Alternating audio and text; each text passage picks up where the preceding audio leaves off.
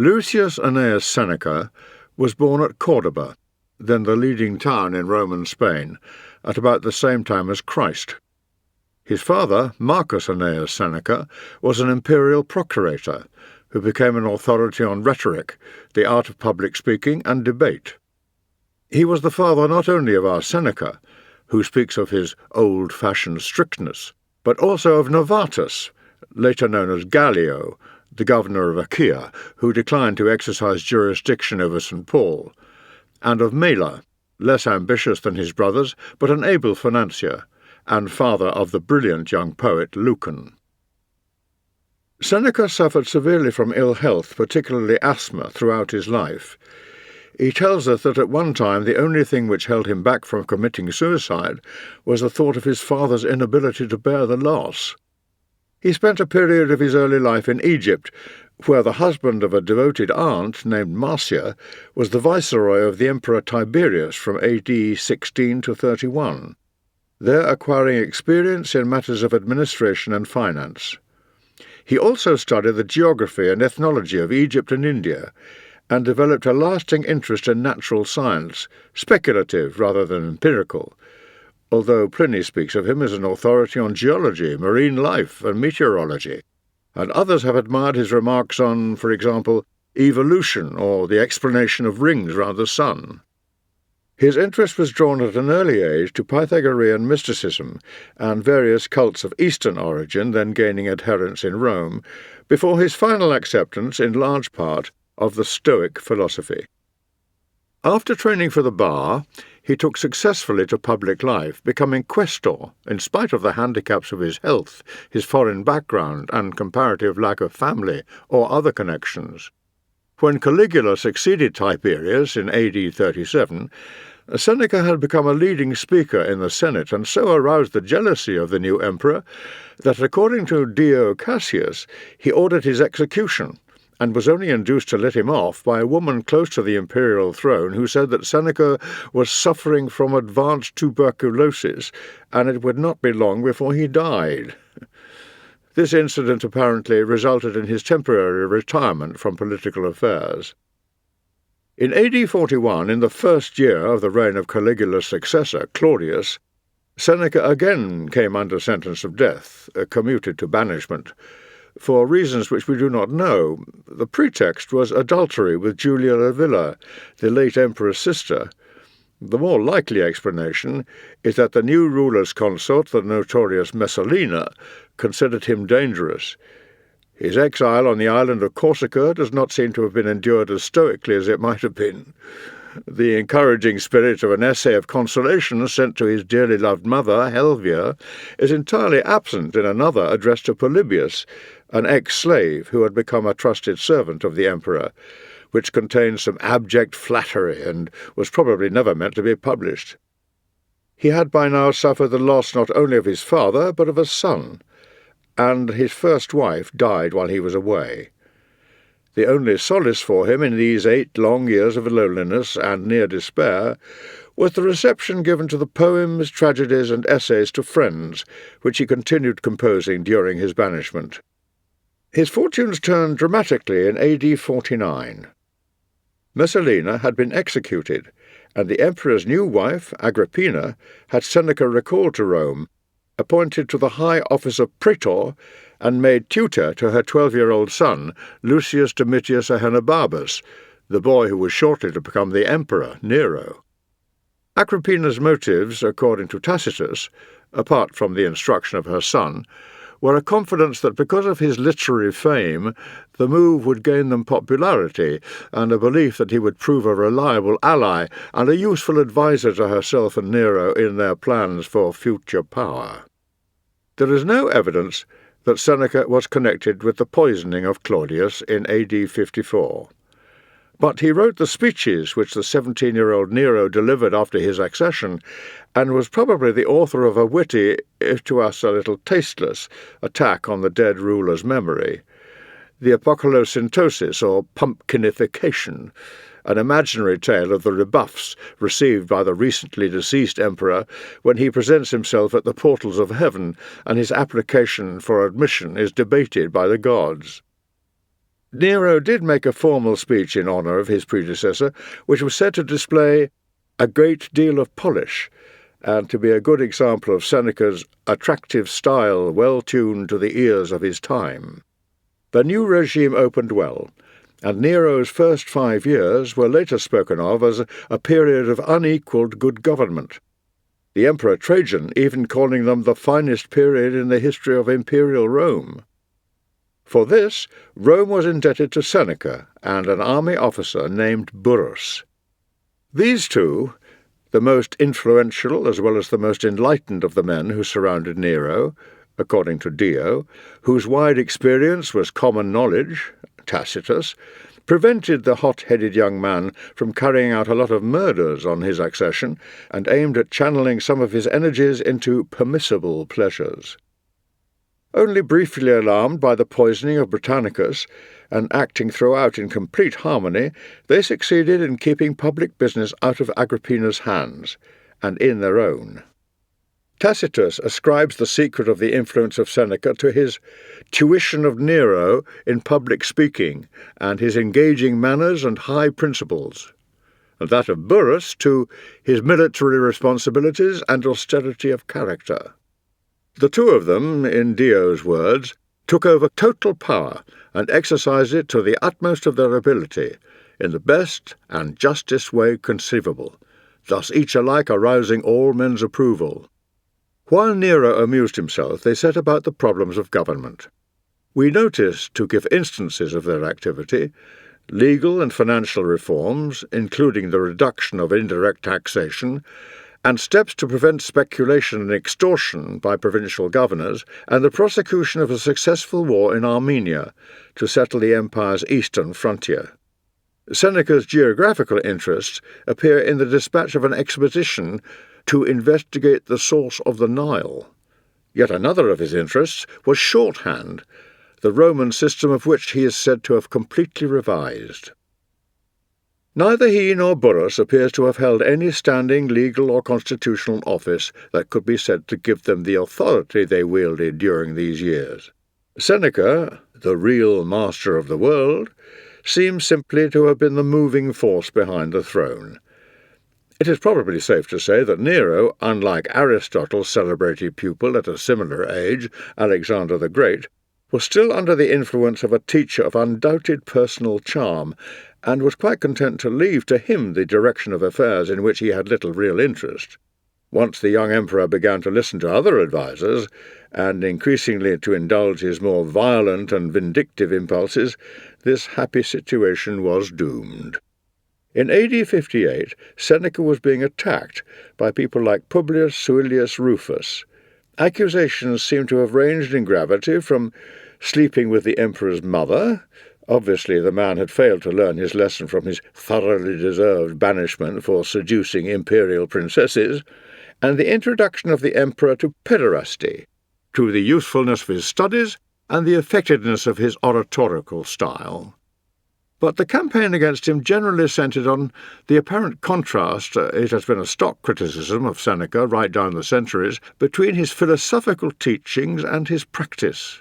Instances of this hypocrisy, according to Suilius, were the philosopher's denunciations of tyranny, which did not stop him from being tutor to a tyrant, of flattery, ill according with the attitude he had adopted, especially from exile, towards ex-slaves who headed departments in Claudius' administration, of extravagance, in spite of allegedly giving banquets served at 500 identical tables of citrus wood with ivory legs, and above all, of wealth. What kind of wisdom, asked Suilius, what philosophical teachings had led him to acquire 300 million sesterces within the space of 4 years in royal favour? The childless and their legacies had been, if he might so put it, enticed into Seneca's net, while all Italy and the provinces were being sucked dry by his practice of lending money at unlimited rates of interest. Seneca was indeed already celebrated for his riches. Juvenal mentions the great gardens of the immensely wealthy Seneca. Agrippina, says Dio, had acquired for him untold wealth from all sources. The agricultural writer Columella mentions the remarkable productivity of his wine-growing estates, the best in Italy, at Mentana. The reply, if any, which Seneca gave to his attackers' criticisms of his wealth was probably that contained in an essay on the happy life, sent to his brother Gallio. What counts, he says, is one's attitude to wealth, which is the wise man's servant and the fool's master. He, like any good Stoic, could lose all he had at any moment without being a whit less happy. This is the core of a long reply to the charge which he states with complete frankness that philosophers do not practice what they preach. His everyday life did not lend countenance to such attacks. We have at least his own accounts of his plain diet and lifelong teetotalism, his hard bed, cold baths, and daily runs. And on this occasion he came to no harm from his enemies. In AD 59, Nero had his mother put to death, the murder being carried out in cold blood after the calamitous failure of an attempt to stage an accident at sea.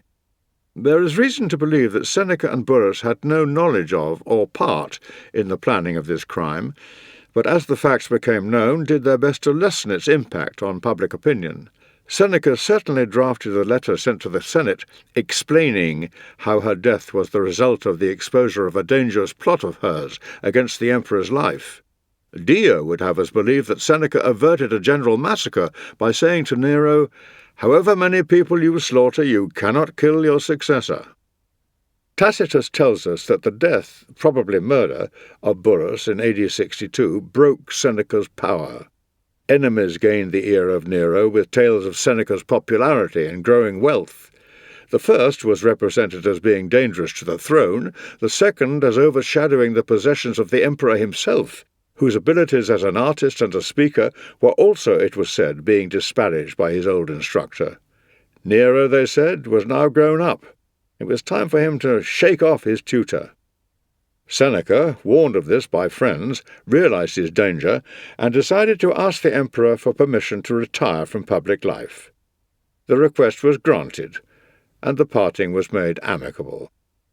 For the last 3 years of his life, Seneca devoted himself to philosophy and writing, including the Epistulae Morales to Lucilius Jr., a native of Pompeii, a hard-working higher civil servant, procurator in Sicily at the time, who appears to have dabbled in literature and philosophy. Spending his time moving around southern Italy with Paulina, his second wife, Seneca now rarely visited Rome, and even, to disarm suspicion or for greater safety, gave, says Dio, his entire fortune to the emperor. Tacitus mentions a story of an attempt on his life by poisoning, averted either because a slave gave the plot away, or because the philosopher was in fear of just such an attack, living on an extremely simple diet of fruits growing wild and running water. Then, in AD 65, came the disastrous conspiracy against the emperor by Piso and others, quite possibly including Seneca. There was a report of a sub-conspiracy to kill Piso as well, and make Seneca emperor, being a man who seemed to be marked out for supreme power by the good qualities for which he was so famous. Many people lost their lives on the discovery of the plot. Seneca, like many others, was asked to commit suicide, the then prevailing method of imperial execution. Tacitus' description of his death is not quickly forgotten.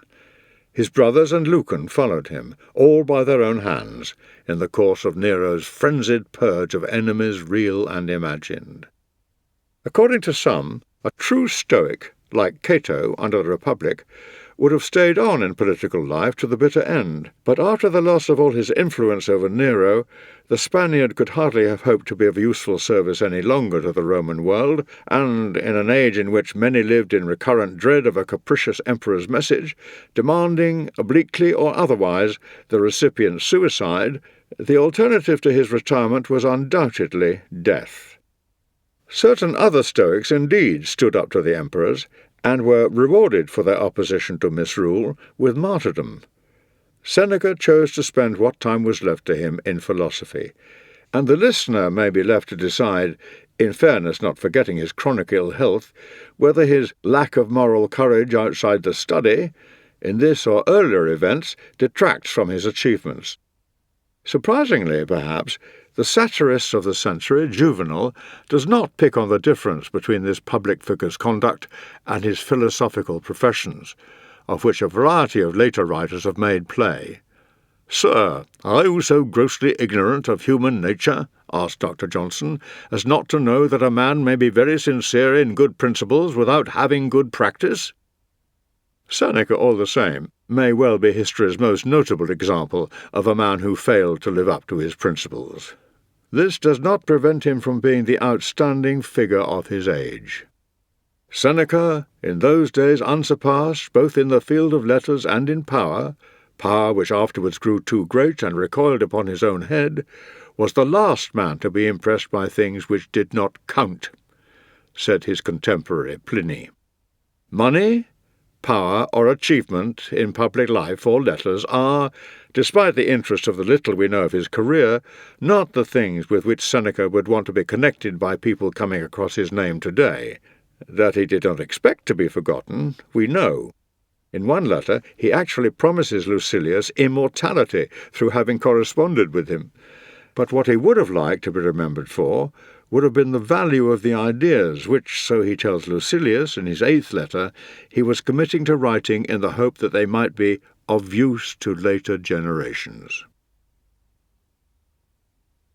Seneca and philosophy. Stoicism, for centuries the most influential philosophy in the Greco-Roman world, had a long history before Seneca. Founded by Zeno, born of Phoenician descent in Cyprus, circa 336–5 BC, who had taught or lectured in a well-known stoa, a colonnade or porch, hence the name, in Athens, it had been developed and modified by a succession of thinkers, whose opinions on various logical, ethical, or cosmological questions showed some fair divergences. As a moral creed, however, it was based throughout on the following framework of belief. The Stoics saw the world as a single great community in which all men are brothers, ruled by a supreme providence which could be spoken of almost according to choice or context under a variety of names or descriptions, including the divine reason, creative reason, nature, the spirit or purpose of the universe, destiny, a personal god, even by way of concession to traditional religion, the gods.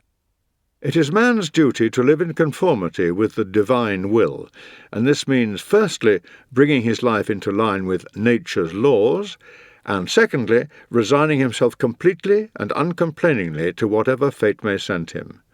Only by living thus, and not setting too high a value on things which can at any moment be taken away from him, can he discover that true, unshakable peace and contentment to which ambition, luxury, and above all avarice are among the greatest obstacles. Living in accordance with nature means not only questioning convention and training ourselves to do without all except the necessities, plain food, water, basic clothing and shelter, but developing the inborn gift of reason, which marks us off as different from the animal world. We are meant to set free or perfect this rational element, this particle of the universal reason, the divine spark in our human make-up, so that it may campaign against and conquer pain, grief, superstition, and the fear of death. It will show us that there's nothing either good or bad, but thinking makes it so. Discipline the pleasures and the passions, and generally subordinate the body and emotions to the mind and soul. In this way, we shall arrive at the true end of man, happiness, through having attained the one and only good thing in life, the ideal or goal called arete in Greek, and in Latin virtus, for which the English word virtue is so unsatisfactory a translation. This, the summum bonum, or supreme ideal, is usually summarized in ancient philosophy as a combination of 4 qualities: wisdom, or moral insight, courage, self-control, and justice, or upright dealing. It enables a man to be self-sufficient, immune to suffering, superior to the wounds and upsets of life, often personalized as Fortuna, the goddess of fortune. Even a slave thus armed can be called free, or indeed titled a king, since even a king cannot touch him. Another example of these paradoxes for which the Stoics were celebrated is one directed at the vanity of worldly possessions. The shortest route to wealth is the contempt of wealth. This ethic, together with its backing in a system of physics and logic, had first been given shape in the minds of thinkers who, although Greek-speaking, were for the most part not of European descent, coming from places in Asia Minor or the Levant, like Tarsus, Cyprus, and Babylon. This does not seem to have reduced the appeal it made to educated Romans when, around the middle of the 2nd century BC, it first came to their notice. The duties it inculcated, courage and endurance, self-control and self-reliance, upright conduct and just dealing, simple and unluxurious habits, rationality, obedience to the state, were self-evident to many Romans, corresponding quite closely to the traditional idea of virtus. The development of the jus naturae by the Roman jurists and Posidonius' identification of the Stoic world community, or cosmopolis, with the Roman Empire made its acceptance even easier.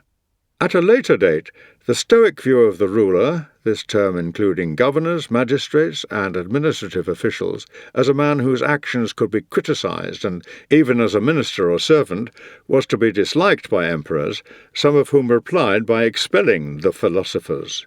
But Stoics were usually far from hostile to monarchy as such. However openly they declared that rank counted for nothing against the duty of all men, whatever their station, to play their part in life well. Despite its wide acceptance in educated circles, early Stoicism had a forbidding aspect, which went far to explain its failure to influence the masses. There was something unreal or fictional about the sapiens, the wise man or philosopher. This ideal figure seemed, from the way the Stoic lecturers talked, to have somehow become perfect in some sudden transformation long ago. Gradual self-improvement was hardly discussed. The target it set seemed too high for ordinary men. It stifled and repressed ordinary human emotions, in striving after apatheia, immunity to feeling. Cato, the great Stoic saint, is reported to have expressed regret at having kissed his wife in a moment of danger. It held that, in certain circumstances, a man's self-respect might invite, as an act of supreme nobility, his suicide. In pursuing the ideal of autarkia, self-sufficiency, it seemed to make the perfect man a person detached and aloof from his fellows, superior to the world he lived in. Altogether, the impression it conveyed, for all its idealism and sincerity, could be cold, dogmatic, and unrealistic. Seneca's contribution to ancient philosophy lay in the humanization of this creed, continuing a process begun long before in Rhodes and Rome by Panetius and Posidonius. Although Seneca wrote for a relatively narrow circle of educated persons, usually addressing his compositions to a particular friend or relative, as if he were that person's special spiritual adviser, his letters and essays show a Stoicism more closely reconciled with the facts and frailty of human nature. The ideal of apatheia is much modified. Self-sufficient though he is, the sapiens can now have friends and can grieve, within limits, at the loss of one. It has become his duty to be kind and forgiving towards others, indeed, to live for the other person. In his way of living, he should avoid being ostentatiously different from those he tries to win from moral ignorance. He has to battle like the rest against his failings, in a long and painful progress towards perfection, in which all can do, with help from above or the inspiration of others' example. Seneca himself, we observe, occasionally makes immodest statements concerning his own progress, but is capable of humility, as in one description of himself as a long way from being a tolerable, let alone a perfect human being. In statements of man's kinship with a beneficent, even loving God, and of a belief in conscience as the divinely inspired inner light of the spirit, his attitudes are religious beyond anything in Roman state religion. In his day, little more than a withered survival of formal worship paid to a host of ancient gods and goddesses. Christian writers have not been slow to recognize the remarkably close parallels between isolated sentences in Seneca's writings and verses of the Bible. On the other hand, the word God, or the gods, was used by the philosophers more as a time-honoured and convenient expression than as standing for any indispensable or even surely identifiable component of the Stoic system. And the tendency of Stoicism was always to exalt man's importance in the universe, rather than to abase him before a higher authority. The hope of immortality was occasionally held out, but Seneca does not play on it. To him, as to most Stoics, virtue was to be looked on as its own reward and vice as its own punishment. The religious hunger of the masses of his day was to be met not by philosophy, but by the cults of Isis and Mithras and Christianity. For the ancient world, then, apart from reviving philosophy in Latin literature, he spiritualized and humanized Stoicism. What of Seneca and modern philosophy? The latter, at least in the universities of the English-speaking world, has for some time been set on a course which he would certainly have condemned. He would not have understood the attention it pays to ordinary language, and some of his letters, for example letter 48, make it clear that it would have come in for a share of his impatience with philosophers, not excluding Stoics, who in his eyes degraded philosophy by wasting their time on verbal puzzles or logical hair-splitting. But more than this, he would have denounced the opinion to which most philosophers, tacitly or otherwise, have come round in the last half-century, that it is no part of the business of philosophy to turn people into better persons, as tantamount to desertion or lèse-majesté. His tremendous faith in philosophy as a mistress was grounded on a belief that her end was the practical one of curing souls, of bringing peace and order to the feverish minds of men pursuing the wrong aims in life. What we say should be of use, not just entertaining. Even speculation on the nature or meaning of the universe was of secondary importance, something which the philosopher might or might not, as he chose, take up in leisure moments. A philosopher's words should, as a Quaker might put it, speak to our condition. Fielding's observation that few people in the position of being overloaded with prosperity or adversity could be too wise or too foolish not to gain from reading Seneca might have gratified him not merely as an indication that his writings were proving of use to later generations, but also as showing that a philosopher could still be regarded as someone to be turned to for advice or consolation.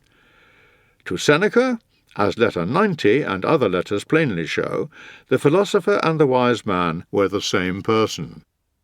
Whether or not his letters may still be turned to for their pointers to the contented life, they cannot be read without noticing how far in advance of their time are many of his ideas. On the shows in the arena, for example, or the treatment of slaves. His implicit belief in the equality and brotherhood of man, despite all barriers of race or class or rank, was one resurrected from the days of the early Stoics, which led directly to great improvements of the legal position of slaves, besides explaining the then remarkable attitude towards slaves expressed in letter 47. The belief was also the germ of the notion of natural law, the law which was thought to transcend national boundaries and form a basis for the validity of international law.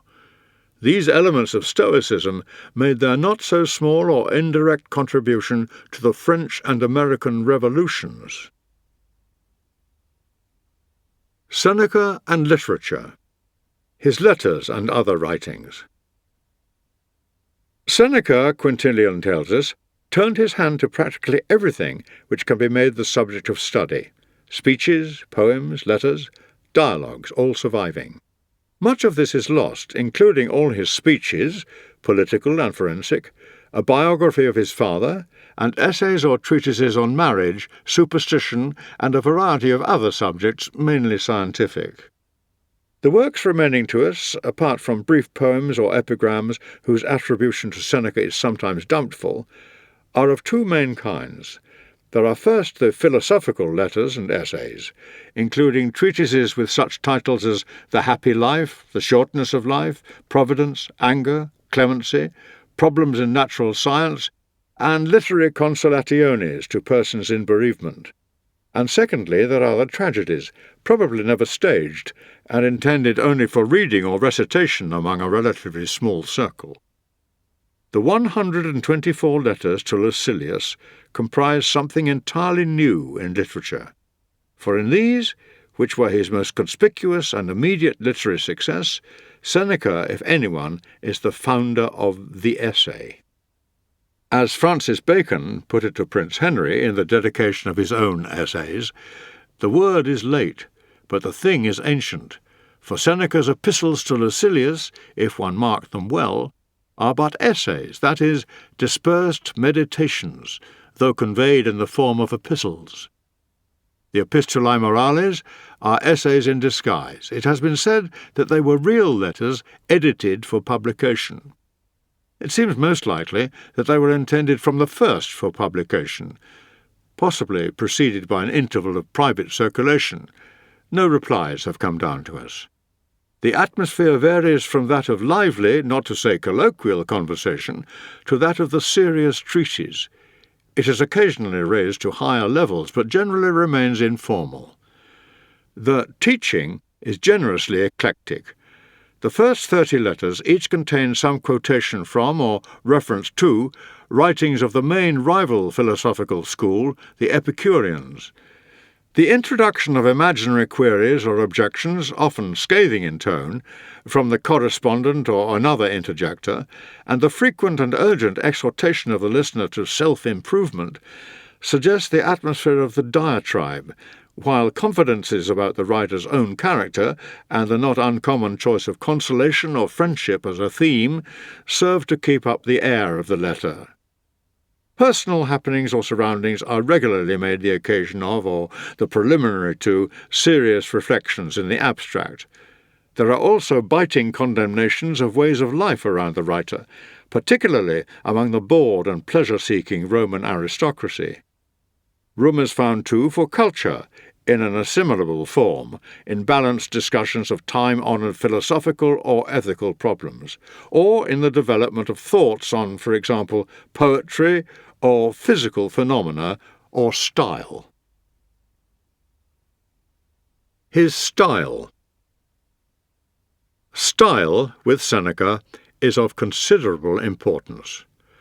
Notwithstanding his own condemnation of people who give less attention to what they have to say than how they will say it, he is a signal example of a writer to whom form mattered as much as content. In writers like him, in what has commonly been called the Silver Age of Latin literature, constant striving after terseness and originality of expression gave rise to an arresting and not easily digested style. There were reasons for the development of this pointed style. With the passing of the Republic and succession of a series of suspicious emperors, there had been a diminution both in the range of subject matter, which was safe, and in the practical value of a training in rhetoric for a career in public life. The leisured Roman, now increasingly over-leisured, turned his training to literary rather than political ends, and the means to the prime new end of stylistic brilliance were those of rhetoric. All this was encouraged by the fashion of giving public readings of one's work, in which success almost came to be measured by the ability of each and every sentence to win applause. Carried over, too, from the schools of rhetoric was a liking for sometimes daringly poetic words, especially from Virgil, and artificial forms of expression more typical of verse than prose. Going with the overriding aim of pithiness or epigrammatic brevity, contrasting so greatly with the style of Cicero a century before, was an indulgence in colloquialisms. Seneca's use of popular turns of phrase and everyday expressions, a practice rare in Roman authors not writing for the comic stage or on technical subjects, and deliberate cultivation of the easy conversational manner, are somehow reconciled with elements of style even in the letters, which to us seem highly wrought and polished. The exploitation of such figures as antithesis, alliteration, homoiotoleuta, and all manner of other plays upon words, paradox and oxymoron, apposition and asyndeton, the use of cases and prepositions in uncommon connotations, all contribute to the twin aims of brevity and sparkle. The result may read more naturally in Latin than it ever could in English, but is none the less apt to leave the reader dazzled and fatigued. All the wealth and ingenuity of epigram and illustration does not prevent us from feeling that the sentences often simply repeat the same thought, clothed in constantly different guises over and over again, as Fronto complained in the century following. And this reluctance, as it appears, to say what one has to say and then have done with it, instead of continuing the restless manufacture of yet bolder, more hard-hitting or more finished sentences or proverbs, sometimes arouses the impatience of more modern readers. There is Macaulay's celebrated statement in a letter to a friend. "I cannot bear Seneca. His works are made up of mottos. There is hardly a sentence which might not be quoted. But to read him straightforward is like dining on nothing but anchovy sauce." Quintilian considered that Seneca, whom by and large he respected and admired, weakened the force of his teaching by his manner of writing, and others have wondered whether his style is not unworthy of his subject. It is interesting to hear Quintilian speaking of his struggle to win his students away from such models as Seneca, who, he said, practically alone among authors was to be found on the shelves of every young man at that time.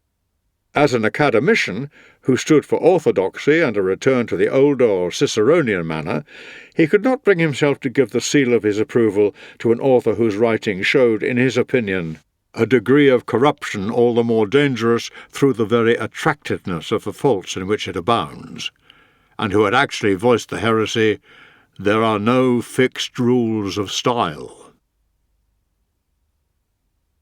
His influence and appeal. While scholars and schoolmasters in the century following continued to condemn Seneca, early Christians were taking to this kindred spirit among pagan writers, so many of whose ideas and attitudes they felt able to adopt or share. Anthologies were made of him, and he was frequently quoted by such writers as Jerome, Lactantius, and Augustine. Tertullian called him Sepe Noster, often one of us. The extant set of letters purporting to be correspondence between Seneca and St. Paul, probably composed by a Christian, but apparently believed genuine until quite modern times, led Jerome to include him in his so-called Catalogue of Saints, and no doubt helps to explain his reputation in the Middle Ages, much as the supposed prophecy of the birth of the Messiah in Virgil's fourth eclogue helped to make the latter's name in Christendom. Only Cicero, perhaps, among classical authors, was better known in medieval times, and until Aristotle was rediscovered by Western Europe, Seneca's main scientific work, the Naturalis Questiones, was the undisputed authority on the subject with which it dealt. Dante, Chaucer, and Petrarch were great admirers and quoters of his writings. Printing spread his influence, the first printed version of the Epistulae being published in or about 1475 at Rome, Paris, and Strasbourg. Erasmus was the first person to produce a critical edition in 1515, and Calvin's first work was an edition in 1532 of the De Clementia, an essay originally written to encourage clemency in Nero, and incidentally inspiring much of the quality of mercy speech in The Merchant of Venice. Montaigne was the first and the most conspicuously indebted borrower from Seneca among the great modern literary figures. Pasquier's admiration for Montaigne prompted him to say, "As for his essays, which I call masterpieces, there is no book in my possession which I have so greatly cherished. I always find something in it to please me. It is a French Seneca." Appreciations of Seneca as a moralist may be quoted from many sources. John of Salisbury is supposed to have said, "If Quintilian will excuse my saying so, there are very few, if any, writers on conduct among non-Christians whose words and ideas can be more readily applied to all kinds of practical things." Emerson urged, "Make your own Bible. Select and collect all the words and sentences that in all your reading have been to you like the blast of triumph out of Shakespeare, Seneca, Moses, John, and Paul." He is placed in even more exalted company by Baudelaire in his essay De l'essence du rire, in which he seems at one point to be ascribing modern civilized manners to La Venue de Jésus, Platon and Sénèque aidant. In letters to Peter Giles, We find Erasmus writing, in the words of Froude, in fraternal good humour, advising him to be regular at his work, to keep a journal, to remember that life was short, to study Plato and Seneca, love his wife, and disregard the world's opinion. Queen Elizabeth I did much admire Seneca's wholesome advisings, says her godson, Sir John Harrington, who saw much of her translating thereof. Although great literary figures have usually been fondest of the letters, it was his plays which, with all their faults, had the greatest effect on European literature. If you seek Seneca's memorial, look round on the tragic stage of England, France, and Italy. The late Elizabethan age and early 17th century were the high watermark of Seneca's influence as a writer well known and imitated among lyric poets and essayists, as well as dramatists. His popularity lasted for some time in France, where his admirers included Descartes, Corneille, La Fontaine, Poussin, Rousseau, Diderot, Balzac, and Sainte-Beuve, but disappeared almost altogether in England. The enthusiasm of, for example, De Quincey, a nobler master of thinking paganism has not to show, nor when the cant of criticism has done its worst, a more brilliant master of composition, is exceptional, and Seneca, at the present time, may be called a forgotten author. Letter number 2. Judging from what you tell me and from what I hear, I feel that you show great promise. You do not tear from place to place and unsettle yourself with one move after another. Restlessness of that sort is symptomatic of a sick mind. Nothing, to my way of thinking, is a better proof of a well-ordered mind than a man's ability to stop just where he is and pass some time in his own company. Be careful, however, that there is no element of discursiveness and desultoriness about this reading you refer to, this reading of many different authors and books of every description. You should be extending your stay among writers whose genius is unquestionable, deriving constant nourishment from them, if you wish to gain anything from your reading that will find a lasting place in your mind. To be everywhere is to be nowhere. People who spend their whole life travelling abroad end up having plenty of places where they can find hospitality, but no real friendships. The same must needs be the case with people who never set about acquiring an intimate acquaintanceship with any one great writer, but skip from one to another, paying flying visits to them all. Food that is vomited up as soon as it is eaten is not assimilated into the body, and does not do one any good. Nothing hinders a cure so much as frequent changes of treatment. A wound will not heal over if it is being made the subject of experiments with different ointments. A plant which is frequently moved never grows strong. Nothing is so useful that it can be of any service in the mere passing. A multitude of books only gets in one's way. So, if you are unable to read all the books in your possession, you have enough when you have all the books you are able to read. And if you say, "But I feel like opening different books at different times," my answer will be this.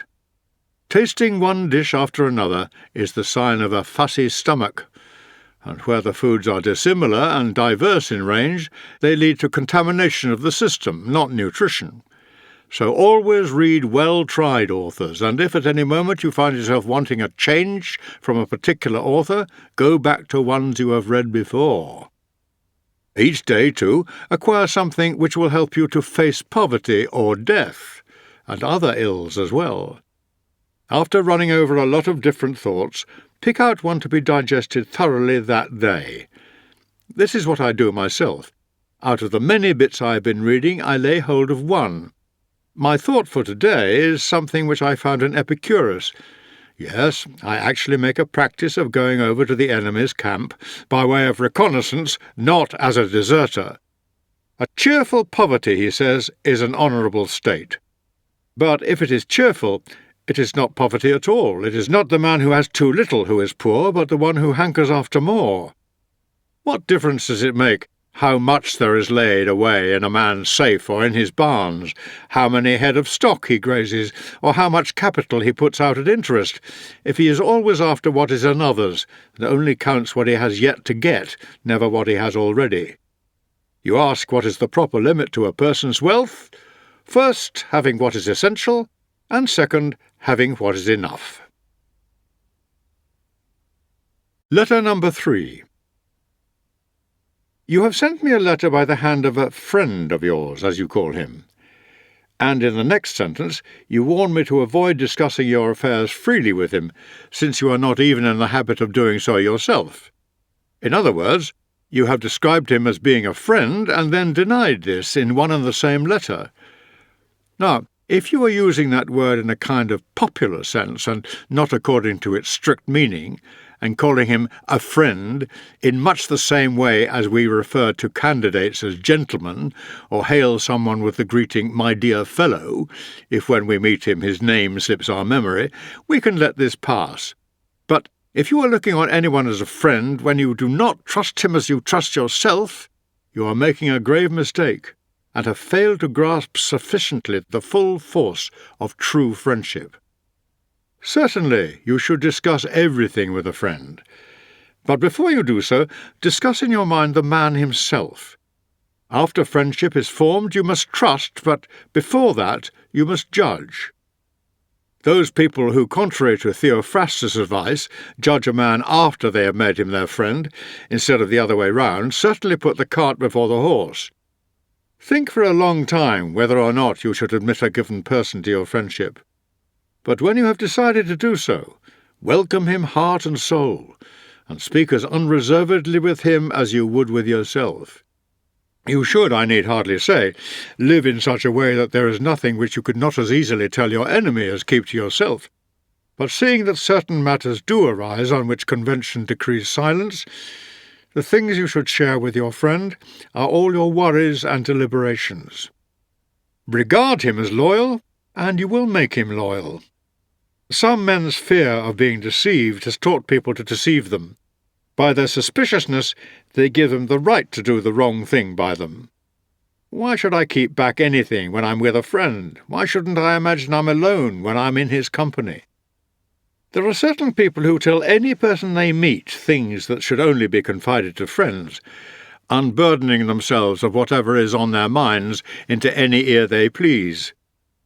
Others again are shy of confiding in their closest friends, and would not even let themselves, if they could help it, into the secrets they keep hidden deep down inside themselves. We should do neither. Trusting everyone is as much a fault as trusting no one, though I should call the first the worthier and the second the safer behaviour. Similarly, people who never relax and people who are invariably in a relaxed state merit your disapproval, the former as much as the latter. For a delight in bustling about is not industry, it is only the restless energy of a hunted mind.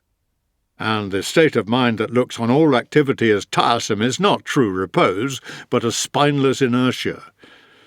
This prompts me to memorize something which I came across in Pomponius. Some men have shrunk so far into dark corners that objects in bright daylight seem quite blurred to them. A balanced combination of the two attitudes is what we want. The active man should be able to take things easily, while the man who is inclined towards repose should be capable of action. Ask nature. She will tell you that she made both day and night. Letter number 5. I view with pleasure and approval the way you keep on at your studies and sacrifice everything to your single-minded efforts to make yourself every day a better man. I do not merely urge you to persevere in this, I actually implore you to. Let me give you, though, this one piece of advice. Refrain from following the example of those whose craving is for attention, not their own improvement, by doing certain things which are calculated to give rise to comment on your appearance or way of living generally.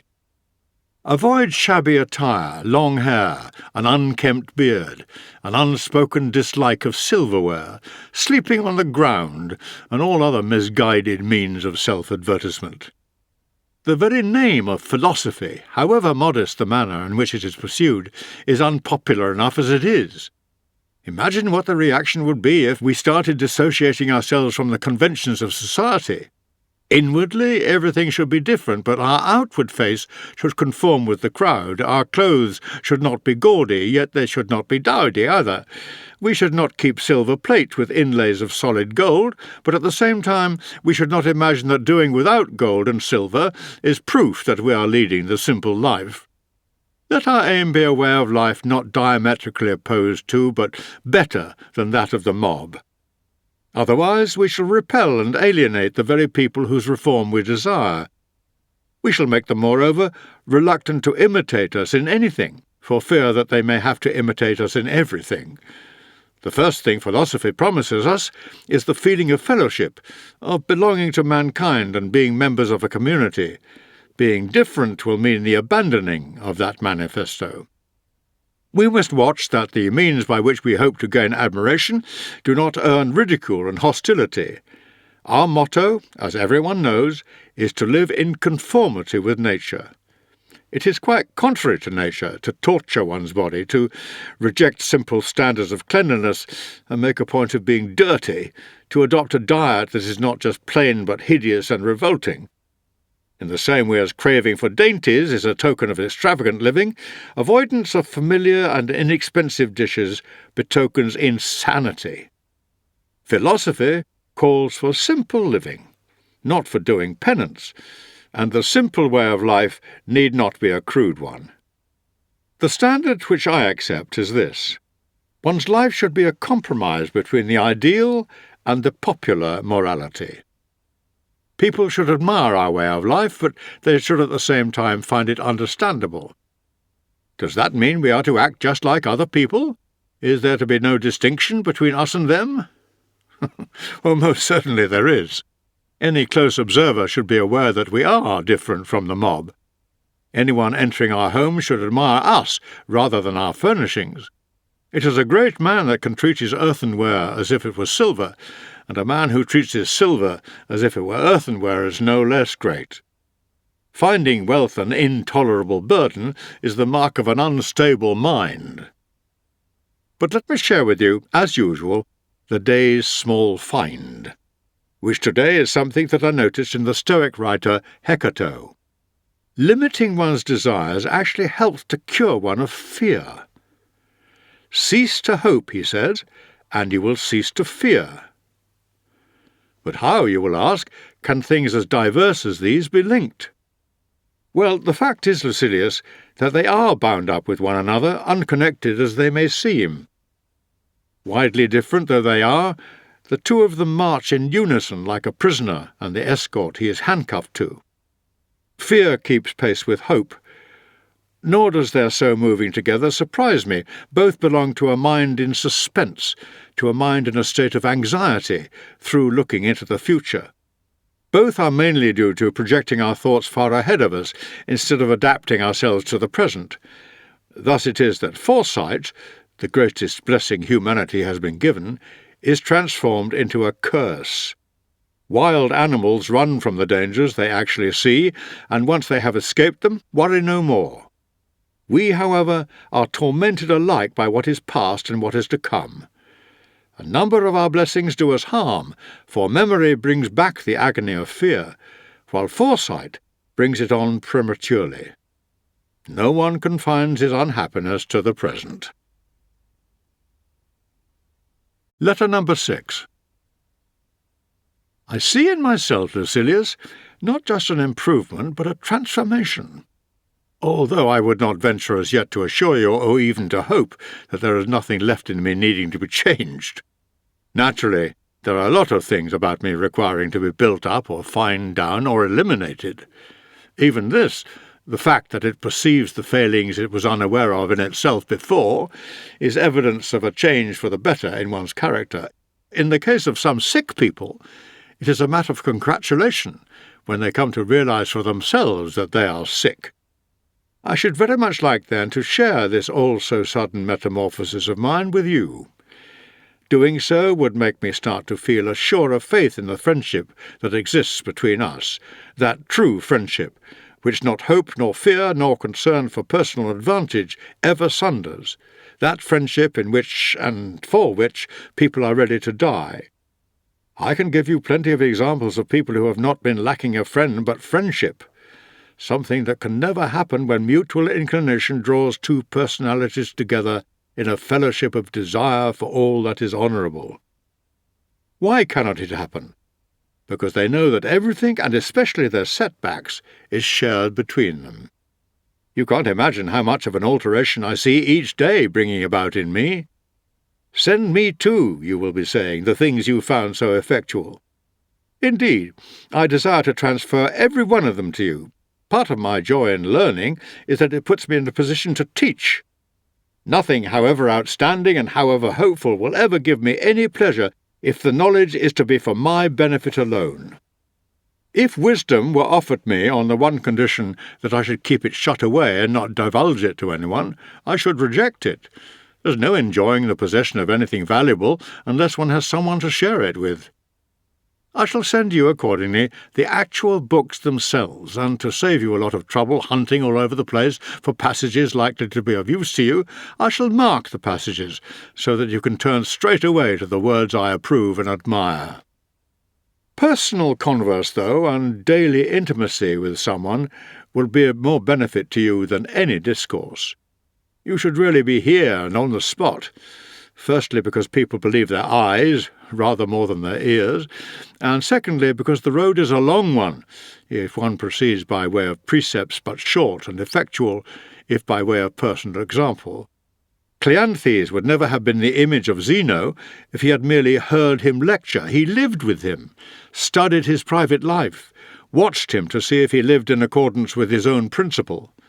Plato, Aristotle, and a host of other philosophers, all destined to take different paths, derived more from Socrates' character than from his words.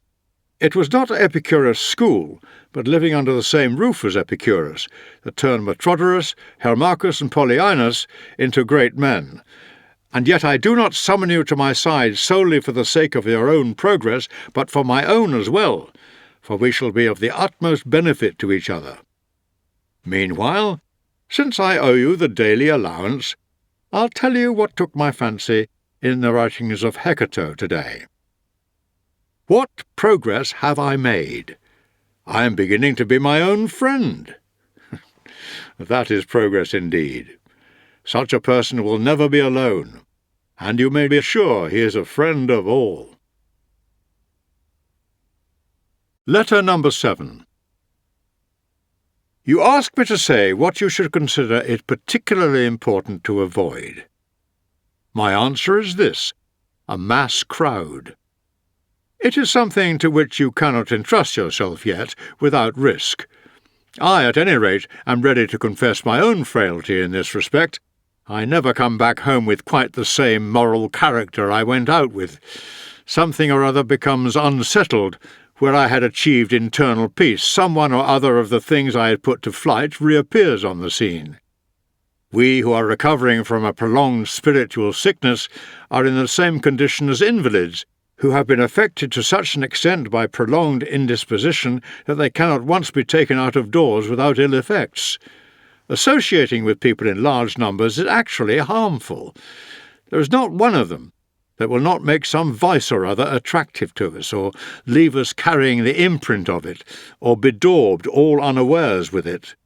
And, inevitably enough, the larger the size of the crowd we mingle with, the greater the danger. But nothing is as ruinous to the character as sitting away one's time at a show. For it is then, through the medium of entertainment, that vices creep into one with more than usual ease.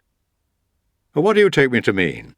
That I go home more selfish, more self-seeking, and more self-indulgent? Yes, and what is more, a person crueler and less humane through having been in contact with human beings. I happened to go to one of these shows at the time of the lunch-hour interlude, expecting there to be some light and witty entertainment then, some respite for the purpose of affording people's eyes a rest from human blood. Far from it. All the earlier contests were charity in comparison. The nonsense is dispensed with now. What we have now is murder pure and simple. The combatants have nothing to protect them. Their whole bodies are exposed to the blows. Every thrust they launch gets home. A great many spectators prefer this to the ordinary matches, and even to the special popular demand ones, and quite naturally. There are no helmets and no shields repelling the weapons. What is the point of armour, or of skill? All that sort of thing just makes the death slower in coming. In the morning, men are thrown to the lions and the bears, but it is the spectators they are thrown to in the lunch hour. The spectators insist that each on killing his man shall be thrown against another to be killed in his turn, and the eventual victor is reserved by them for some other form of butchery. The only exit for the contestants is death. Fire and steel keep the slaughter going. And all this happens while the arena is virtually empty. But he was a highway robber. He killed a man. And what of it? Granted that as a murderer he deserved this punishment, what have you done, you wretched fellow, to deserve to watch it? Kill him, flog him, burn him. Why does he run at the other man's weapon in such a cowardly way? Why isn't he less half-hearted about killing? Why isn't he a bit more enthusiastic about dying? Whip him forward to get his wounds. Make them each offer the other a bare breast and trade blow for blow on them. And when there is an interval in the show, let's have some throats cut in the meantime so that there's something happening. Come now, I say. Surely you people realize, if you realize nothing else, that bad examples have a way of recoiling on those who set them? Give thanks to the immortal gods that the men to whom you are giving a lesson in cruelty are not in a position to profit from it. When a mind is impressionable, and has none too firm a hold on what is right, it must be rescued from the crowd. It is so easy for it to go over to the majority. A Socrates, a Cato, or a Lucilius might have been shaken in his principles by a multitude of people different from himself. Such is the measure of the inability of any of us, even as we perfect our personality's adjustment, to withstand the onset of vices when they come with such a mighty following. A single example of extravagance or greed does a lot of harm. An intimate who leads a pampered life gradually makes one soft and flabby. A wealthy neighbour provides cravings in one.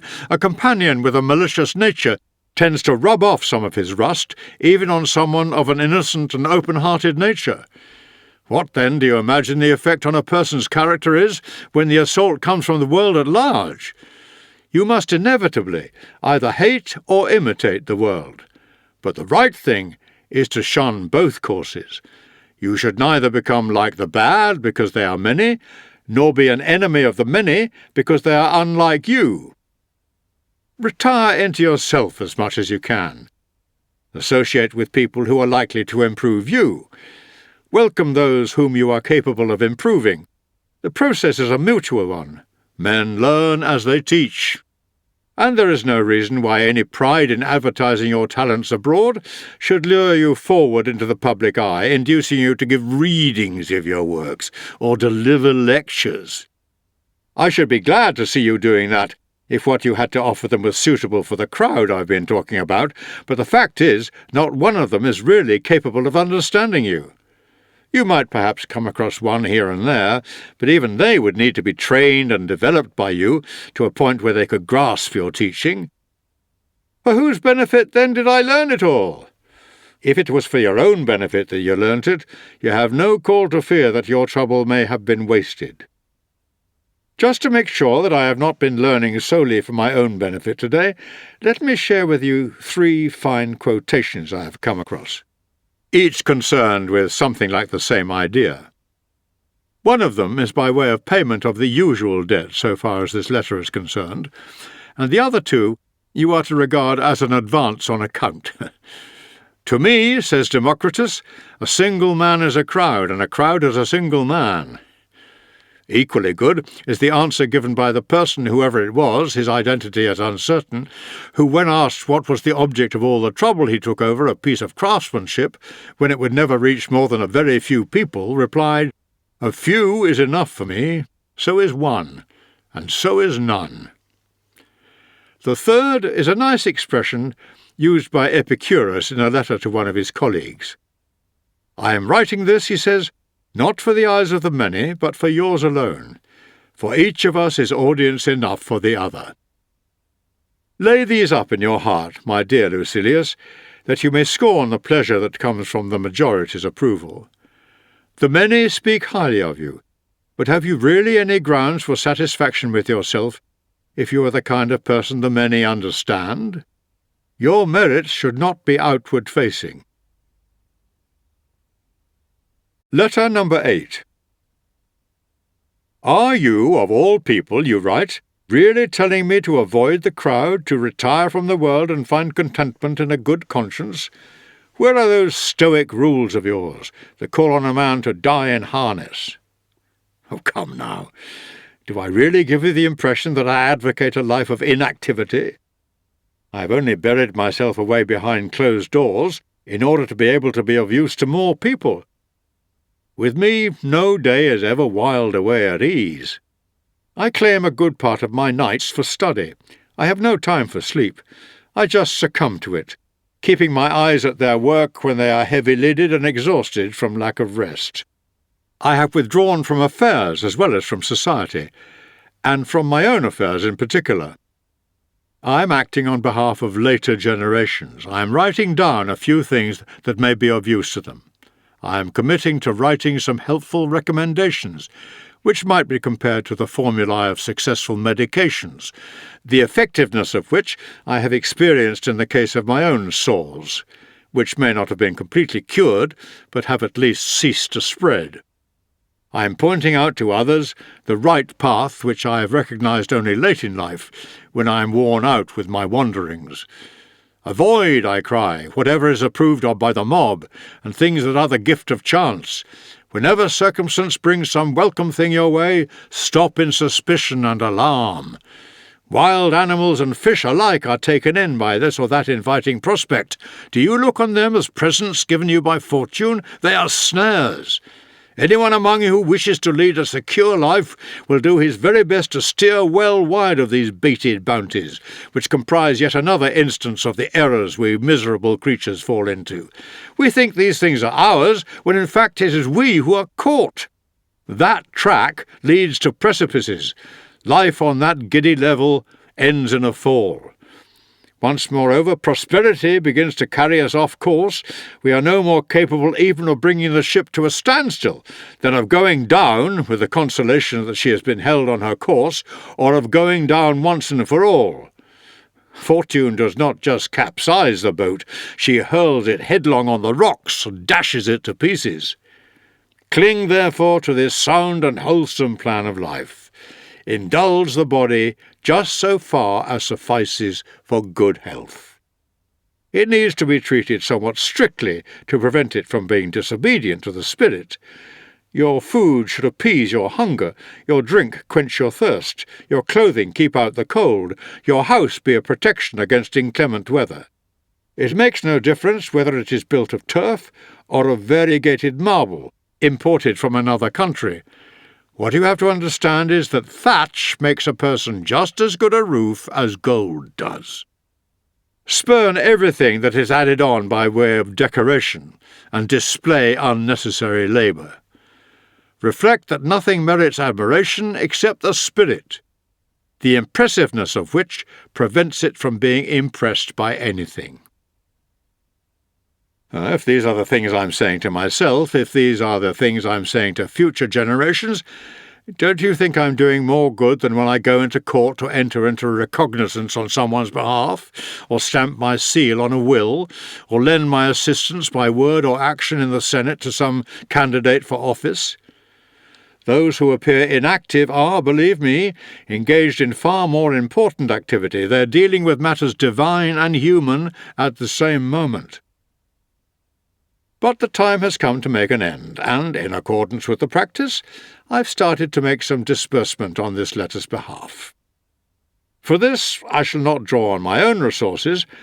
I'm still turning over the pages of Epicurus, and the following saying, one I read today, comes from him.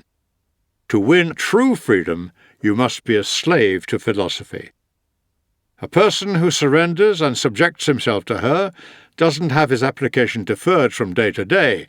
he's emancipated on the spot, the very service of philosophy being freedom.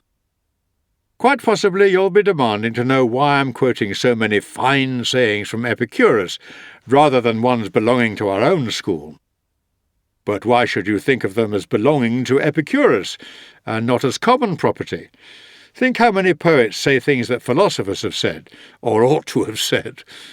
Not to mention the tragedians, or our native Roman drama, which has a serious element in it as well, and stands halfway between comedy and tragedy. Think of the quantity of brilliant lines to be found lying about in farces alone. Think of the number of Publilius's verses that really ought to be spoken by actors wearing the tragic buskins instead of barefooted pantomime actors.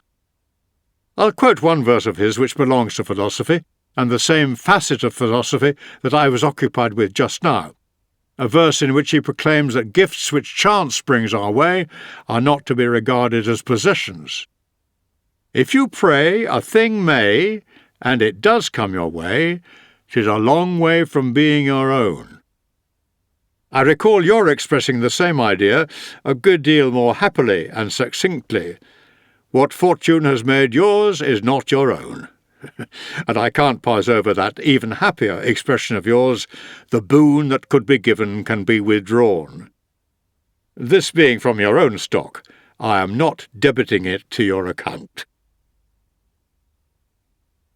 Letter number 9. You desire to know whether Epicurus is right in one of his letters in criticising those who maintain that the wise man is content with himself and therefore needs no friend. This is what Epicurus objects to in Stilbo, and those who believe that the supreme ideal in life is a mind devoid of feeling, or, as we say, impatiens. We are bound to involve ourselves in ambiguity if we try to express in a single word the meaning of the Greek term apatheia by transferring it straight into our word impatientia.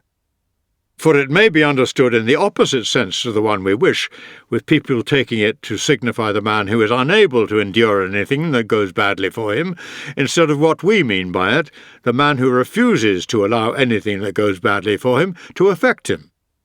Consider, then, whether it might not be preferable to call it a mind that is invulnerable or above all suffering. The difference here between the Epicurean and our own school is this. Our wise man feels his troubles but overcomes them, while their wise man does not even feel them. We share with them the belief that the wise man is content with himself. Nevertheless, self-sufficient though he is, he still desires a friend, a neighbour, a companion. Notice how self-contented he is. On occasion such a man is content with a mere partial self. If he loses a hand as a result of war or disease, or has one of his eyes or even both put out in an accident, he will be satisfied with what remains of himself, and be no less pleased with his body, now that it is maimed and incomplete, than he was when it was whole. But while he does not hanker after what he has lost, he does prefer not to lose them. And this is what we mean when we say the wise man is self-content.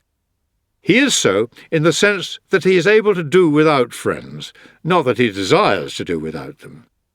When I speak of his being able to do this, what I am saying in fact amounts to this: he bears the loss of a friend with equanimity. Not that he will then be without a friend, for it is his to decide how soon he makes good the loss. Just as Phidias can carve another statue straight away if he loses one, so our wise man, with his skill in the art of making friends, will fill the place of someone he has lost. I suppose you will want to know how he will be able to make a friend so quickly. Well, I shall tell you. Provided we agree that I may make this the moment to pay my debt and square my account so far as this letter is concerned, I shall show you, says Hecato, a love philtre compounded without drug or herb, or witch's spell. It is this: if you wish to be loved, love. Great pleasure is to be found not only in keeping up an old and established friendship, but also in beginning and building up a new one. There is the same difference between having gained a friend and actually gaining a friend as there is between a farmer harvesting and a farmer sowing. The philosopher Attalus used to say that it was more of a pleasure to make a friend than to have one. In the same way as an artist derives more pleasure from painting than from having completed a picture. When his whole attention is absorbed in concentration on the work he is engaged on, a tremendous sense of satisfaction is created in him by his very absorption. There is never quite the same gratification after he has lifted his hand from the finished work. From then on, what he is enjoying is the art's end product, whereas it was the art itself that he enjoyed while he was actually painting. So with our children. Their growing up brings wider fruits, but their infancy was sweeter. To come back to the question, the wise man, self-sufficient as he is, still desires to have a friend, if only for the purpose of practicing friendship and ensuring that those talents are not idle. Not, as Epicurus put it in the same letter, for the purpose of having someone to come and sit beside his bed when he is ill, or come to his rescue when he is hard up or thrown into chains, but so that, on the contrary, he may have someone by whose sick-bed he himself may sit, or whom he may himself release when that person is held prisoner by hostile hands. Anyone thinking of his own interests and seeking out friendship with this in view is making a great mistake. Things will end as they began. He has secured a friend who is going to come to his aid if captivity threatens. At the first clank of a chain, that friend will disappear. These are what are commonly called fair-weather friendships. A person adopted as a friend for the sake of his usefulness will be cultivated only for so long as he is useful. This explains the crowd of friends that clusters around successful men, and the lonely atmosphere about the ruined, their friends running away when it comes to the testing point. It explains the countless scandalous instances of people deserting or betraying others out of fear for themselves. The ending inevitably matches the beginning. A person who starts being friends with you because it pays him will similarly cease to be friends because it pays him to do so. If there is anything in a particular friendship that attracts a man other than the friendship itself, the attraction of some reward or other will counterbalance that of friendship. What is my object in making a friend? To have someone to be able to die for, someone I may follow into exile, someone for whose life I may put myself up as security and pay the price as well. The thing you describe is not friendship, but a business deal, looking to the likely consequences with advantage as its goal. There can be no doubt that the desire lovers have for each other is not so very different from friendship. You might say it was friendship gone mad. Well then, does anyone ever fall in love with a view to a profit or advancement or celebrity? Actual love in itself, heedless of all other considerations, inflames people's hearts with a passion for the beautiful object, not without the hope, too, that the affection will be mutual. How, then, can the nobler stimulus of friendship be associated with any ignoble desire? You may say, we are not at present concerned with the question whether friendship is something to be cultivated for its own sake. But this, on the contrary, is exactly what needs proving most, for if friendship is something to be sought out for its own sake, the self-contented man is entitled to pursue it. And how does he approach it? In the same way as he would any object of great beauty, not drawn by gain, not out of alarm at the vicissitudes of fortune. To procure friendship only for better, and not for worse, is to rob it of all its dignity. The wise man is content with himself. A lot of people, Lucilius, put quite the wrong interpretation on this statement. They remove the wise man from all contact with the world outside, shutting him up inside his own skin. We must be quite clear about the meaning of this sentence and just how much it claims to say. It applies to him so far as happiness in life is concerned. For this, all he needs is a rational and elevated spirit that treats fortune with disdain. For the actual business of living, he needs a great number of things. I should like to draw your attention to a similar distinction made by Chrysippus. The wise man, he said, lacked nothing, but needed a great number of things. whereas the fool, on the other hand, needs nothing, for he does not know how to use anything, but lacks everything. The wise man needs hands and eyes and a great number of things that are required for the purposes of day-to-day life, but he lacks nothing. For lacking something implies that it is a necessity, and nothing to the wise man is a necessity. Self-contented as he is then, he does need friends, and wants as many of them as possible. But not to enable him to lead a happy life. This he will have even without friends. The supreme ideal does not call for any external aids. It is home-grown, wholly self-developed. Once it starts looking outside itself for any part of itself, it is on the way to being dominated by fortune. But what sort of life, people may say, will the wise man have if he is going to be left without any friends, when he is thrown into prison, or stranded among foreigners, or detained in the course of a voyage in distant parts, or cast away on some desert shore? It will be like that of Jove, while nature takes her rest, of brief duration, when the universe is dissolved, and the gods are all merged in one, finding repose in himself, absorbed in his own thoughts. Such is more or less the way of the wise man. He retires to his inner self, is his own company. So long, in fact, as he remains in a position to order his affairs according to his own judgment, he remains self-content even when he marries, even when he brings up his children. He is self-content, and yet he would refuse to live if he had to live without any human company at all. Natural promptings, not thoughts of any advantage to himself, impel him towards friendship. We are born with a sense of the pleasantness of friendship, just as of other things. In the same way as there exists in man a distaste for solitude and a craving for society, natural instinct drawing one human being to another, so too with this there is something inherent in it that stimulates us into seeking friendships. The wise man, nevertheless, unequal though he is in his devotion to his friends, though regarding them as being no less important and frequently more important than his own self, will still consider what is valuable in life to be something wholly confined to his inner self.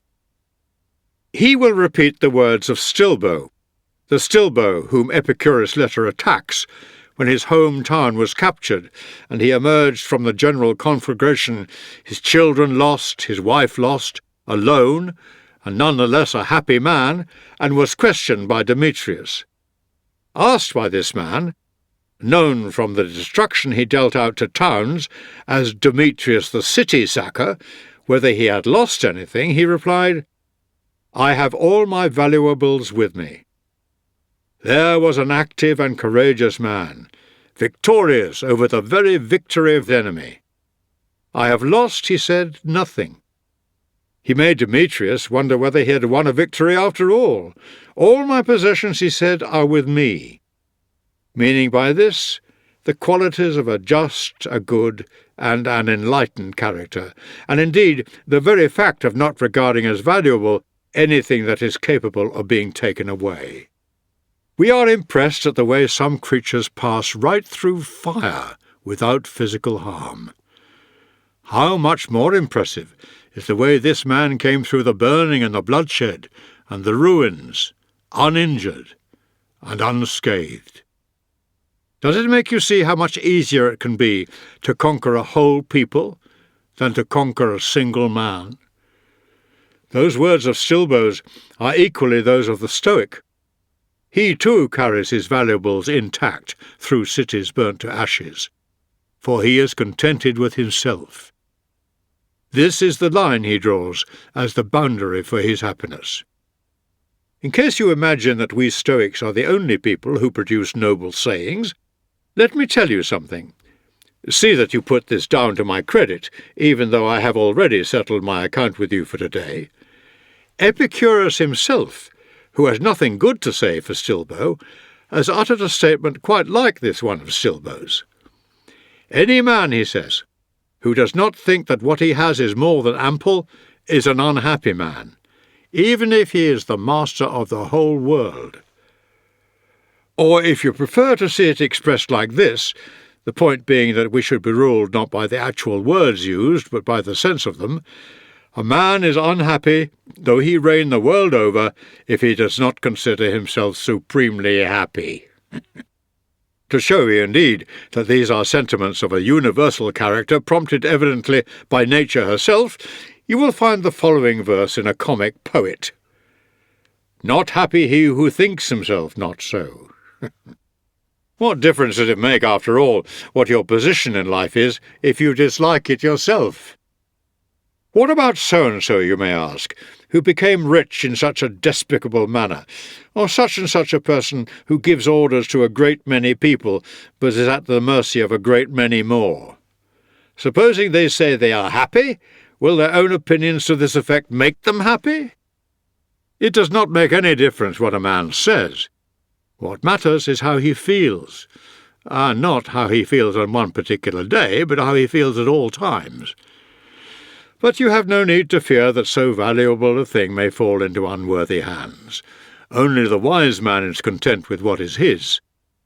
All foolishness suffers the burden of dissatisfaction with itself. Letter number 11. I have had a conversation with your talented friend. From the very beginning of his talk with me, it was apparent what considerable gifts of character and intelligence he possesses.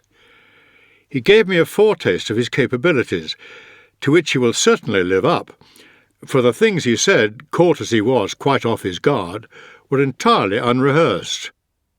As he was recovering his self-possession, he could scarcely get over his embarrassment, always a good sign in a young man, so deep had the blush been that suffused his face. This, I rather suspect, will remain with him even when he has built up his character and stripped it of all weakness, even when he has become a wise man. For no amount of wisdom enables one to do away with physical or mental weaknesses that arise from natural causes. Anything inborn or ingrained in one can by dint of practice be allayed but not overcome. When they face a crowd of people, some men, even ones with the stoutest of hearts, break into the sort of sweat one usually sees on persons in an overheated and exhausted state. Some men experience a trembling at the knees when they are about to speak, some a chattering of the teeth, a stuttering tongue or stammering lips. These are things which neither training nor experience ever eliminates. Nature just wields her power and uses the particular weakness to make even the strongest conscious of her. One of these things I well know is a blush, which has a habit of suddenly reddening the faces of men of even the most dignified demeanour. It is, of course, more noticeable in the young, with their hotter blood and sensitive complexions. Nevertheless, seasoned men and ageing men alike are affected by it.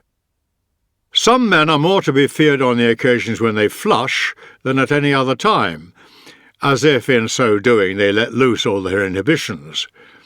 Sulla was at his wildest when the blood had rushed to his visage. No features were more susceptible than Pompey's. He never failed to blush in company, and particularly at public meetings. I remember Fabianus blushing when he appeared to give evidence before the Senate, and this bashfulness looked wonderfully well on him. When this happens, it is not due to some mental infirmity, but to the unfamiliarity of some situation or other, which may not necessarily strike any alarm into inexperienced people, but does produce a reaction in them, if they are thus liable through having a natural physical predisposition to it. Certain people have good, ordinary blood, and others just have an animated, lively sort of blood that comes to the face quickly. No amount of wisdom, as I said before, ever banishes these things. Otherwise, if she eradicated every weakness, wisdom would have dominion over the world of nature. One's physical make-up and the attributes that were one's lot at birth remain settled no matter how much or how long the personality may strive after perfect adjustment. One cannot ban these things any more than one can call them up. The tokens used to portray embarrassment by professional actors, those actors who portray emotions, simulate unhappiness, and reproduce for us fear and apprehension, are a hanging of the head, a dropping of the voice, a casting down of the eyes, and keeping them fixed on the ground. A blush is something they can never manage to reproduce. It is something that will neither be summoned up nor be told to stay away. Against these things, philosophy holds out no remedy, and avails one nothing. They are quite independent. They come unbidden, they go unbidden. My letter calls for a conclusion. Oh, here's one for you. One that will serve you in good stead, too, which I'd like you to take to heart. We need to set our affections on some good man, and keep him constantly before our eyes, so that we may live as if he were watching us, and do everything as if he saw what we were doing. This, my dear Lucilius, is Epicurus' advice, and in giving it, he has given us a guardian and a moral tutor, and not without reason either. Misdeeds are greatly diminished if a witness is always standing near intending doers. The personality should be provided with someone it can revere, someone whose influence can make even its private inner life more pure. Happy the man who improves other people not merely when he is in their presence, but even when he is in their thoughts. And happy, too, is the person who can so revere another as to adjust and shape his own personality in the light of recollections even of that other. A person able to revere another thus will soon deserve to be revered himself. So, choose yourself a Cato, or if Cato seems too severe for you, a Lelius, a man whose character is not quite so strict. Choose someone whose way of life as well as words, and whose very face, as mirroring the character that lies behind it, have won your approval. Be always pointing him out to yourself, either as your guardian or as your model. There is a need, in my view, for someone as a standard against which our characters can measure themselves. Without a ruler to do it against, you won't make the crooked straight. Letter number 12. Wherever I turn, I see fresh evidence of my old age. I visited my place just out of Rome recently, and was grumbling about the expense of maintaining the building, which was in a dilapidated state. My manager told me the trouble wasn't due to any neglect on his part. He was doing his utmost, but the house was old. That house had taken shape under my own hands. What's to become of me if stones of my own age are crumbling like that? Losing my temper, I seized at the first excuse that presented itself for venting my irritation on him. "It's quite clear," I said, "that these plane trees are being neglected. There's no foliage on them. Look at those knotty, dried-up branches and those wretched, flaking trunks. That wouldn't happen if someone dug round them and watered them." He swore by my guardian angel he was doing his utmost. In everything his care was unremitting, but the poor things were just old. Between you and me now, I had planted them myself, and seen the first leaf appearing on them myself. Then, turning towards the front door, I said, "Who's that? Who's that decrepit old person? The door's the proper place for him, all right. He looks as if he's on the way out. Where do you get him from? What was the attraction in taking over someone else's dead for burial?" Whereupon the man said, "Don't you recognize me? I'm Felicio. You used to bring me toy figures. I'm the son of the manager, Philocitus, your pet playmate." "The man's absolutely crazy," I said. "Become a little child again, has he? Actually called himself my playmate? Well, the way he's losing his teeth at this very moment is perfectly possible." So I owe it to this place of mine near town that my old age was made clear to me at every turn. Well, we should cherish old age and enjoy it. It's full of pleasure if you know how to use it.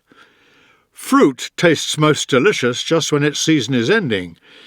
The charms of youth are at their greatest at the time of its passing. It is the final glass which pleases the inveterate drinker, the one that sets the crowning touch on his intoxication and sends him off into oblivion. Every pleasure defers till its last, its greatest delights. The time of life which offers the greatest delight is the age that sees the downward movement, not the steep decline already begun. And in my opinion, even the age that stands on the brink has pleasures of its own, or else the very fact of not experiencing the want of any pleasures takes their place. How nice it is to have outworn one's desires and left them behind! Well, it's not very pleasant, though, you may say, to have death right before one's eyes. To this I would say firstly that death ought to be right there before the eyes of a young man just as much as an old one. The order in which we each receive our summons is not determined by our precedence in the register. And secondly, that no one is so very old that it would be quite unnatural for him to hope for one more day. Every day, therefore, should be regulated, as if it were the one that brings up the rear, the one that rounds out and completes our lives. Pacuvius, the man who acquired a right to Syria by prescription, was in the habit of conducting a memorial ceremony for himself, with wine and funeral feasting of the kind we are familiar with, and then being carried on a bier from the dinner table to his bed, while a chanting to music went on of the words, he has lived, in Greek, amid the applause of the young libertines present. Never a day passed by but he celebrated his own funeral. What he did from discreditable motives, we should do from honourable ones, saying in all joyfulness and cheerfulness as we retire to our beds, I have lived, I have completed now the course that fortune long ago allotted me. If God adds the morrow, we should accept it joyfully. The man who looks for the morrow without worrying over it knows a peaceful independence and a happiness beyond all others. Whoever has said, I have lived, receives a windfall every day he gets up in the morning. But I must close this letter now. What, you'll be saying? Is it coming to me just as it is, without any parting contribution? Well, don't worry. It's bringing you something. Why did I call it something, though? It's a great deal. For what could be more splendid than the following saying, which I'm entrusting to this letter of mine for delivery to you? To live under constraint is a misfortune, but there is no constraint to live under constraint. Well, of course not. When on every side there are plenty of short and easy roads to freedom, there for the taking. Let us thank God that no one can be held a prisoner in life. The very constraints can be trampled underfoot. Oh, it was Epicurus who said that, you protest. What business have you got with someone else's property? Whatever is true is my property, and I shall persist in inflicting Epicurus on you, in order to bring it home to the people who take an oath of allegiance to someone and never afterwards consider what is being said, but only who said it, that the things of greatest merit are common property. Letter number 15. Our ancestors had a custom, observed right down as far as my own lifetime, of adding to the opening words of a letter, I trust this finds you as it leaves me in good health. We have good reason to say, I trust this finds you in pursuit of wisdom, for this is precisely what is meant by good health. Without wisdom, the mind is sick, and the body itself, however physically powerful, can only have the kind of strength that is found in persons in a demented or delirious state. So this is the sort of healthiness you must make your principal concern. You must attend to the other sort as well, but see that it takes second place.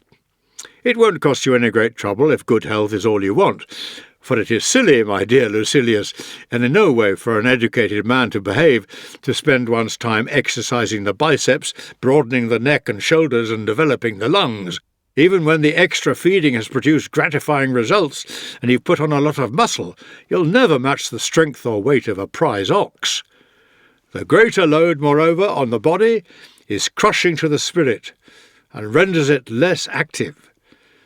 So keep the body within bounds as much as you can, and make room for the spirit.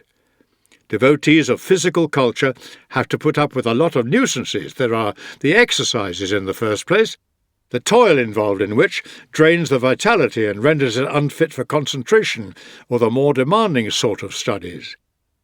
Next there is the heavy feeding, which dulls mental acuteness. Then there is the taking on as coaches of the worst brand of slave, persons who divide their time between putting on lotion and putting down liquor, whose idea of a well-spent day consists of getting up a good sweat and then replacing the fluid lost with plenty of drink. All the better to be absorbed on a dry stomach. Drinking and perspiring, it's the life of a dyspeptic. There are short and simple exercises which will tire the body without undue delay and save what needs especially close accounting for, time. There is running, swinging weights about and jumping, either high jumping or long jumping, or the kind indulged in by the priests of Mars, if one may so describe it, or to be rather more disrespectful, by the laundress. Pick out any of these for ease and straightforwardness, but whatever you do, return from body to mind very soon. Exercise it day and night. Only a moderate amount of work is needed for it to thrive and develop. It is a form of exercise to which cold and heat and even old age are no obstacle. Cultivate an asset which the passing of time itself improves. I'm not telling you to be always bent over a book or writing tablets. The mind has to be given some time off, but in such a way that it may be refreshed, not relaxed till it goes to pieces. Travelling in one's carriage shakes the body up and doesn't interfere with intellectual pursuits. You can read, dictate, speak, or listen. Nor does walking, for that matter, preclude any of these activities. Nor need you look down on voice training, though I will not have you practising any of this ascending and then descending again by degrees through set scales. If you start that, you'll be going on to take lessons in walking. Once let into your house the sort of person that hunger teaches unheard-of occupations, and you'll have someone regulating the way you walk and watching the way you use your jaws as you eat, and in fact going just as far as your patience and credulity lead his audacity on. Are you to conclude from what I've just said that your voice should start its exercises with immediate shouting at full force? Well, the natural thing is to lead up to it through easy stages, so natural, in fact, that even persons involved in a quarrel begin in conversational tones. Only later do they go on to rend the air. No one makes an impassioned appeal for the help and support of all true men of Rome at the very outset. Our purpose in all this is not to give the voice exercise, but to make it give us exercise. I have relieved you, then, of no little bother. To these favours there shall be added the following small contribution, a striking maxim that comes from Greece. Here it is. The life of folly is empty of gratitude, full of anxiety. It is focused wholly on the future. Who said that, you ask? The same man as before. And what sort of life do you think is meant by the life of folly? Barbars and Isios? No, he means our own life, precipitated by blind desire into activities that are likely to bring us harm, and will certainly never bring us satisfaction. If they could ever satisfy us, they would have done so by now, never thinking how pleasant it is to ask for nothing, how splendid it is to be complete and be independent of fortune. So continually remind yourself, Lucilius, of the many things you have achieved. When you look at all the people out in front of you, think of all the ones behind you. If you want to feel appreciative where the gods in your life are concerned, just think how many people you've outdone. Why be concerned about others, come to that, when you've outdone your own self? Set yourself a limit, which you couldn't even exceed if you wanted to, and say goodbye at last to those deceptive prizes more precious to those who hope for them than those who have won them. If there were anything substantial in them, they would sooner or later bring a sense of fullness. As it is, they simply aggravate the thirst of those who swallow them. Away with pomp and show! As for the uncertain lot that the future has in store for me, why should I demand from fortune that she should give me this and that, rather than demand from myself that I should not ask for them? Why should I ask for them, after all? Am I to pile them up in total forgetfulness of the frailty of human existence? What is the purpose of my labours going to be? See, this day is my last. Or maybe it isn't, but it's not so far away from it. Letter number 16.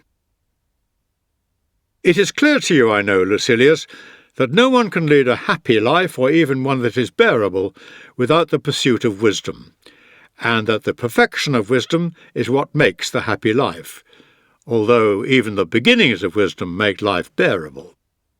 Yet this conviction, clear as it is, needs to be strengthened and given deeper roots through daily reflection. Making noble resolutions is not as important as keeping the resolutions you have made already. You have to persevere and fortify your pertinacity until the will to good becomes a disposition to good. So you needn't go in for all this long-winded protestation or say any more on the subject. I'm well aware that you've made a great deal of progress.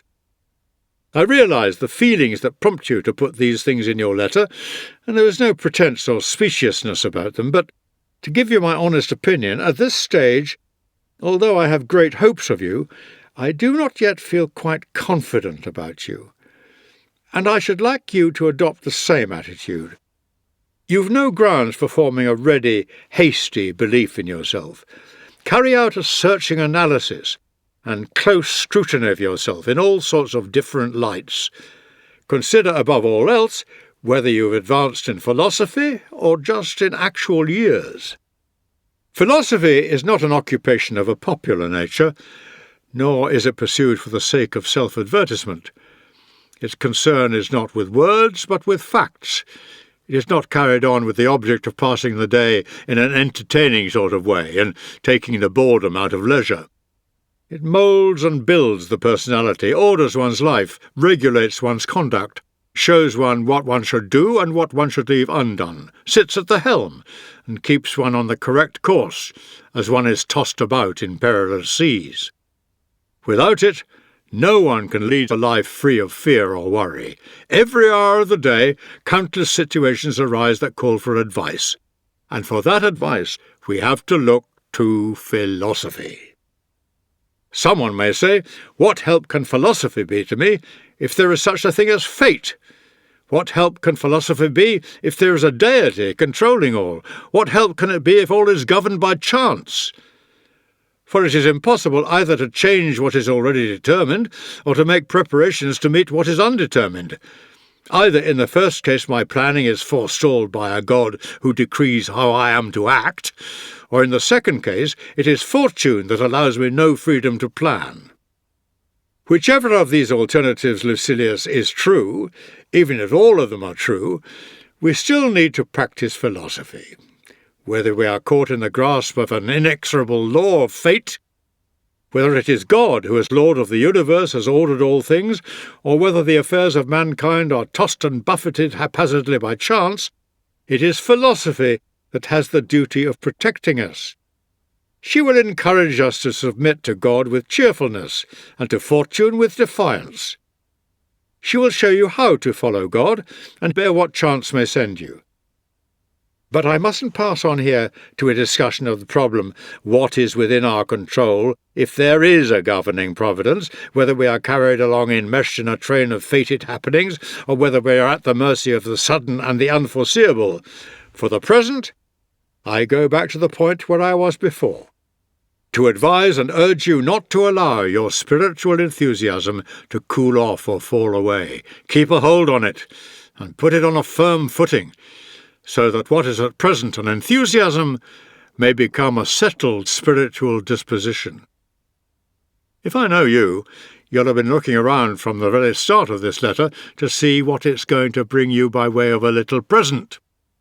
Search the letter and you'll find it. You needn't think my kindness all that remarkable. I'm only being generous still with someone else's property. Why, though, do I call it someone else's?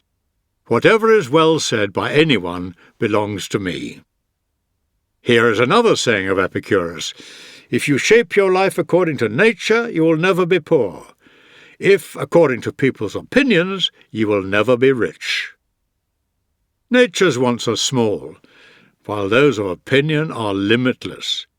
Imagine that you've piled up all that a veritable host of rich men ever possessed, that fortune has carried you far beyond the bounds of wealth, so far as any private individual is concerned, building you a roof of gold, and clothing you in royal purple, conducting you to such a height of opulence and luxury that you hide the earth with marble floors, putting you in a position not merely to own, but to walk all over treasures. Throw in sculptures, paintings, all that has been produced at tremendous pains by all the arts to satisfy extravagance. All these things will only induce in you a craving for even bigger things. Natural desires are limited. Those which spring from false opinions have nowhere to stop, for falsity has no point of termination. When a person is following a track, there is an eventual end to it somewhere, but with wandering at large there is no limit. So give up pointless empty journeys, and whenever you want to know whether desire aroused in you by something you are pursuing is natural or quite unseeing, ask yourself whether it is capable of coming to rest at any point. If after going a long way there is always something remaining farther away, be sure it is not something natural. Letter number 18. It is the month of December, and yet the whole city is in a sweat. Festivity at state expense is given unrestricted license. Everywhere there echoes the noise of preparations on a massive scale. It all suggests that the Saturnalia holidays are different from the ordinary working day, when the difference is really non-existent. So much so, in fact, that the man who said that December used to be a month, but is now a year, was, in my opinion, not far wide of the mark. If I had you with me, I should enjoy consulting you and finding out what course you think we should follow. Should we make no alteration in our daily habits, or should we take off our togas? Time was when a change of formal wear would come about only during periods of grave political upheaval, whereas with us it happens for holidays and pleasure's sake, and have dinner parties with a note of gaiety about them to avoid giving the impression that we disagree with the ways of those around us. If I know you as well as I think I do, and you had to give a decision in the matter, you would say that we should be neither altogether like nor altogether unlike the festive-hatted crowd. But perhaps this is the very season when we should be keeping the soul under strict control, making it unique in abstaining from pleasure, just when the crowd are all on pleasure bent. If the soul succeeds in avoiding either heading, or being carried away in the direction of the temptations that lead people into extravagant living, no surer proof of its strength of purpose can be vouchsafed it. Remaining dry and sober takes a good deal more strength of will when everyone about one is puking drunk. It takes a more developed sense of fitness, on the other hand, not to make oneself a person apart, to be neither indistinguishable from those about one, nor conspicuous by one's difference, to do the same things but not in quite the same manner. For a holiday can be celebrated without extravagant festivity.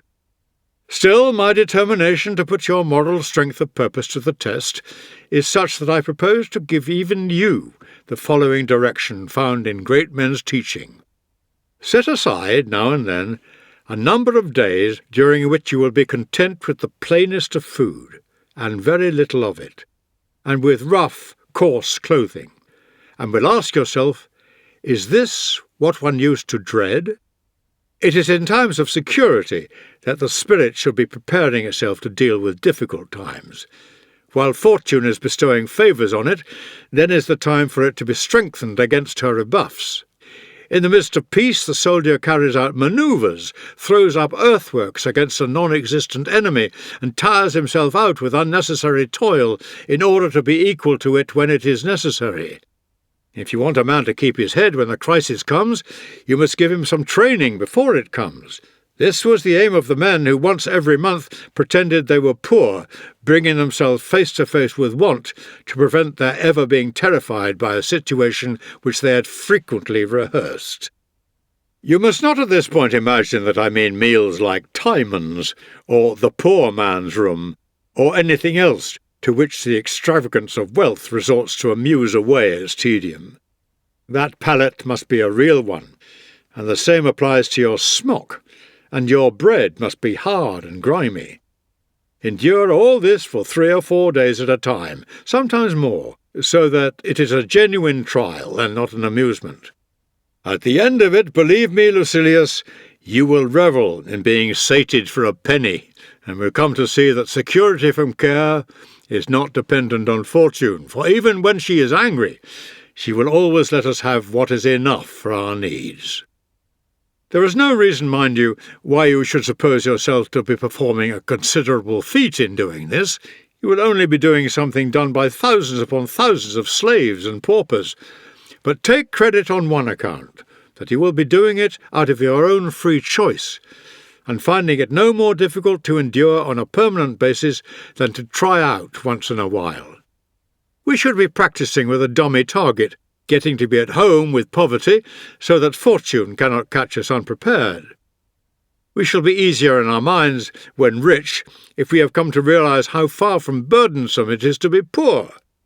The great hedonist teacher Epicurus used to observe certain periods during which he would be niggardly in satisfying his hunger, with the object of seeing to what extent, if at all, one thereby fell short of attaining full and complete pleasure, and whether it was worth going to so much trouble to make the deficit good. At least, so he says in the letter he wrote to Polyaenus in the year Carinus was in office. He boasts in it, indeed, that he is managing to feed himself for less than a halfpenny, whereas Metrodorus, not yet having made such good progress, needs a whole halfpenny. Do you think such fare can do no more than fill a person up? It can fill him with pleasure as well, not the kind of insubstantial, fleeting pleasure that needs constant renewal, but a pleasure which is sure and lasting.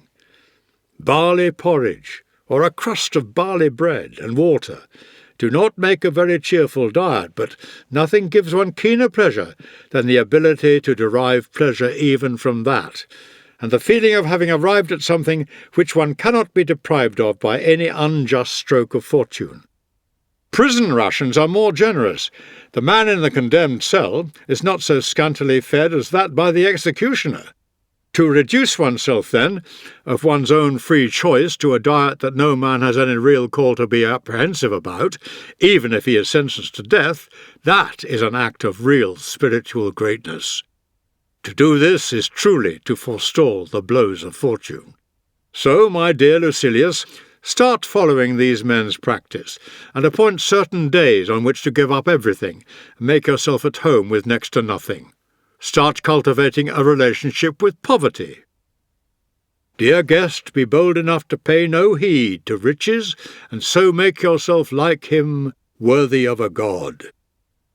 For no one is worthy of a god unless he has paid no heed to riches. I am not, mind you, against your possessing them, but I want to ensure that you possess them without tremors, and this you will only achieve in one way, by convincing yourself that you can live a happy life even without them, and by always regarding them as being on the point of vanishing. But it's time I started folding up this letter. Not till you settle your account, you say. Well, I'll refer you to Epicurus for payment. Anger carried to excess begets madness. How true this is you're bound to know, having had both slaves and enemies. It is a passion, though, which flares up against all types of people. It is born of love as well as hate, and is as liable to arise in the course of sport or jesting as in affairs of a serious kind. The factor that counts is not the importance of the cause from which it springs, but the kind of personality it lands in the same way as with fire, what matters is not the fierceness of the flame, but where it catches. Solid objects may resist the fiercest flame, while, conversely, dry and inflammable matter will nurse a mere spark into conflagration. It is true, my dear Lucilius. The outcome of violent anger is a mental raving, and therefore anger is to be avoided, not for the sake of moderation, but for the sake of sanity. Letter number 26. It's only a short time since I was telling you I was in the sight of old age. Now I'm afraid I may have left old age behind me altogether. Some other term would be more in keeping now with my years, or at least my present physical state, since old age connotes a period of decline, not debility, put me in the list of the decrepit, the ones on the very brink. However, I congratulate myself, mind you, on the fact that my age has not, so far as I'm aware, brought any deterioration in my spirit, conscious as I am of the deterioration in my constitution. Only my vices and their accessories have decayed.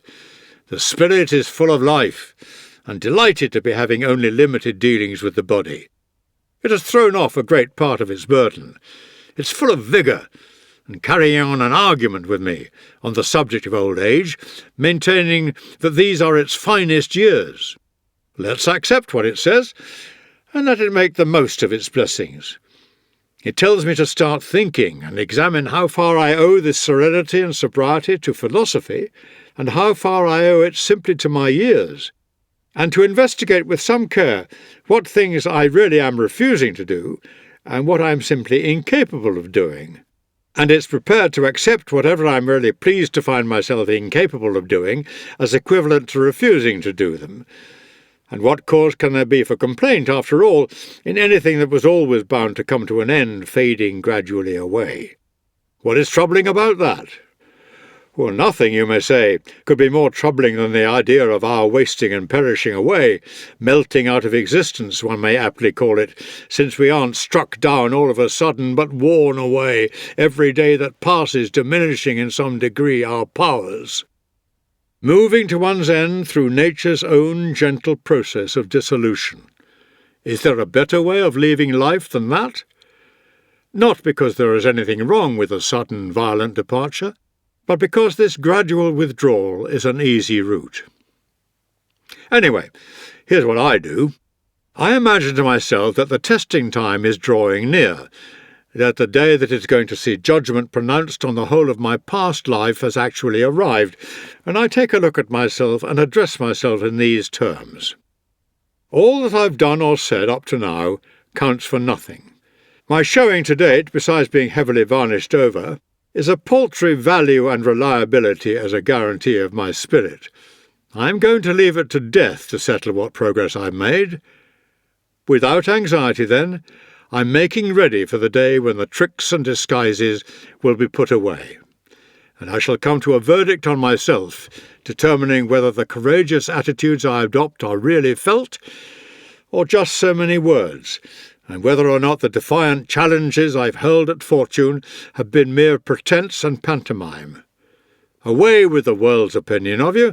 It's always unsettled and divided. Away with the pursuits that have occupied the whole of your life. Death is going to deliver the verdict in your case. Yes, all your debates and learned conferences, your scholarly talk and collection of maxims from the teachings of philosophers, are in no way indicative of genuine spiritual strength. Bold words come even from the timidest. It's only when you're breathing your last that the way you've spent your time will become apparent. I accept the terms and feel no dread of the coming judgment. That's what I say to myself, but assume that I've said it to you as well. You're younger than I am, but what difference does that make? No count is taken of years. Just where death is expecting you is something we cannot know. So, for your part, expect him everywhere. I was just intending to stop, my hand considering its closing sentence, but the accounts have still to be made out, and this letter issued with its travelling expenses. You may assume that I won't be announcing the source I intend borrowing from. You know whose funds I'm drawing on. Give me a fraction more time, and payment will be made out of my own pocket. In the meantime, Epicurus will oblige me with the following saying. Rehearse death, or, the idea may come across to us rather more satisfactorily if put in this form, it is a very good thing to familiarize oneself with death. Well, you may possibly think it unnecessary to learn something which you will only have to put into practice once. That is the very reason why we ought to be practicing it. We must needs continually study a thing if we are not in a position to test whether we know it. Rehearse death. To say this is to tell a person to rehearse his freedom, A person who has learned how to die has unlearned how to be a slave. He is above, or at any rate beyond, the reach of all political powers. What are prisons, warders, bars to him? He has an open door. There is but one chain holding us in fetters, and that is our love of life. There is no need to cast this love out altogether, but it does need to be lessened somewhat, so that, in the event of circumstances ever demanding this, nothing may stand in the way of our being prepared to do at once what we must do at some time or other. Letter number 27. So you're giving me advice, are you, you say? Have you already given yourself advice, then? Have you already put yourself straight? Is that how you come to have time for reforming other people? No, I'm not so shameless as to set about treating people when I'm sick myself. I'm talking to you as if I were lying in the same hospital ward, about the illness we're both suffering from, and passing on some remedies. So listen to me as if I were speaking to myself. I'm allowing you access to my inmost self, calling you in to advise me as I have things out with myself. I proclaim to my own self, count your years, and you'll be ashamed to be wanting and working for exactly the same things as you wanted when you were a boy. Of this one thing make sure against your dying day, that your faults die before you do. Have done with those unsettled pleasures which cost one dear. They do one harm after they're past and gone, not merely when they're in prospect. Even when they're over, pleasures of a depraved nature are apt to carry feelings of dissatisfaction, in the same way as a criminal's anxiety doesn't end with the commission of the crime, even if it's undetected at the time. Such pleasures are insubstantial and unreliable. Even if they don't do one any harm, they're fleeting in character. Look around for some enduring good instead. And nothing answers this description except what the spirit discovers for itself within itself. A good character is the only guarantee of everlasting, carefree happiness. Even if some obstacle to this comes on the scene, its appearance is only to be compared to that of clouds, which drift in front of the sun without ever defeating its light. How soon will you be fortunate enough to attain this happiness? Well, you haven't been dragging your steps up to now, but your pace could be increased. There's a lot of work remaining to be done, and if you want to be successful, you must devote all your waking hours and all your efforts to the task personally. This is not something that admits of delegation. It is a different branch of learning which has room for devilling. There was a rich man called Calvisius Sabinus in my own lifetime, who had a freedman's brains along with a freedman's fortune. I have never seen greater vulgarity in a successful man. His memory was so bad that at one moment or another the names of Ulysses, or Achilles, or Priam, characters he knew as well as we knew our early teachers, would slip his memory. No doddering butler ever went through the introductions of a mass of callers committing quite such solecisms, not announcing people's names so much as foisting names on them, as Sabinus did with the Greek and Trojan heroes. But this didn't stop him wanting to appear a well-read man, and to this end he thought up the following short cut. He spent an enormous amount of money on slaves, one of them to know Homer by heart, another to know Hesiod, while he assigned one apiece to each of the 9 lyric poets. That the cost was enormous is hardly surprising. Not having found what he wanted in the market, he had them made to order. After this collection of slaves had been procured for him, he began to give his dinner guests nightmares. He would have these fellows at his elbow, so that he could continually be turning to them for quotations from these poets, which he might repeat to the company, and then, it happened frequently, he would break down halfway through a word. Stellius Quadratus, who regarded stupid millionaires as fair game to be sponged off, and consequently also fair game for flattery, as well as, and this goes with the other 2 things, fair game for facetiousness at their expense, suggested to him that he should keep a team of scholars to pick up the bits. On Sabinus letting it be known that the slaves had set him back 100,000 sesterces apiece, he said, "Yes, For less than that, you could have brought the same number of bookcases. Sabinus was nonetheless quite convinced that what anyone in his household knew, he knew personally.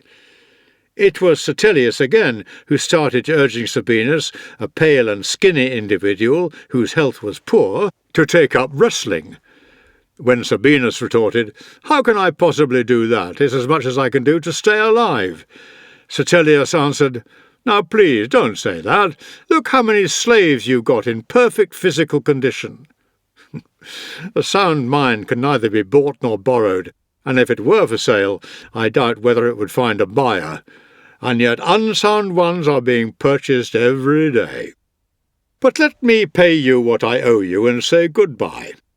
Poverty brought into accord with the law of nature is wealth. Epicurus is constantly saying this in one way or another, but something that can never be learnt too thoroughly can never be said too often. With some people you only need to point to a remedy. Others need to have it rammed into them. Letter number 28. Do you think you are the only person to have had this experience? Are you really surprised, as if it was something unprecedented, that so long a tour and such diversity of scene have not enabled you to throw off this melancholy and this feeling of depression? A change of character, not a change of air, is what you need. Though you cross the boundless ocean, though, to use the words of our poet Virgil, lands and towns are left astern, whatever your destination, you will be followed by your failings. Well, here is what Socrates said to someone who was making the same complaint. How can you wonder your travels do you no good when you carry yourself around with you? You are saddled with the very thing that drove you away. How can novelty of surroundings abroad and becoming acquainted with foreign scenes or cities be of any help? All that dashing about turns out to be quite futile, and if you want to know why all this running away cannot help you, the answer is simply this: you are running away in your own company. You have to lay aside the load on your spirit. Until you do that, nowhere will satisfy you. Imagine your present state as being like that of the prophetess, whom our Virgil represents in a roused and excited state, largely taken over by a spirit not her own. The Sibyl raves about as one possessed, in hope she may dislodge the mighty god within her bosom.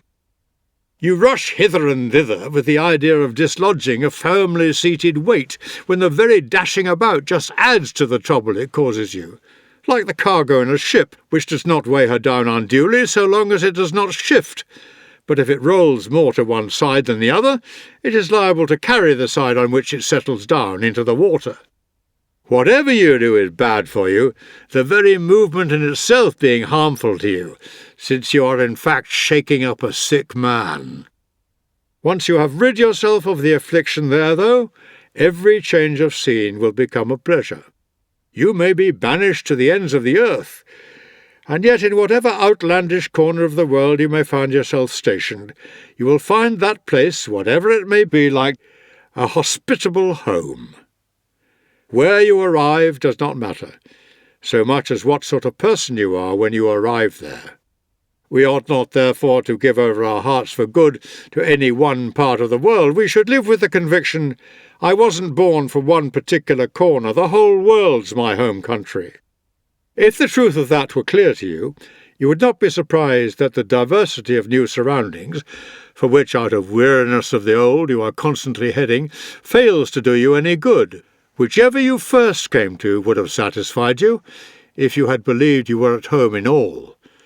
As it is, instead of travelling, you're rambling and drifting, exchanging one place for another, when the thing you are looking for, the good life, is available everywhere. Could there be a scene of greater turmoil than the city? Yet even there, if need be, you are free to lead a life of peace. Given a free choice of posting, though, I should flee a long way from the vicinity, let alone the sight of the city. For in the same way as there are unpleasant climates which are trying even to the most robust constitutions, there are others which are none too wholesome for the mind, even though it be a sound one, when it is still in an imperfect state and building up its strength. I do not agree with those who recommend a stormy life and plunge straight into the breakers, waging a spirited struggle against worldly obstacles every day of their lives. The wise man will put up with these things, not go out of his way to meet them. He will prefer a state of peace to a state of war. It does not profit a man much to have managed to discard his own failings, if he must ever be at loggerheads with other people's. Socrates, they will tell you, had the 30 tyrants standing over him, and yet they could not break his spirit. What difference does it make how many masters a man has? Slavery is only one, and yet the person who refuses to let the thought of it affect him is a free man, no matter how great the swarm of masters around him. It is time I left off. Not before I have paid the usual duty, though. A consciousness of wrongdoing is the first step to salvation. This remark of Epicurus is to me a very good one, for a person who is not aware that he is doing anything wrong has no desire to put it right. You have to catch yourself doing it before you can reform. Some people boast about their failings. Can you imagine someone who counts his faults as merits ever giving thought to their cure? So, to the best of your ability, demonstrate your own guilt. Conduct inquiries of your own into all the evidence against yourself. Play the part first of prosecutor, then of judge, and finally of pleader in mitigation. Be harsh with yourself at times. Letter number 33. You feel that my present letters should be like my earlier ones and have odd sayings of leading Stoics appended to them.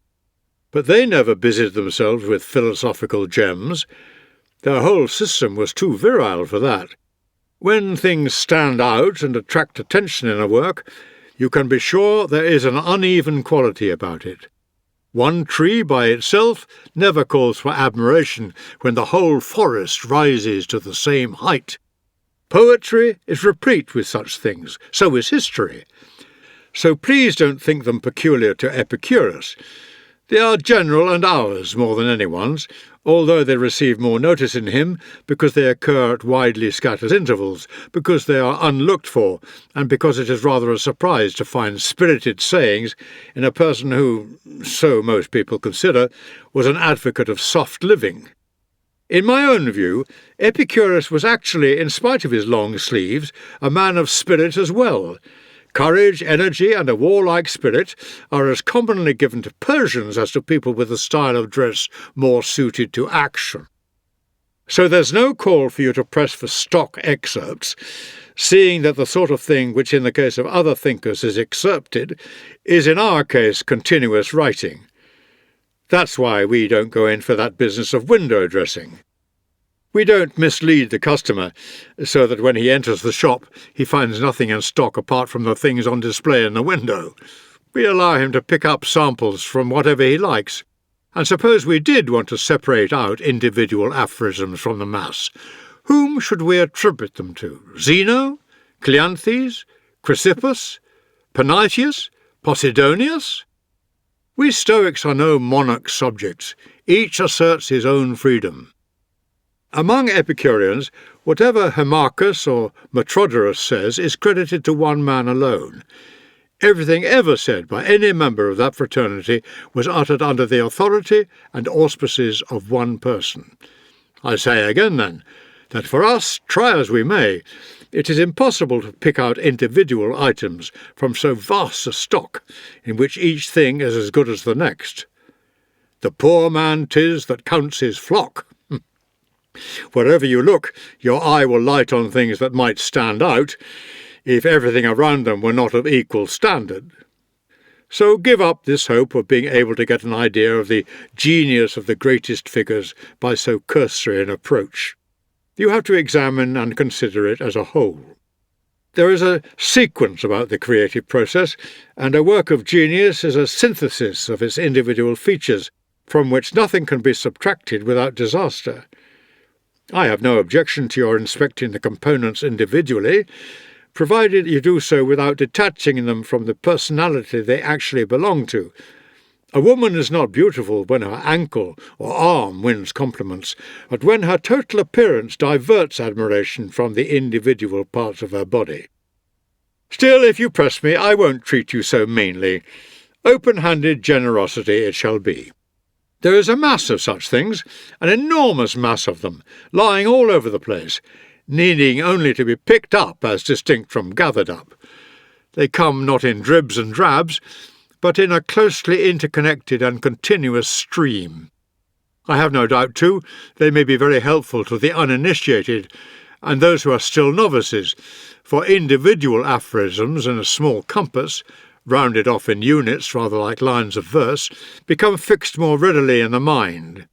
It is for this reason that we give children proverbs, and what the Greeks call kriai, to learn by heart, a child's mind being able to take these in at a stage when anything more would be beyond its capacity. But in the case of a grown man, who has made incontestable progress, it is disgraceful to go hunting after gems of wisdom and prop himself up with a minute number of best-known sayings, and be dependent on his memory as well. It is time he was standing on his own feet. He should be delivering himself of such sayings, not memorizing them. It is disgraceful that a man who is old, or in sight of old age, should have a wisdom deriving solely from his notebook. Zeno said this. What have you said? Cleanthes said that. What have you said? How much longer are you going to serve under others' orders? Assume authority yourself, and utter something that may be handed down to posterity. Produce something from your own resources.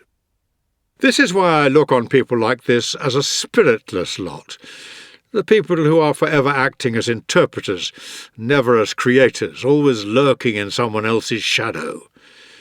They never venture to do for themselves the things they have spent such a long time learning. They exercise their memories on things that are not their own. It is one thing, however, to remember, another to know. To remember is to safeguard something entrusted to your memory, whereas to know, by contrast, is actually to make each item your own, and not be dependent on some original, and be constantly looking to see what the master said. Zeno said this, Cleanthes said that. Let's have some difference between you and the books. How much longer are you going to be a pupil? From now on, do some teaching as well. Why, after all, shall I listen to what I can read for myself? The living voice, it may be answered, counts for a great deal. Not when it is just acting in a kind of secretarial capacity, making itself an instrument for what others have to say. A further point, too, is that these people who never attain independence follow the views of their predecessors, first in matters in which everyone else, without exception, has abandoned the older authority concerned, and secondly, in matters in which investigations are still not complete. But no new findings will ever be made if we rest content with the findings of the past. Besides, a man who follows someone else not only does not find anything, he is not even looking. But surely you are going to walk in your predecessors' footsteps.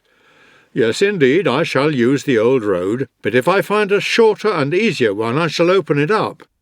The men who pioneered the old routes are leaders, not our masters. Truth lies open to everyone. There has yet to be a monopoly of truth, and there is plenty of it left for future generations too. Letter number 38. You are quite right in urging that we should exchange letters oftener. The utmost benefit comes from talk, because it steals little by little into the mind. Lectures prepared beforehand and delivered before a listening audience are more resounding but less intimate. Philosophy is good advice, and no one gives advice at the top of his voice. Such harangues, if I may call them that, may need to be resorted to now and then, where a person in a state of indecision is needing a push. But when the object is not to make him want to learn, but to get him learning, one must have recourse to these lower tones which enter the mind more easily and stick in it.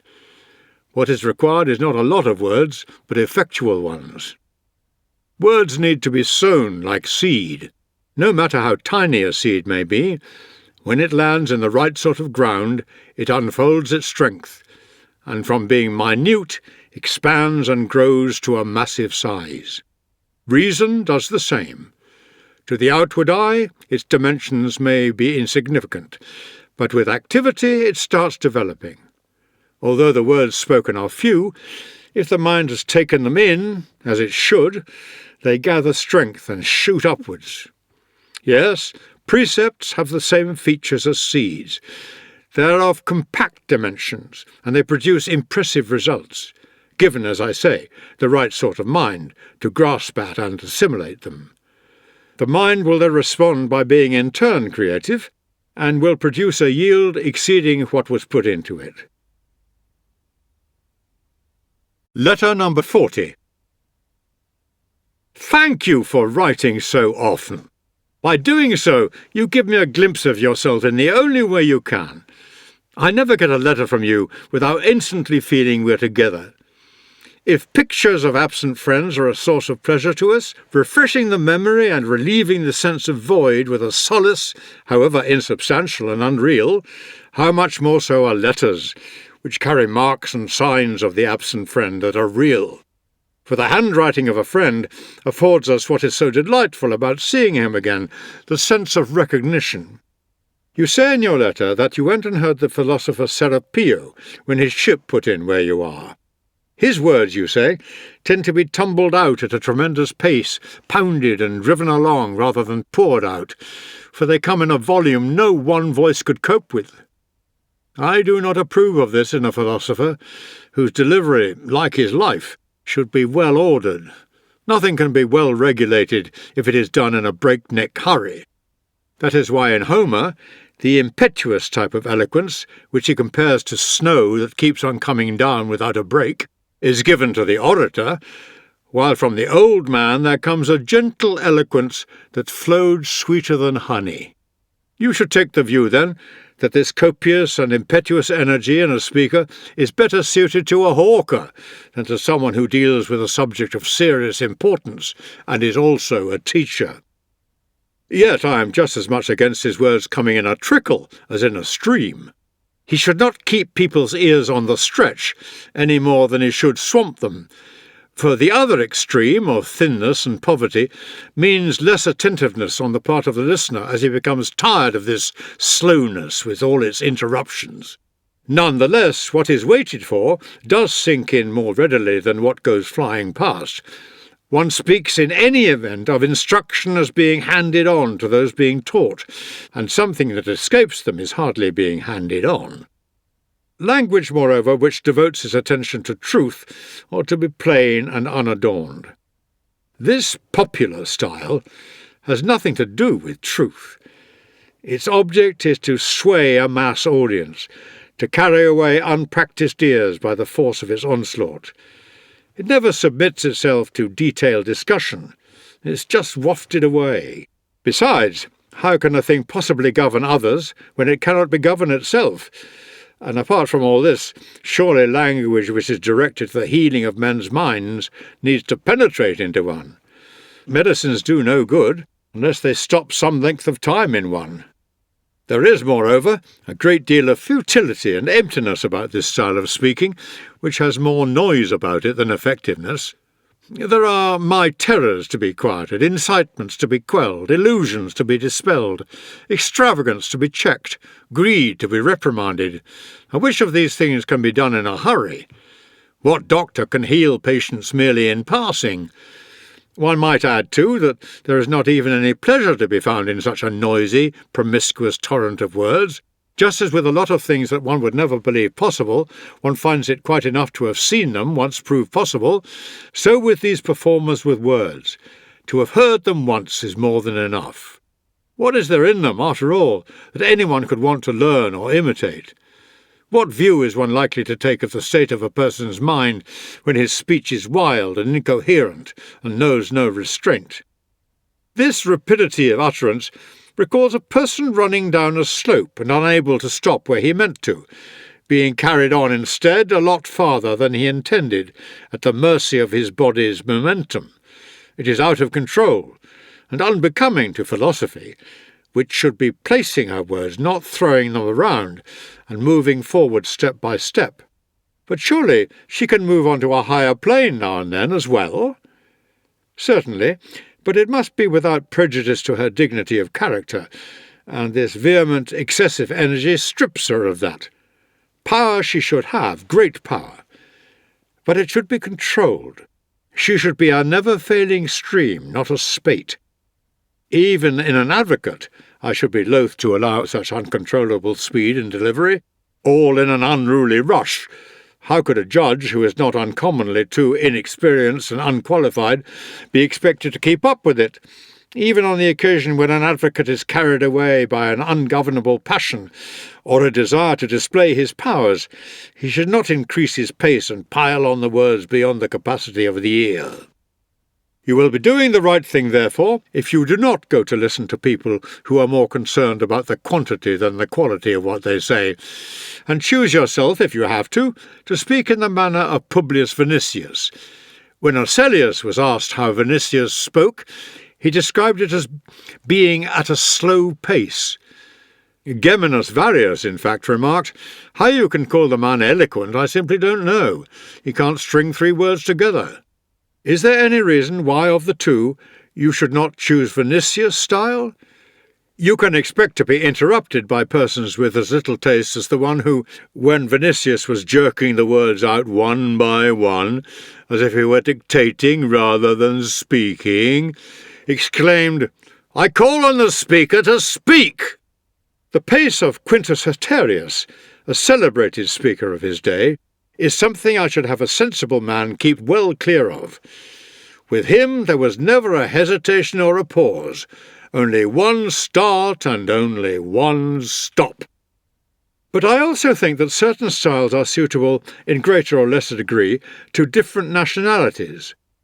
In a Greek, one will tolerate this lack of discipline, while we have acquired the habit of punctuating what we say, in writing as well as speech.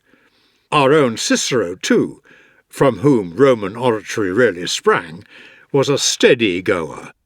Roman discourse is more given to self-examination, appraising itself and inviting appraisal. Fabianus, who added outstanding oratory to those more important distinctions of his way of life and his learning, would discuss a subject with dispatch rather than with haste. You might describe his oratory as being not rapid but fluent. This I am ready to see in a philosopher, but I do not insist on it. His delivery is not to be halting, but I should rather have the words issued forth than flowing forth. And a further reason I have for warning you against that disease is the fact that you can only acquire it successfully if you cease to feel any sense of shame. You really need to give the skin of your face a good rub, and then not listen to yourself, for that unguarded pace will give rise to a lot of expressions of which you would otherwise be critical. You cannot, I repeat, successfully acquire it and preserve your modesty at the same time. One needs, moreover, constant daily practice for it. It requires a switch of attention, too, from subject matter to words.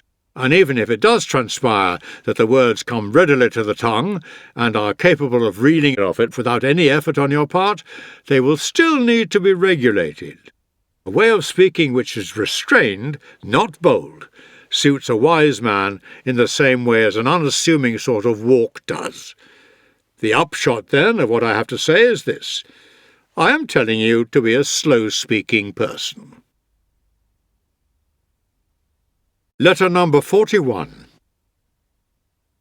You are doing the finest possible thing, and acting in your best interests, if, as you say in your letter, you are persevering in your efforts to acquire a sound understanding. This is something it is foolish to pray for, when you can win it from your own self. There is no need to raise our hands to heaven. There is no need to implore the temple warden to allow us close to the ear of some graven image, as though this increased the chances of our being heard. God is near you, is with you, is inside you. Yes, Lucilius, there resides within us a divine spirit, which guards us and watches us in the evil and the good we do. And as we treat him, so will he treat us. No man indeed is good without God, Is anyone capable of rising above fortune unless he has help from God? He it is that prompts us to noble and exalted endeavours. In each and every good man, a God, what God we are uncertain, dwells. If you have ever come on a dense wood of ancient trees that have risen to an exceptional height, shutting out all sight of the sky with one thick screen of branches upon another, the loftiness of the forest, the seclusion of the spot, your sense of wonderment at finding so deep and unbroken a gloom out of doors, will persuade you of the presence of a deity. Any cave in which the rocks have been eroded deep into the mountain resting on it, its hollowing out into a cavern of impressive extent, not produced by the labours of men but the result of processes of nature, will strike into your soul some kind of inkling of the divine. We venerate the sources of important streams. Places where a mighty river bursts suddenly from hiding are provided with altars. Hot springs are objects of worship. The darkness or unfathomable depths of pools has made their waters sacred, and if you come across a man who is never alarmed by dangers, never affected by cravings, happy in adversity, calm in the midst of storm, viewing mankind from a higher level and the gods from their own, is it not likely that a feeling will find its way into you of veneration for him? Is it not likely that you will say to yourself, "Here is a thing which is too great, too sublime for anyone to regard it as being in the same sort of category as that puny body it inhabits"? Into that body there has descended a divine power, a soul that is elevated and well regulated, that passes through any experience as if it counted for comparatively little, that smiles at all the things we fear or pray for, is impelled by a force that comes from heaven. A thing of that soul's height cannot stand without the prop of a deity. Hence, the greater part of it is situated where it descends from, in the same way as the sun's rays touch the earth, but are really situated at the point from which they emanate. A soul possessed of greatness and holiness, which has been sent down into this world in order that we may gain a nearer knowledge of the divine, associates with us, certainly, but never loses contact with its source. On that source it depends. That is the direction in which its eyes turn, and the direction it strives to climb in. The manner in which it takes part in our affairs is that of a superior being. What then is this soul?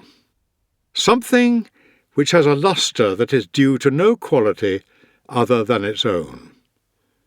Could anything be more stupid than to praise a person for something that is not his?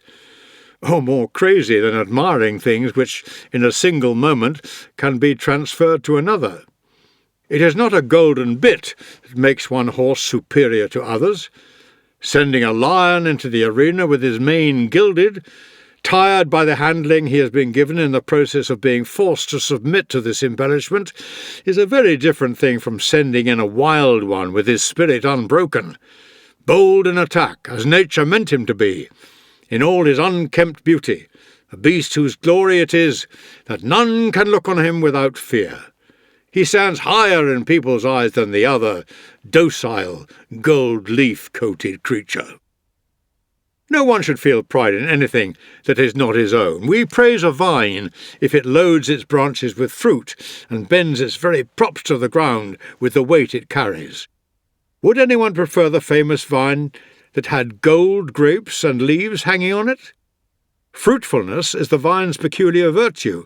So too, in a man, praise is due only to what is his very own. Suppose he has a beautiful home, and a handsome collection of servants, a lot of land under cultivation, and a lot of money out at interest. Not one of these things can be said to be in him.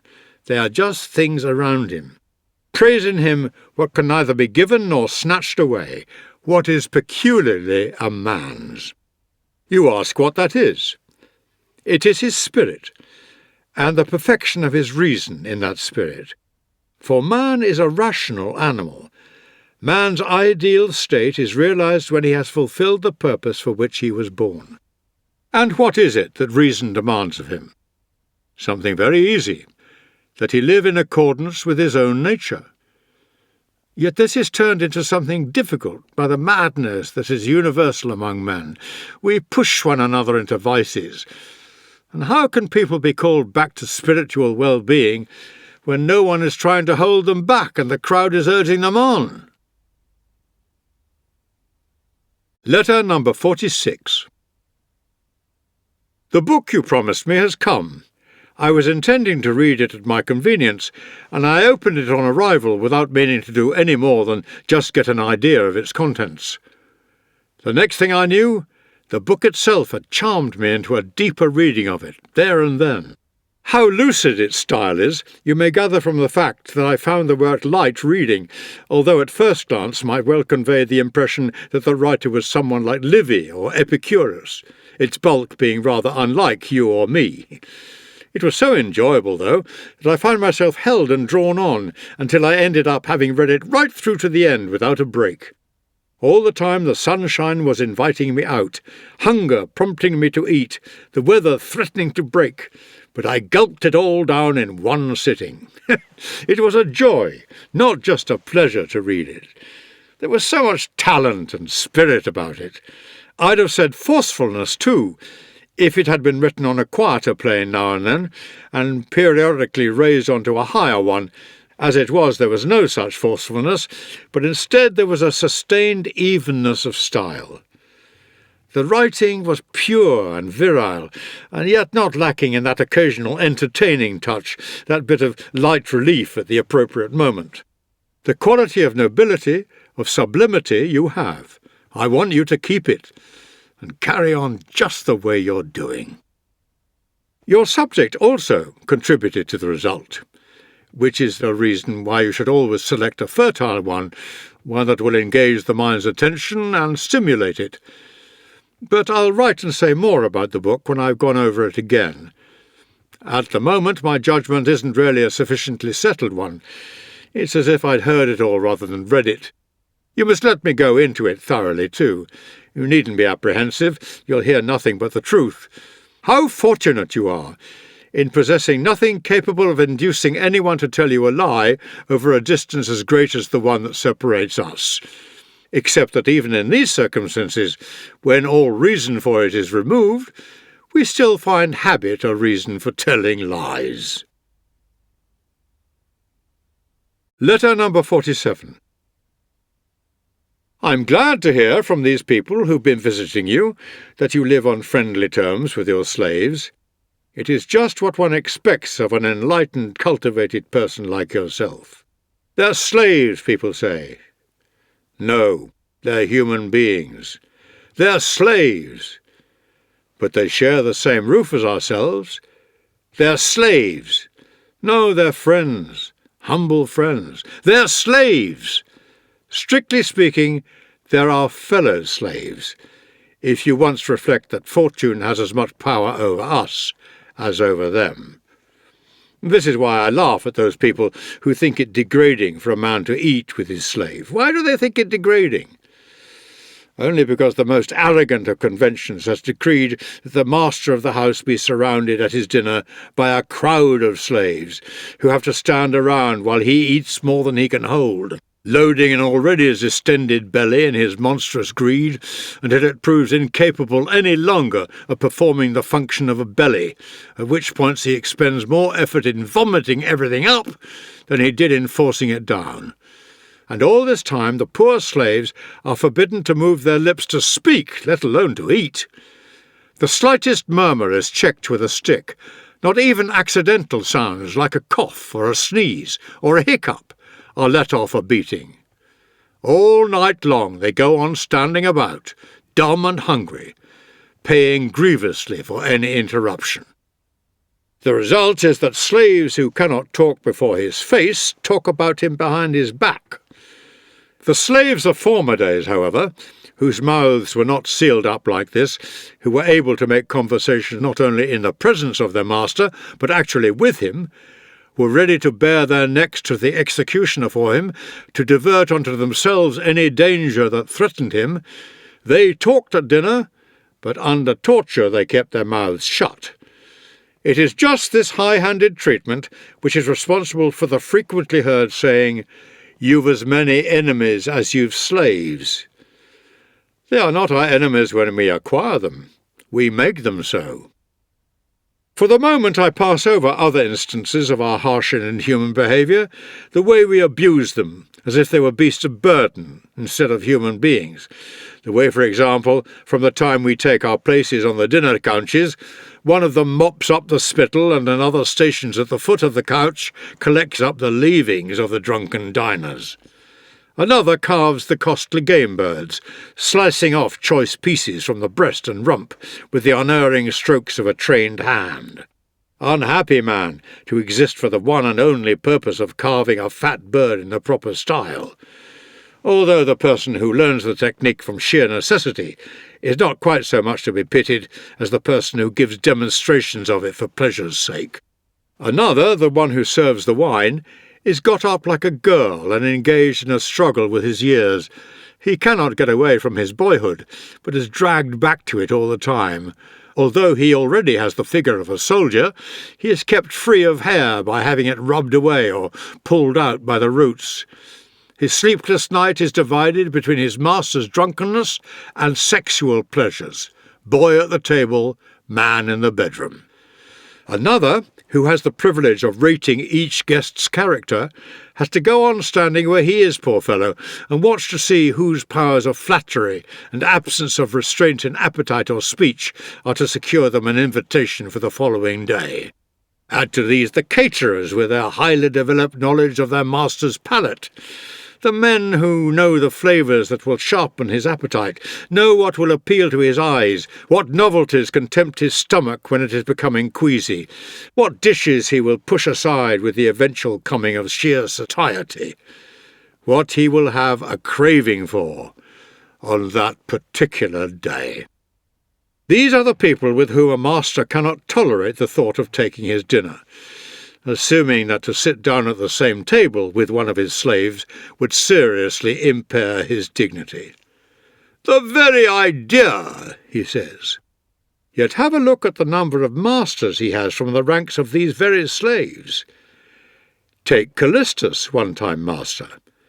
I saw him once actually standing waiting at Callistus' door, and refused admission while others were going inside, the very master who had attached a price ticket to the man and put him up for sale along with other rejects from his household staff. There's a slave who has paid his master back, one who was pushed into the first lot too, the batch on which the auctioneer is merely trying out his voice. Now it was the slave's turn to strike his master off the list, to decide that he's not the sort of person he wants in his house. Callistus's master sold him, yes, and look how much it cost him. How about reflecting that the person you call your slave traces his origin back to the same stock as yourself, has the same good sky above him, breathes as you do, lives as you do, dies as you do? It is as easy for you to see in him a free-born man as for him to see a slave in you. Remember the Varus disaster.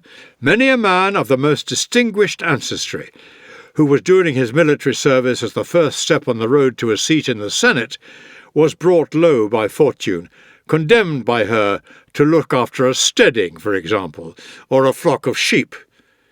Now think contemptuously of these people's lot in life, in whose very place, for all your contempt, you could suddenly find yourself. I don't want to involve myself in an endless topic of debate by discussing the treatment of slaves, towards whom we Romans are exceptionally arrogant, harsh and insulting. But the essence of the advice I'd like to give is this: treat your inferiors in the way in which you would like to be treated by your own superiors, and whenever it strikes you how much power you have over your slave, let it also strike you that your own master has just as much power over you. I haven't got a master, you say. You're young yet. There's always the chance that you'll have one. Have you forgotten the age at which Hecuba became a slave? Or Croesus? Or the mother of Darius? Or Plato? Or Diogenes? Be kind and courteous in your dealings with a slave. Bring him into your discussions and conversations, and your company generally. And if at this point all those people who have been spoilt by luxury raise an outcry, protesting as they will, there couldn't be anything more degrading, anything more disgraceful, let me just say that these are the very persons I will catch on occasion kissing the hand of someone else's slave. Don't you notice, too, how our ancestors took away all odium from the master's position, and all that seemed insulting or degrading in the lot of the slave, by calling the master father of the household, and speaking of the slaves as members of the household, something which survives to this day in the mime. They instituted, too, a holiday on which master and slave were to eat together, not as the only day this could happen, of course, but as one on which it was always to happen, and in the household they allowed the slaves to hold official positions, and to exercise some jurisdiction in it. In fact, they regarded the household as a miniature republic. "Do you mean to say," comes the retort, "that I'm to have each and every one of my slaves sitting at the table with me? Not at all, any more than you're to invite to it everybody who isn't a slave. You're quite mistaken, though, if you imagine that I'd bar from the table certain slaves on the ground of the relatively menial or dirty nature of their work, that muleteer, for example, or that cowhand. I propose to value them according to their character, not their jobs. Each man has a character of his own choosing. It is chance or fate that decides his choice of job. Have some of them dine with you because they deserve it. Others in order to make them so deserving, for if there's anything typical of the slave about them, as a result of the low company they're used to living in, it will be rubbed off through association with men of better breeding. You needn't, my dear Lucilius, look for friends only in the city or the Senate. If you keep your eyes open, you'll find them in your own home. Good material often lies idle for want of someone to make use of it. Just give it a trial. A man who examines the saddle and bridle and not the animal himself when he is out to buy a horse is a fool. Similarly, only an absolute fool values a man according to his clothes or according to his social position, which, after all, is only something that we wear like clothing. He's a slave, but he may have the spirit of a free man. He's a slave. But is that really to count against him? Show me a man who isn't a slave. One is a slave to sex, another to money, another to ambition. All are slaves to hope or fear. I could show you a man who has been a consul, who is a slave to his little old woman, a millionaire who is the slave of a little girl in domestic service. I could show you some highly aristocratic young men who are utter slaves to stage artistes. And there's no state of slavery more disgraceful than one which is self-imposed, so you needn't allow yourself to be deterred by the snobbish people I've been talking about from showing good humour towards your slaves instead of adopting an attitude of arrogant superiority towards them. Have them respect you rather than fear you. Here, just because I've said they should respect a master rather than fear him, someone will tell us that I'm now inviting slaves to proclaim their freedom and bringing about their employer's overthrow. Are slaves to pay their respects, like dependent followers or early morning callers? That's what he means, I suppose. Anyone saying this forgets that what is enough for a god in the shape of worship cannot be too little for a master. To be really respected is to be loved, and love and fear will not mix. That's why I think you're absolutely right in not wishing to be feared by your slaves, and in confining your lashings to verbal ones. As instruments of correction, beatings are for animals only. Besides, what annoys us does not necessarily do us any harm, but we masters are apt to be robbed of our senses by mere passing fancies, to the point where our anger is called out by anything which fails to answer to our will. We assume the mental attitudes of tyrants, for they, too, forget their own strength and the helplessness of others, and grow white-hot with fury, as if they had received an injury, when all the time they are quite immune from any such danger through the sheer exaltedness of their position. Nor indeed are they unaware of this, but it does not stop them seizing an opportunity of finding fault with an inferior and maltreating him for it. They receive an injury by way of excuse to do one themselves. But I won't keep you any longer. You don't need exhortation. It is a mark of a good way of life that, among other things, it satisfies and abides. Bad behaviour, constantly changing, not for the better, simply into different forms, has none of this stability. Letter number 48. I shall reply later to the letter you sent me while you were on your journey. It was as long as the journey itself. I must first take myself aside and deliberate what advice I should give. For you yourself, before consulting me as you are doing, gave long thought to the question whether you should consult me at all, so I ought to be giving this question of advice far longer thought, on the principle that it takes you more time to solve a problem than to set it, particularly when one course is to your interest and another to mine. Or does this make me sound like an Epicurean again? No, if a thing is in your interest, it is also in my own interest. Otherwise, if any matter that affects you is no concern of mine, I am not a friend. Friendship creates a community of interest between us in everything. We have neither successes nor setbacks as individuals. Our lives have a common end. No one can lead a happy life if he thinks only of himself and turns everything to his own purposes. You should live for the other person if you wish to live for yourself. The assiduous and scrupulous cultivation of this bond, which leads to our associating with our fellow men, and believes in the existence of a common law for all mankind, contributes more than anything else to the maintenance of that more intimate bond I was mentioning, friendship. A person who shares much with a fellow human being will share everything with a friend. What I should like those subtle thinkers, you know the ones I mean, my peerless Lucilius, to teach me is this: what my duties are to a friend and to a man, rather than the number of senses in which the expression friend is used, and how many different meanings the word man has. Before my very eyes, wisdom and folly are taking their separate stands. Which shall I join? Whose side am I to follow? For one person, man is equivalent to friend.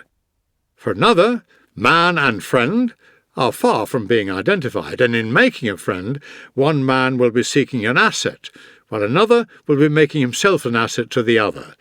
And in the midst of all this, what you people do for me is pull words about and cut up syllables. One is led to believe that unless one has constructed syllogisms of the craftiest kind, and reduced fallacies to a compact form in which a false conclusion is derived from a true premise, one will not be in a position to distinguish what one should aim at and what one should avoid. It makes one ashamed that men of our advanced years should turn a thing as serious as this into a game. Mouse is a syllable, and a mouse nibbles cheese. Therefore, a syllable nibbles cheese. Suppose for the moment I can't detect the fallacy in that. What danger am I placed in by such lack of insight? What serious consequences are there in it for me? What I have to fear, no doubt, is the possibility, one of these days, of catching my syllable in a mousetrap, or even having my cheese eaten up by a book, if I'm not careful. Unless perhaps the following train of logic is a more acute one. Mouse is a syllable, and a syllable does not nibble cheese. Therefore, a mouse does not nibble cheese. What childish fatuities these are! Is this what we philosophers acquire wrinkles in our brows for? Is this what we let our beards grow long for? Is this what we teach with faces grave and pale? Shall I tell you what philosophy holds out to humanity? Counsel. One person is facing death, another is vexed by poverty, while another is tormented by wealth, whether his own or someone else's. One man is appalled by his misfortunes, while another longs to get away from his own prosperity. One man is suffering at the hands of men, another at the hands of the gods. What's the point of concocting whimsies for me of the sort I've just been mentioning? This isn't the place for fun. You're called in to help the unhappy. You're pledged to bring succour to the shipwrecked, to those in captivity, to the sick, the needy. and men who are just placing their heads beneath the executioner's uplifted axe. Where are you off to? What are you about? The person you're engaging in wordplay with is in fear. Go to his aid. All mankind are stretching out their hands to you on every side. Lives that have been ruined, lives that are on their way to ruin, are appealing for some help. It is to you that they look for hope and assistance. They are begging you to extricate them from this awful vortex, to show them in their doubt and disarray the shining torch of truth. Tell them what nature has made necessary and what she has made superfluous. Tell them how simple are the laws she has laid down, and how straightforward and enjoyable life is for those who follow them, and how confused and disagreeable it is for others who put more trust in popular ideas than they do in nature. All right, if you can point out to me where those puzzles are likely to bring such people relief. Which of them removes cravings or brings them under control? If only they were simply unhelpful. They're actually harmful. I'll give you the clearest proof whenever you like of their tendency to weaken and enfeeble even eminent talents once applied to such quibbles.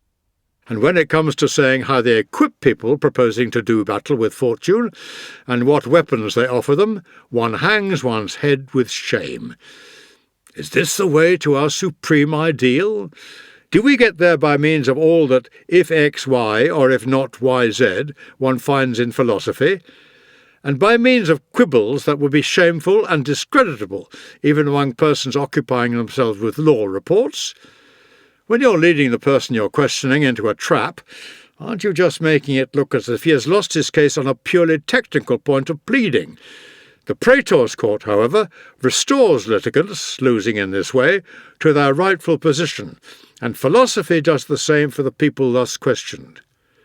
Why do philosophers like you abandon the magnificent promises you have made? After assuring me in solemn terms that you will see to it that my eyes shall no more be overwhelmed by the glitter of gold than by the glitter of a sword, that I shall spurn with magnificent strength of purpose the things all other men pray for, and the things all other men are afraid of. Why do you have to descend to the schoolroom ABC? What do you say? Is this the way to the heavens? For that is what philosophy has promised me, that she will make me God's equal. That's the invitation, and that's what I've come for. Be as good as your word. Keep clear then, my dear Lucilius, as far as you can, of the sort of quibbles and qualifications I've been mentioning in philosophers. Straightforwardness and simplicity are in keeping with goodness. Even if you had a large part of your life remaining before you, you would have to organize it very economically to have enough for all the things that are necessary. As things are, isn't it the height of folly to learn inessential things when time's so desperately short? Letter number 53. I wonder whether there's anything I couldn't be persuaded into now, after letting myself be persuaded recently into taking a trip by sea. The sea was quite calm when we cast off. The sky was certainly heavily overcast, with the kind of dark clouds that generally break in a squall or downpour, but in spite of the uncertain, threatening skies, I thought it would be perfectly feasible to make it across the few miles from your Parthenope over to Puteoli. And so, with the object of getting the crossing over quicker, I headed straight for Nisus over the open water to cut out all the intervening curves of the coastline. Now, when I had got so far across that it made no odds whether I went on or turned back, first of all the smoothness which had tempted me to my undoing disappeared. There was no storm as yet, but a heavy swell was running by then, and the waves were steadily getting rougher. I began by asking the helmsman to put me ashore somewhere. He kept saying the coast was a rugged one, without a haven anywhere, and that there was nothing to be feared quite so much in a storm as a lee shore. I was in far too bad a way, though, for any thought of possible danger to enter my head, as I was suffering the torments of that sluggish brand of seasickness that will not bring one relief, the kind that upsets the stomach without clearing it. So I put pressure on him, and compelled him willy-nilly to make for the shore. Once we were close in, there was no waiting on my part for anything to be done in the manner commended by Virgil, bows faced seawards, or anchor cast from bow. Remembering my training as a long-standing devotee of cold baths, I dived into the sea in just the way the cold-water addict ought to, in my woolly clothes. You can imagine what I suffered as I crawled out over the rocks, as I searched for a route to safety, or fought my way there. It made me realise how right sailors are in being afraid of a lee shore. What I endured in my inability to endure my then self is beyond belief. You can take it from me that the reason Ulysses got himself wrecked everywhere was not so much because Neptune was against him from the day he was born, but because he was given to seasickness like me. It'll take me 20 years to reach my destination, too, if I ever have to journey anywhere by sea. As soon as I settled my stomach, for stomachs, as you know, aren't clear of seasickness the moment they're clear of the sea, and rubbed myself over with the imprecation to put some life back into my body, I began to reflect how we are attended by an appalling forgetfulness of our weaknesses, even the physical ones, which are continually bringing themselves to our notice, and much more so with those that are not only more serious, but correspondingly less apparent. A slight feverishness may deceive a person, but when it has developed to the point where a genuine fever is raging, it will extract an admission that something is wrong from even a tough and hardened individual. Suppose our feet ache with little needling pains in the joints. At this stage, we pass it off and say we've sprained an ankle or strained something in some exercise or other. While the disorder is in its indeterminate commencing phase, its name eludes us. But when it starts bending the feet in just the way an ankle rack does, and makes them both misshapen, we have to confess that we've got the gout. With afflictions of the spirit, though, the opposite is the case. The worse a person is, the less he feels it. You needn't feel surprised, my dearest Lucilius. A person sleeping lightly perceives impressions in his dreams and is sometimes even aware during his sleep that he is asleep, whereas a heavy slumber blots out even dreams and plunges the mind too deep for consciousness of self. Why does no one admit his failings? Because he's still deep in them. It's the person who's awakened who recounts his dream, and acknowledging one's failings is a sign of health. So let us rouse ourselves so that we may be able to demonstrate our errors. But only philosophy will wake us. Only philosophy will shake us out of that heavy sleep. Devote yourself entirely to her. You're worthy of her. She's worthy of you. Fall into each other's arms. Say a firm, plain no to every other occupation. There's no excuse for your pursuing philosophy merely in moments when occasion allows. If you were sick, you would take a rest from attending to your personal affairs and drop your practice in the courts. And during a spell of improvement in your condition, you wouldn't look on any client as being so important that you'd undertake his case in court. No, you'd devote your entire attention to recovering from your illness in the quickest possible time. Well then, aren't you going to do the same in these circumstances? Away with every obstacle, and leave yourself free to acquire a sound mind. No one ever attains this if he's busy with other things. Philosophy wields an authority of her own. She doesn't just accept time, she grants one it. She's not something one takes up in odd moments. She's an active, full-time mistress, ever present and demanding.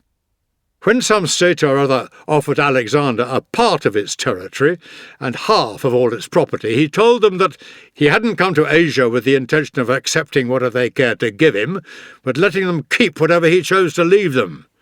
Philosophy likewise tells all other occupations, "It's not my intention to accept whatever time is left over from you. You shall have instead what I reject." Give your whole mind to her. Sit at her side and pay her constant court. and an enormous gap will widen between yourself and other men.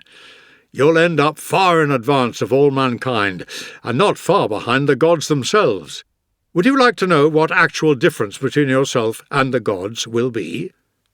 They will exist for longer. And yet, to me, what an indisputable mark it is of a great artist to have captured everything in a tiny compass. A wise man has as much scope before him as a god with all eternity in front of him. There is one thing, too, in which the wise man actually surpasses any god. A god has nature to thank for his immunity from fear, while the wise man can thank his own efforts for this. Look at that for an achievement, to have all the frailty of a human being and all the freedom from care of a god. Philosophy's power to blunt all the blows of circumstances beyond belief. Never a missile lodges in her. She has strong, impenetrable defences. Some blows she breaks the force of, parrying them with the slack of her gown as if they were trivial. Others she flings off and hurls back at the centre. Letter number 54. Ill health, which had granted me quite a long spell of leave, has attacked me without warning again. What kind of ill health, you'll be asking? And well you may, for there isn't a single kind I haven't experienced. There's one particular ailment, though, for which I've always been singled out, so to speak. I see no reason why I should call it by its Greek name, difficulty in breathing being a perfectly good way of describing it. Its onslaught is of very brief duration. Like a squall, it is generally over within the hour. One could hardly, after all, expect anyone to keep on drawing his last breath for long, could one? I've been visited by all the troublesome or dangerous complaints there are, and none of them, in my opinion, is more unpleasant than this one. Which is hardly surprising, is it, when you consider that with anything else you're merely ill, while with this one you're constantly at your last gasp. This is why doctors have nicknamed it rehearsing death, since sooner or later the breath does just what it has been trying to do all those times. Do you imagine that as I write this, I must be feeling in high spirits at having escaped this time? No, it would be just as absurd for me to feel overjoyed at its being over, as if this meant I was a healthy man again, as it would be for a person to think he has won his case on obtaining an extension of time before trial. Even as I fought for breath, though, I never ceased to find comfort in cheerful and courageous reflections. "What's this?" I said. "So, Death is having all these tries at me, is he? Let him then. I had a try at him a long while ago myself." "When was this?" you'll say. "Before I was born. Death is just not being. What that is like I know already. It will be the same after me as it was before me. If there is any torment in the later state, there must also have been torment in the period before we saw the light of day, yet we never felt conscious of any distress then. I ask you, wouldn't you say that anyone who took the view that a lamp was worse off when it was put out than it was before it was lit was an utter idiot? We, too, are lit and put out. We suffer somewhat in the intervening period, but at either end of it there is a deep tranquillity. For unless I'm mistaken, we are wrong, my dear Lucilius, in holding that death follows after, when in fact it precedes us as well as succeeds. Death is all that was before us. What does it matter, after all, whether you cease to be or never begin, when the result of either is that you do not exist? I kept on talking to myself in these and similar terms, silently, needless to say, words being out of the question. Then, little by little, the affliction in my breathing, which was coming to be little more than a panting now, came on at longer intervals and slackened away. It has lasted on all the same, and in spite of the passing of this attack, my breathing is not yet coming naturally. I feel a sort of catch and hesitation in it. Let it do as it pleases, though, so long as the sighs aren't heartfelt. You can feel assured on my score of this. I shall not be afraid when the last hour comes. I'm already prepared.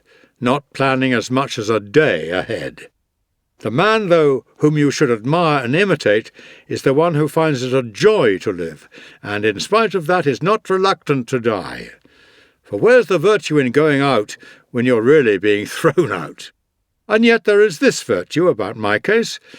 I'm in the process of being thrown out, certainly, but in the manner of it, it is as if I were going out, and the reason why it never happens to a wise man is that being thrown out signifies expulsion from a place one is reluctant to depart from, and there is nothing the wise man does reluctantly. He escapes necessity because he wills what necessity is going to force on him. Letter number 55. I've just this moment returned from a ride in my sedan chair, feeling as tired as if I'd walked the whole distance, instead of being seated all the way. Even to be carried for any length of time is hard work, and all the more so, I dare say, because it is unnatural, nature having given us legs with which to do our walking, just as she gave us eyes with which to do our own seeing. Soft living imposes on us the penalty of debility. We cease to be able to do the things we've long been grudging about doing. However, I was needing to give my body a shaking up, either to dislodge some phlegm, perhaps, that had collected in my throat, or to have some thickness, due to one cause or another, in my actual breathing reduced by the motion, which I've noticed before has done me some good. So I deliberately continued the ride for quite a long way, with the beach itself tempting me onwards. It sweeps round between Cumae and Servilius Vatia's country house, in a sort of narrow causeway with the sea on one side and a lagoon on the other.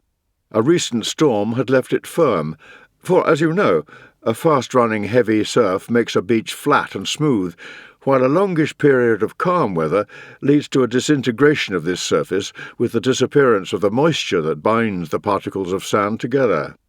I had started looking around me in my usual way to see whether I could find anything I could turn to good account, when my eyes turned to the house which had once belonged to Vatia.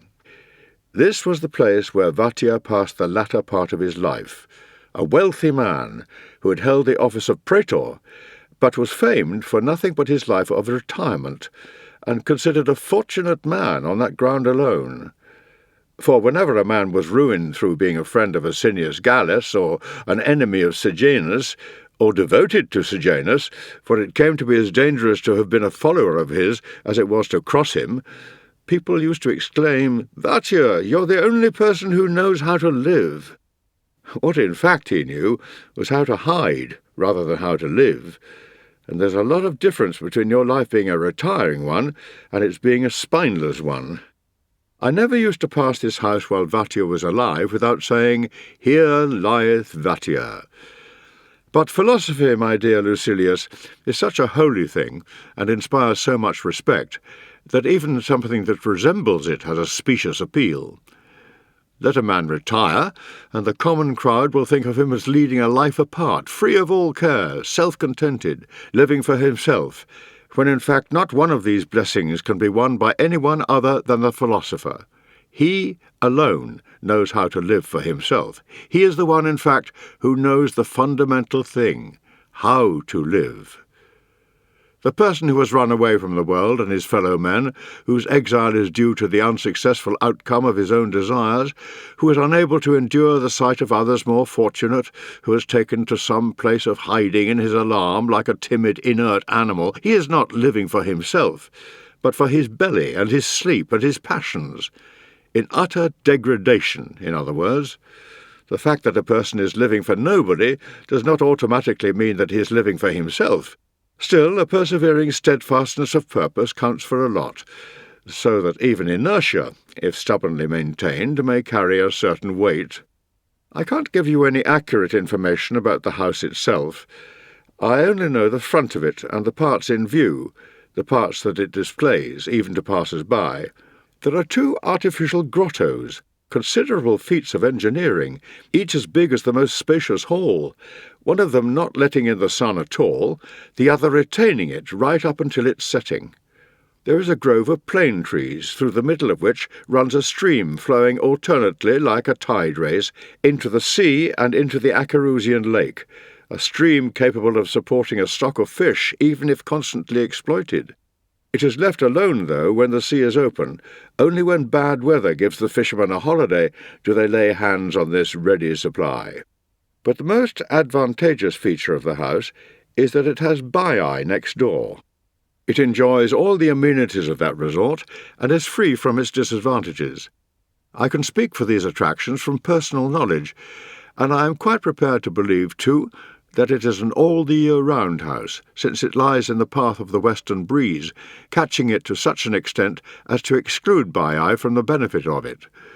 Vatia seems to have been no fool in choosing this place as the one in which he would spend his retirement, sluggish and senile as that retirement had become. The place one's in, though, doesn't make any contribution to peace of mind. It's the spirit that makes everything agreeable to oneself. I've seen for myself people sunk in gloom in cheerful and delightful country houses, and people in completely secluded surroundings who looked as if they were run off their feet. So there is no reason why you should feel that you're not as much at rest in your mind as you might be, just because you're not here in Campania. Why aren't you, for that matter? Transmit your thoughts all the way here. There's nothing to stop you enjoying the company of absent friends as often as you like, too, and for as long as you like. This pleasure in their company, and there's no greater pleasure, is one we enjoy the more when we're absent from one another. For having our friends present makes us spoilt. As a result of our talking and walking and sitting together every now and then, on being separated, we haven't a thought for those we've just been seeing. One good reason, too, why we should endure the absence patiently, is the fact that every one of us is absent, to a great extent, from his friends, even when they are around. Count up in this connection first the nights spent away from one another, then the different engagements that keep each one busy, then the time passed in the privacy of one's study and in trips to the country, and you'll see that periods abroad don't deprive us of so very much. Possession of a friend should be with the spirit. The spirit's never absent. It sees daily, whoever it likes. So, share with me my studies, my meals, my walks. Life would be restricted indeed if there were any barrier to our imaginations.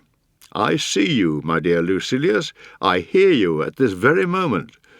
I feel so very much with you that I wonder whether I shouldn't start writing you notes rather than letters.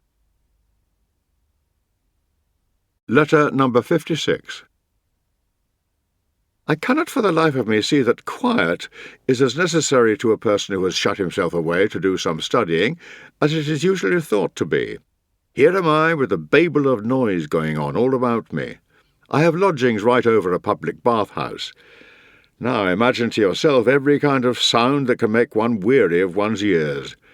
When the strenuous types are doing their exercises, swinging weight-laden hands about, I hear the grunting as they toil away, or go through the motions of toiling away, at them, and the hissings and strident gasps every time they expel their pent-up breath.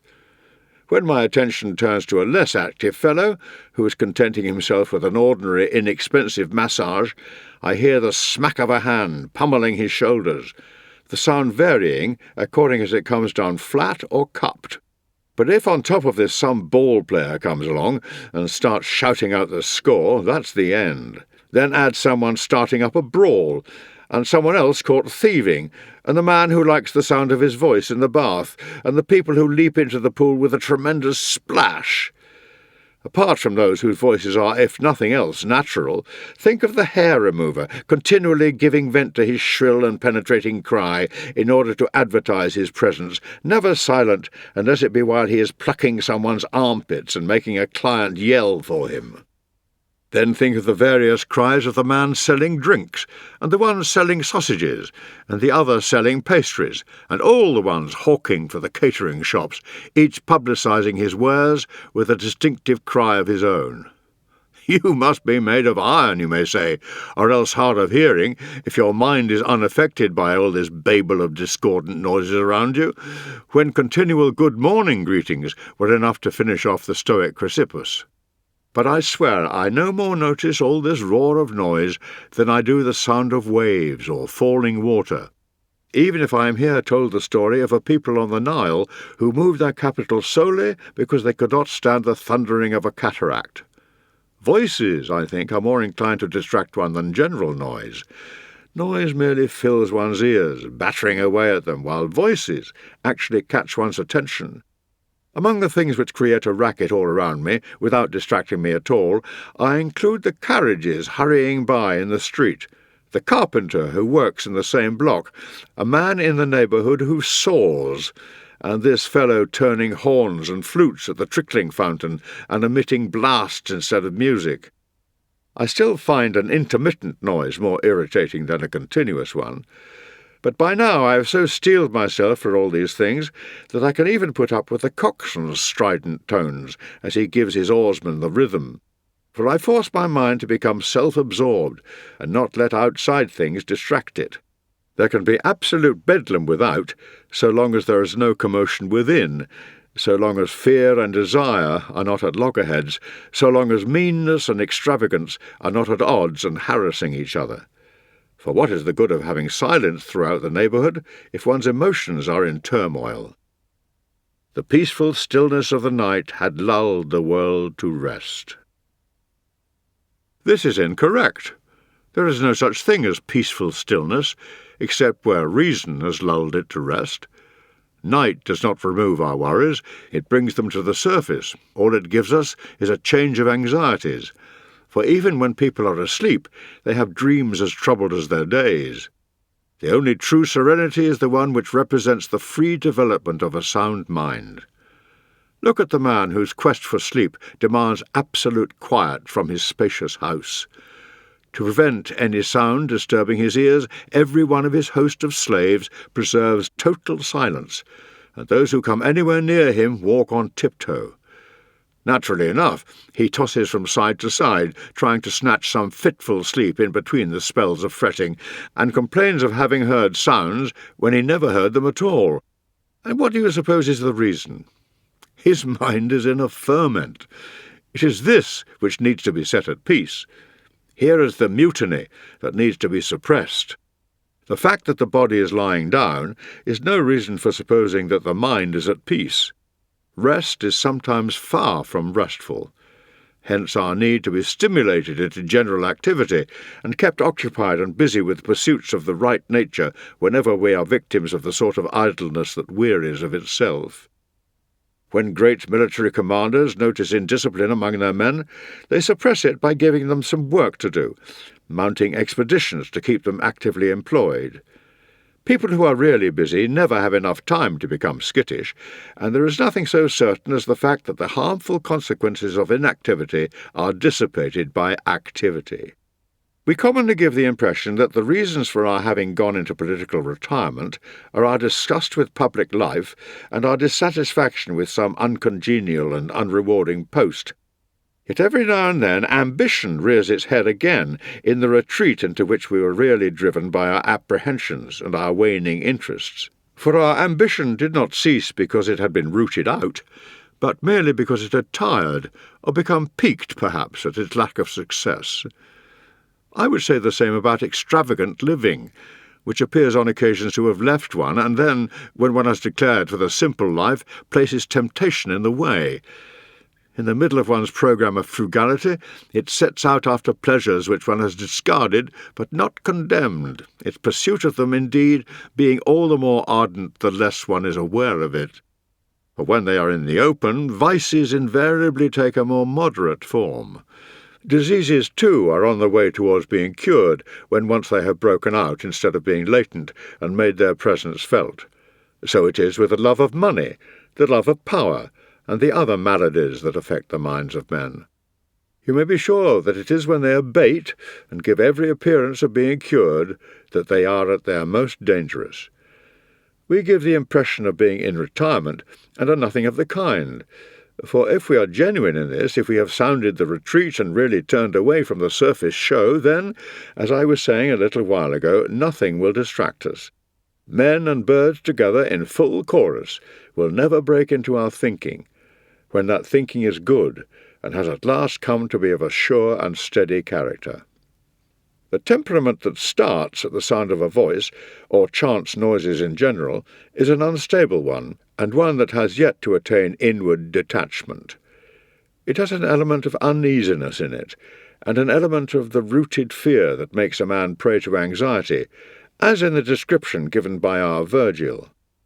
And I, who formerly would never flinch at flying spears or serried ranks of Greeks, am now alarmed by every breeze and roused by every sound to nervousness, in fear for this companion and this load alike. The earlier character here is the wise man, who knows no fear at the hurtling of missiles, or the clash of weapons against weapons in the close-packed ranks, or the thunderous noise of a city in destruction. The other, later one, has everything to learn. Fearing for his belongings, he pales at every noise. A single cry, whatever it is, prostrates him, being immediately taken for the yelling of the enemy. The slightest movement frightens him out of his life. His baggage makes him a coward. Pick out any one of your successful men, with all they trail or carry about with them, and you will have a picture of the man in fear for this companion and this load. You may be sure, then, that you are at last lulled to rest, when noise never reaches you, and when voices never shake you out of yourself, whether they be menacing or inviting, or just a meaningless hubbub of empty sound all round you. This is all very well, you may say, but isn't it sometimes a lot simpler just to keep away from the din? I concede that, and in fact it is the reason why I shall shortly be moving elsewhere. What I wanted was to give myself a test and some practice. Why should I need to suffer the torture any longer than I want to, when Ulysses found so easy a remedy for his companions, even against the sirens? Letter number 63. I am very sorry to hear of your friend Flaccus' death. Still, I would not have you grieve unduly over it. I can scarcely venture to demand that you should not grieve at all, and yet I am convinced that it is better that way. But who will ever be granted that strength of character unless he be a man already lifted far out of fortune's reach? Even he will feel a twinge of pain when a thing like this happens, but only a twinge. As for us, we can be pardoned for having given way to tears, so long as they have not run down in excessive quantities, and we have checked them for ourselves. When one has lost a friend, one's eyes should be neither dry nor streaming.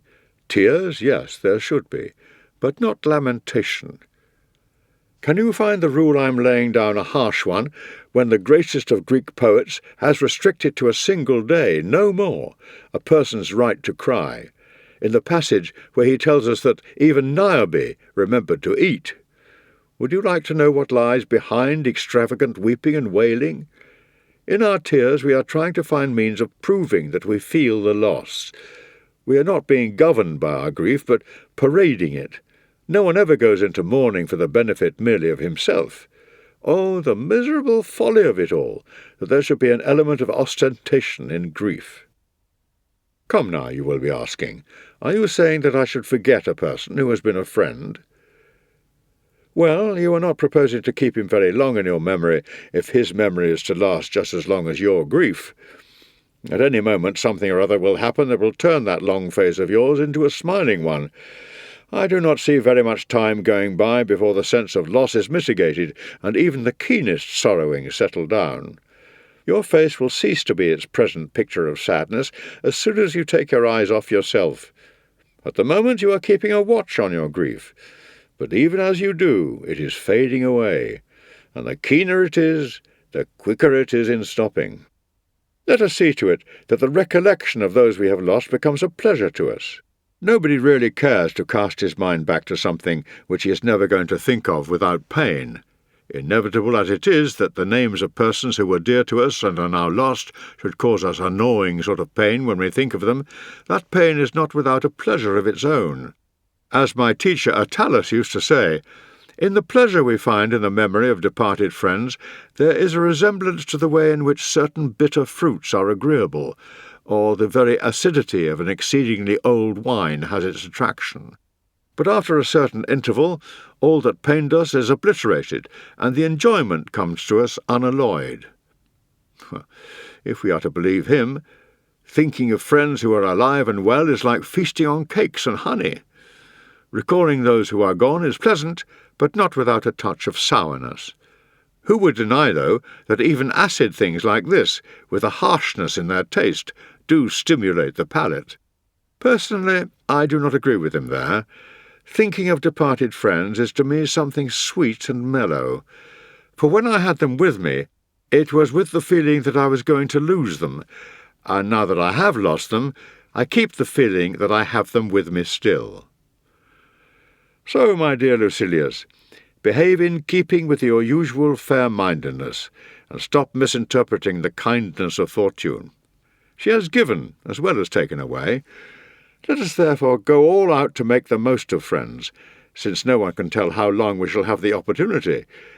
Let us just think how often we leave them behind when we are setting out on some long journey or other, or how often we fail to see them when we are staying in the same area, and we shall realize that we have lost all too much time while they are still alive. Can you stand people who treat their friends with complete neglect, and then mourn them to distraction, never caring about anyone unless they have lost him? And the reason they lament them so extravagantly, then, is that they are afraid people may wonder whether they did care. They are looking for belated means of demonstrating their devotion. If we have other friends, we are hardly kind or appreciative of them if they count for so very little when it comes to consoling us for the one we have buried. If we have no other friends, we have done ourselves a greater injury than fortune has done us. She has deprived us of a single friend, but we have deprived ourselves of every friend we have failed to make. A person, moreover, who has not been able to care about more than one friend cannot have cared even about that one too much. Supposing someone lost his one and only shirt in a robbery, would you not think him an utter idiot if he chose to bewail his loss rather than look about him for some means of keeping out the cold and find something to put over his shoulders? You have buried someone you loved. Now look for someone to love. It is better to make good the loss of a friend than to cry over him. What I am about to go on to say is, I know, a commonplace, but I'm not going to omit it merely because everyone has said it. Even a person who has not deliberately put an end to his grief finds an end to it in the passing of time, and merely growing weary of sorrowing is quite shameful as a means of curing sorrow, in the case of an enlightened man. I should prefer to see you abandoning grief than it abandoning you. Much as you may wish to, you will not be able to keep it up for very long, so give it up as early as possible. For women, our forefathers fixed the period of mourning at a year, with the intention not that women should continue mourning as long as that, but that they should not go on any longer. For men, no period is prescribed at all, because none would be decent.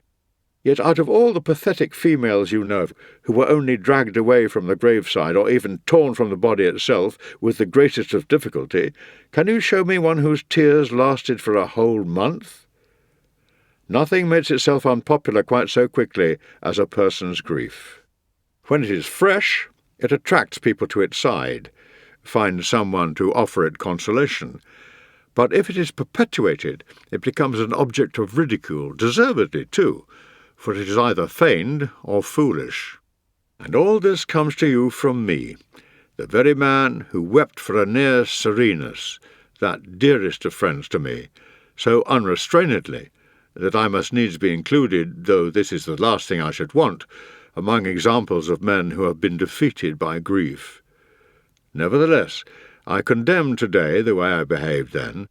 I realize now that my sorrowing in the way I did was mainly due to the fact that I had never considered the possibility of his dying before me.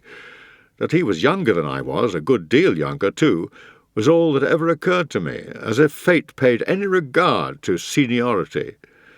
So let us bear it constantly in mind that those we are fond of are just as liable to death as we are ourselves.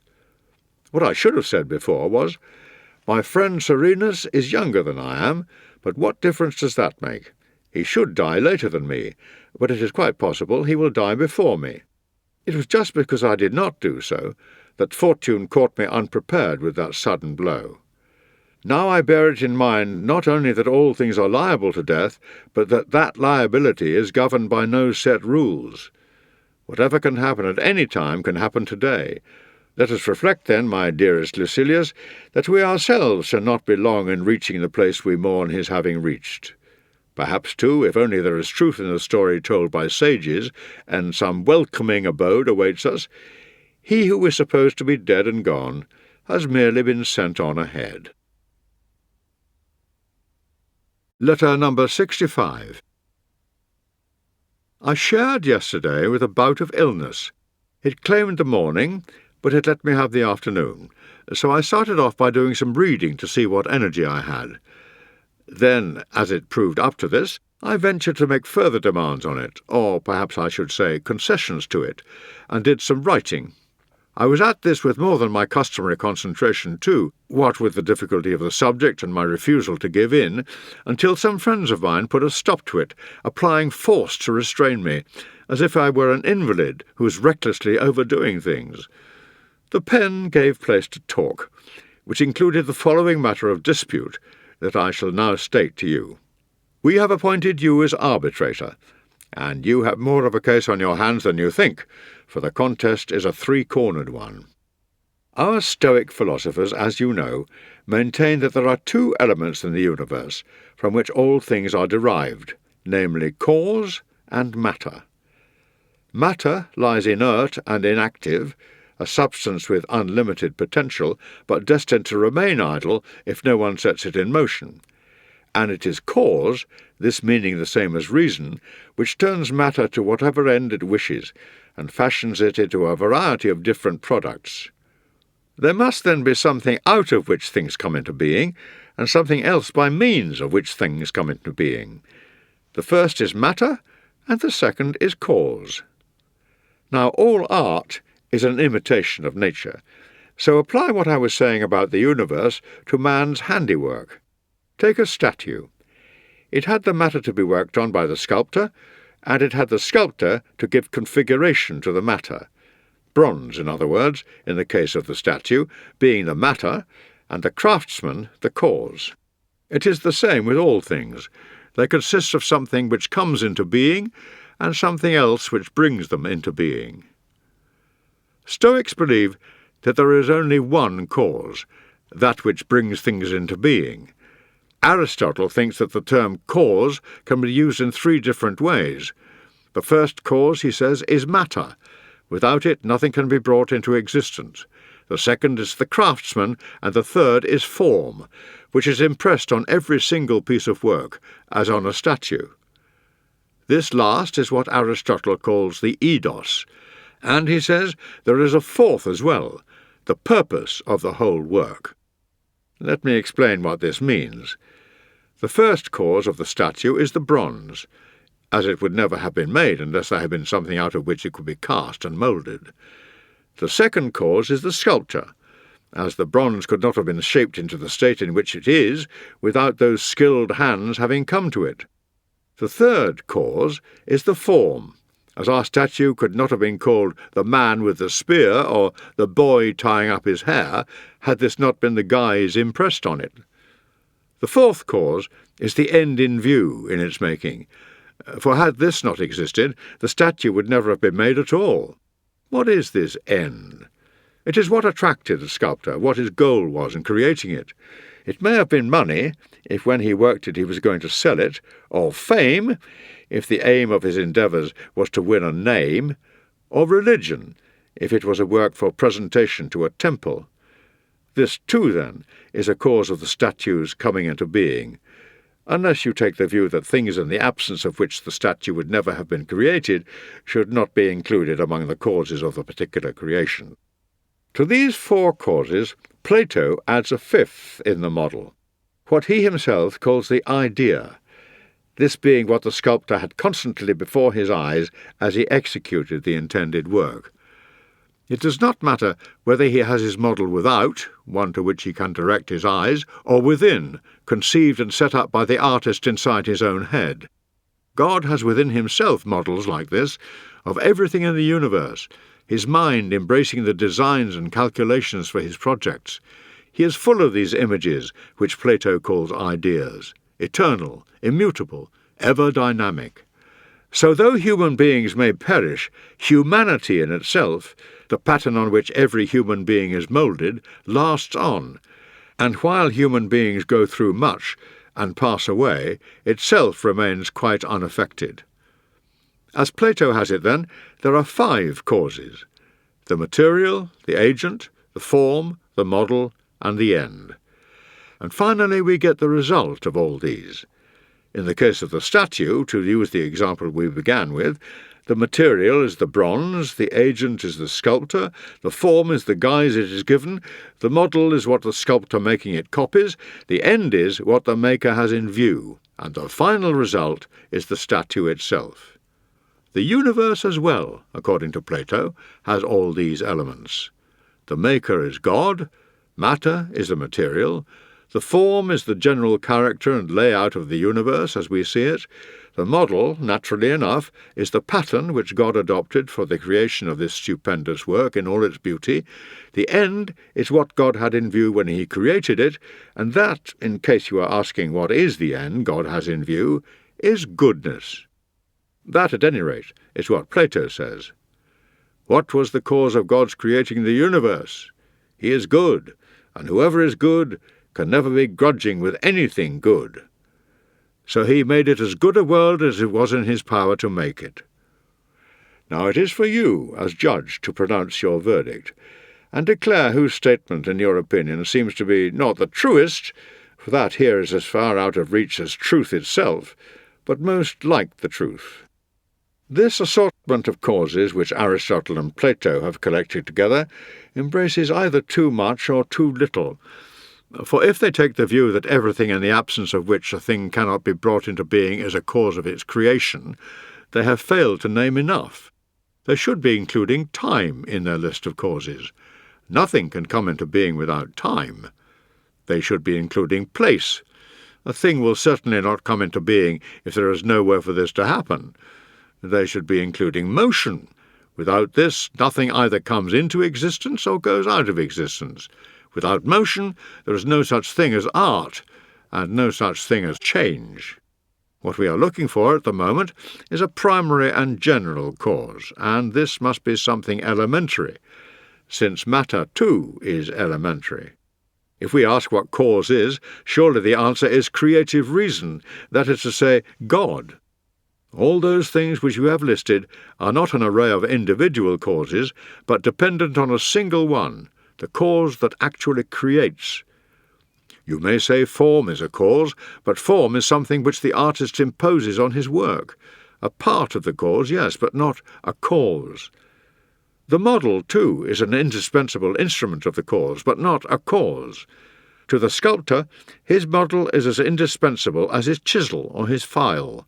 His art can get nowhere without them, but this does not make them parts or causes of the art. The end the artist has in view, our friend says, the thing which induces him to set about a work of creation, is a cause. Even if we grant that it is only an accessory cause, not the effective cause. Accessory causes are infinite in number. What we are after is the general cause.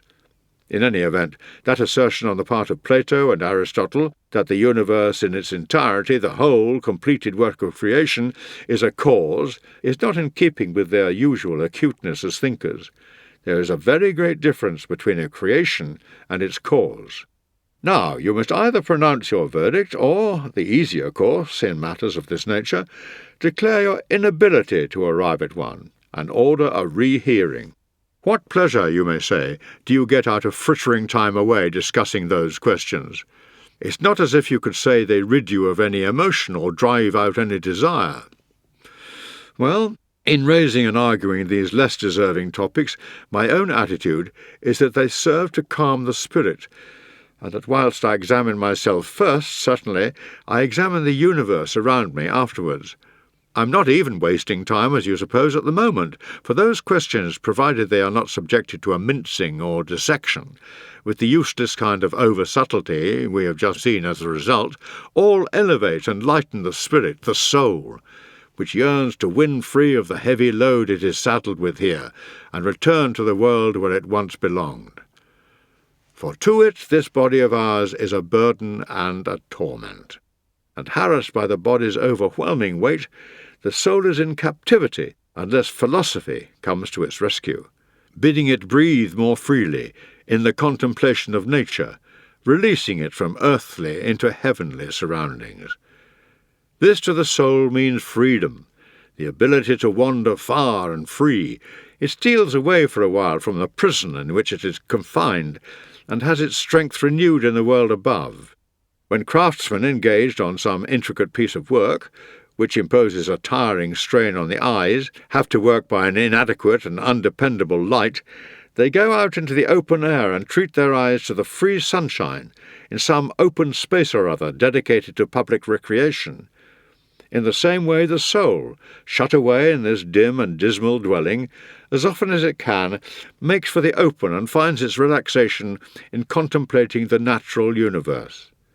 The wise man and devotee of philosophy is, needless to say, inseparable from his body, and yet he is detached from it, so far as the best part of his personality is concerned, directing his thoughts towards things far above.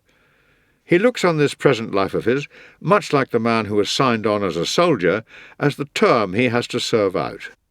And he is so made that he neither loves life nor hates it. He endures the lot of mortality, even though he knows there is a finer one in store for him. Are you telling me not to investigate the natural world? Are you trying to bar me from the whole of it and restrict me to a part of it? Am I not to inquire how everything in the universe began, who gave things form, who separated them out, when they were all plunged together in a single great conglomeration of inert matter? Am I not to inquire into the identity of the artist who created that universe, or the process by which this huge mass became subject to law and order, or the nature of the one who collected the things that were scattered apart, sorted apart the things that were commingled, and when all things lay in formless chaos, allotted them their individual shapes? Or the source of the light, is it fire, or is it something brighter that is shed on us in such abundance? Am I supposed not to inquire into this sort of thing? Am I not to know where I am descended from, whether I am to see this world only once, or be born into it again time after time, what my destination is to be after I stay here, what abode will await my soul on its release from the terms of its serfdom on earth? Are you forbidding me to associate with heaven, in other words, ordering me to go through life with my eyes bent on the ground? I am too great, was born to too great a destiny to be my body's slave. So far as I am concerned, that body is nothing more or less than a fetter on my freedom. I place it squarely in the path of fortune, letting her expend her onslaught on it, not allowing any blow to get through it to my actual self. For that body is all that is vulnerable about me. Within this dwelling, so liable to injury, there lives a spirit that is free. Never shall that flesh compel me to feel fear. Never shall it drive me to any pretence unworthy of a good man. Never shall I tell a lie out of consideration for this petty body. I shall dissolve our partnership when this seems the proper course, and even now, while we are bound one to the other, the partnership will not be on equal terms. The soul will assume undivided authority. Refusal to be influenced by one's body assures one's freedom. And to this freedom, to get back to the subject, even the kind of inquiries we were talking about just now have a considerable contribution to make. We know that everything in the universe is composed of matter and of God. God, encompassed within them, controls them all, they following his leadership and guidance. Greater power and greater value reside in that which creates, in this case God, than in the matter on which God works. Well, the place which in this universe is occupied by God is in man, the place of the spirit. What matter is in the universe, the body, is in us. Let the worse then serve the better. Let us meet with bravery, whatever may befall us. Let us never feel a shudder at the thought of being wounded, or of being made a prisoner, or of poverty or persecution. What is death? Either a transition or an end. I am not afraid of coming to an end, this being the same as never having begun, nor a transition, for I shall never be in confinement quite so cramped anywhere else as I am here. Letter number 77. Today we saw some boats from Alexandria, the ones they call the mail packets, come into view all of a sudden. They were the ones which are normally sent ahead to announce the coming of the fleet that will arrive behind them. The sight of them is always a welcome one to the companions. The whole of Puteoli crowded onto the wharves, all picking out the Alexandrian vessels from an immense crowd of other shipping by the actual trim of their sails, these boats being the only vessels allowed to keep their topsails spread.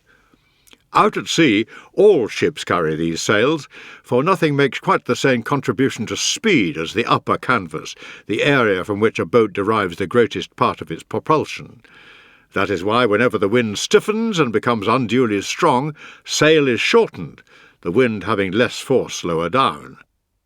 On entering the channel between Capri and the headland from which, upon the storm-swept summit, Pallas keeps a high lookout, regulations require all other vessels to confine themselves to carrying a mainsail, and the topsail is accordingly conspicuous on the Alexandrian boats.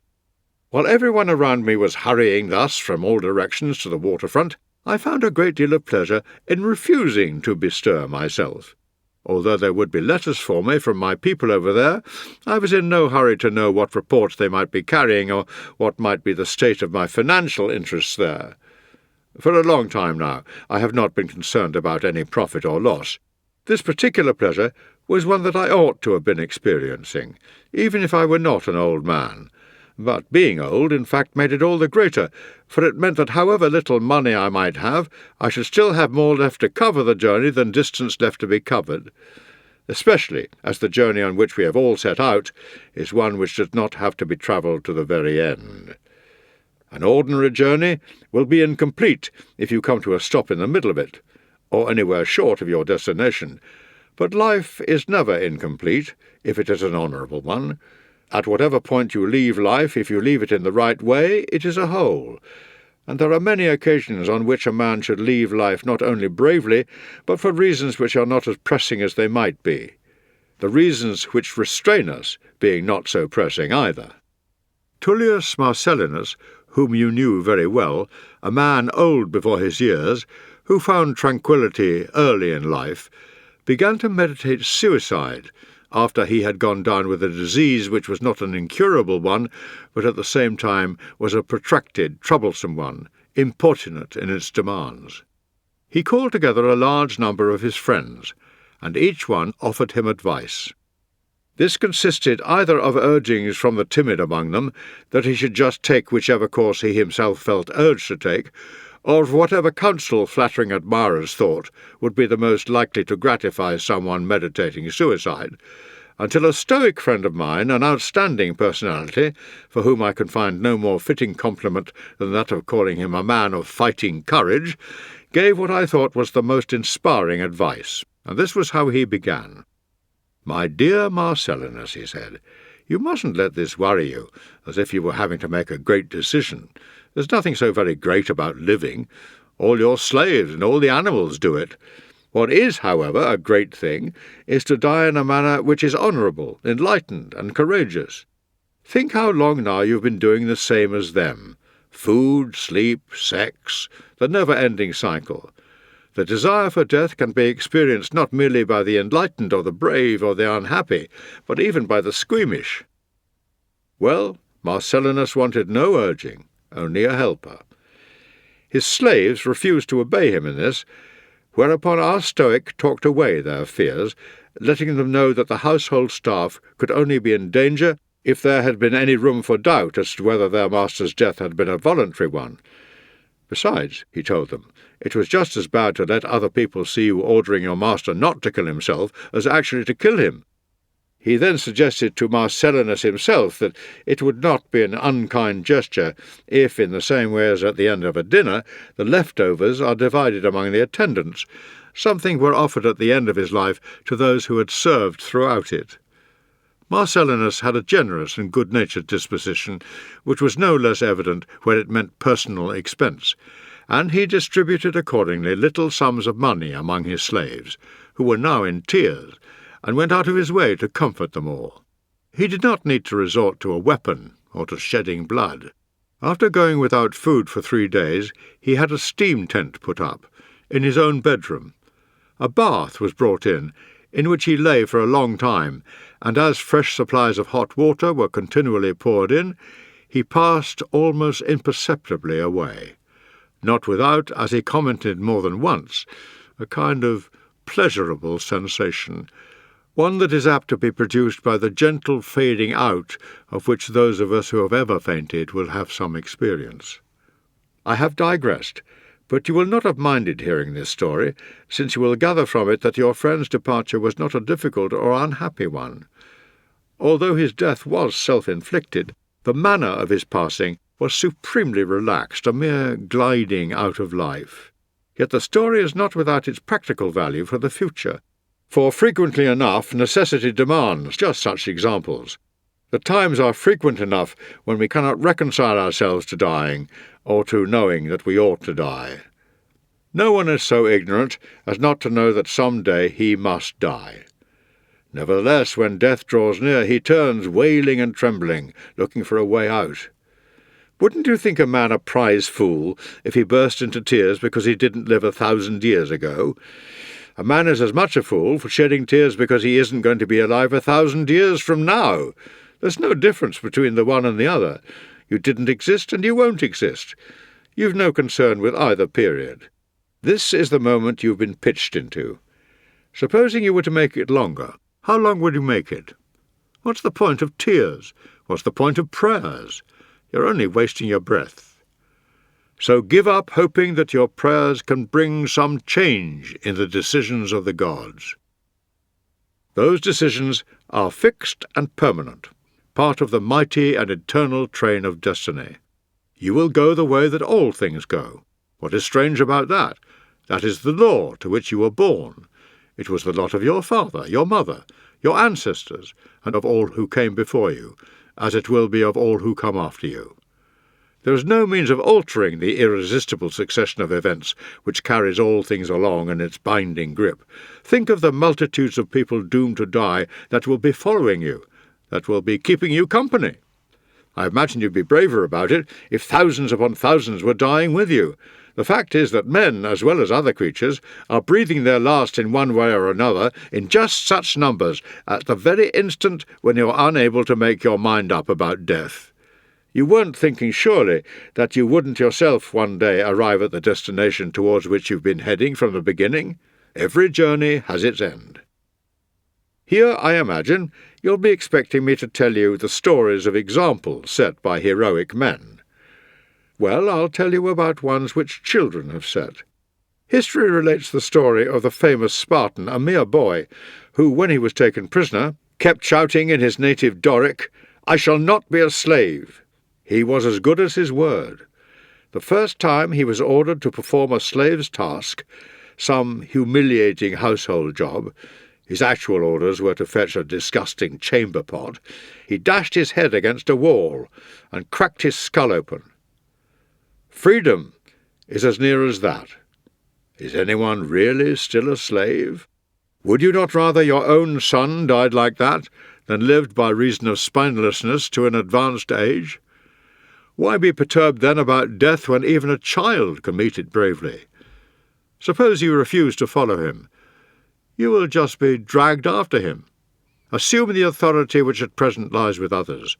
Surely you can adopt the spirited attitude of that boy and say, "No slave am I." At present, you unhappy creature, slave you are. Slave to your fellow men, slave to circumstance, and slave to life. For life itself is slavery, if the courage to die be absent. Have you anything that might induce you to wait? You have exhausted the very pleasures that make you hesitate and hold you back. Not one of them has any novelty for you, not one of them now fails to bore you out of sheer excess. You know what wine or honey wine taste like. It makes no difference whether 100 or 1,000 flagons go through your bladder. All you are is a strainer. You are perfectly familiar with the taste of oysters or mullet. Your luxurious way of life has kept back not a single fresh experience for you to try in coming years, and yet these are the things from which you are reluctant to be torn away. What else is there which you would be sorry to be deprived of? Friends? Do you know how to be a friend? Your country? Do you really value her so highly that you would put off your dinner for her? The sunlight? If you could, you would put out that light, for what have you ever done that deserved a place in it? Confess it. It is no attachment to the world of politics or business, or even the world of nature, that makes you put off dying. The delicatessens, in which there is nothing you have left untried, are what you are reluctant to leave. You are scared of death. But how magnificently heedless of it you are, while you are dealing with a dish of choice mushrooms. You want to live. But do you know how to live? You are scared of dying, and tell me, is the kind of life you lead really any different from being dead? Caligula was once passing a column of captives on the Latin road, when one of them, with a hoary old beard reaching down to his breast, begged to be put to death.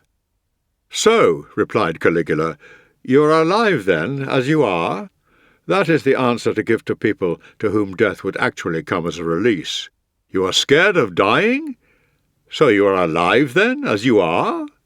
Someone, though, will say, "But I want to live because of all the worthy activities I'm engaged in. I'm performing life's duties conscientiously and energetically, and I'm reluctant to leave them undone."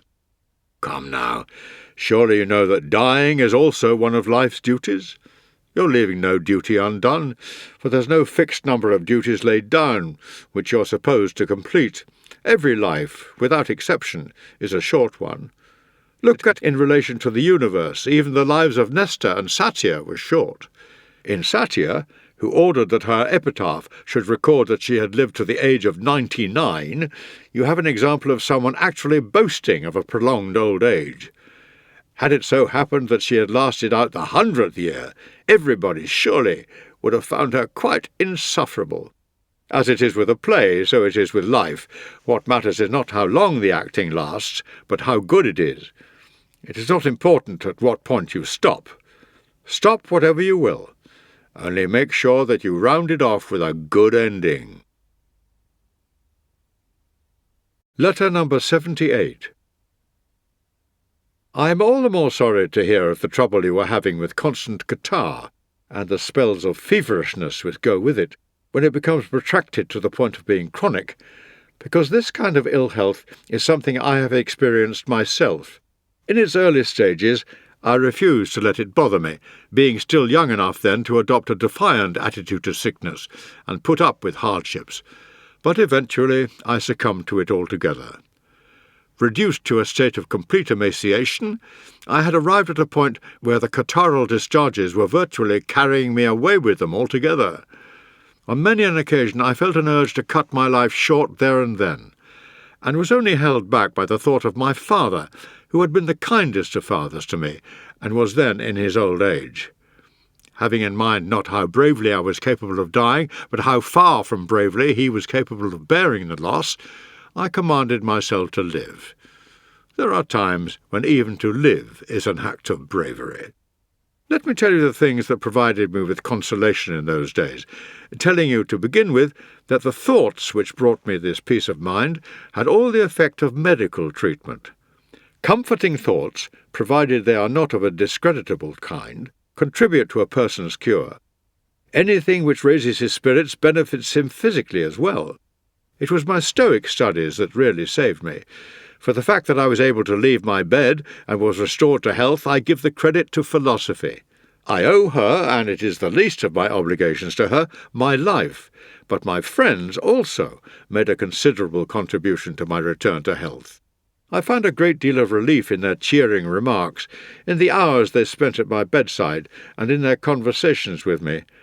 There is nothing, my good Lucilius, quite like the devotion of one's friends for supporting one in illness and restoring one to health, or for dispelling one's anticipation and dread of death. I even came to feel that I could not really die when these were the people I would leave surviving me, or perhaps I should say I came to think I would continue to live because of them, if not among them. For it seemed to me that in death I would not be passing away, but passing on my spirit to them. These things gave me the willingness to help my own recovery and to endure all the pain. It is quite pathetic, after all, if one has put the will to die behind one, to be without the will to live. There, then, are your remedies. The doctor will be telling you how much walking you should do, how much exercise you should take. He will be telling you not to overdo the inactivity, as is the tendency with invalids, and recommending reading aloud to exercise the breathing, its passages and reservoir being the areas affected.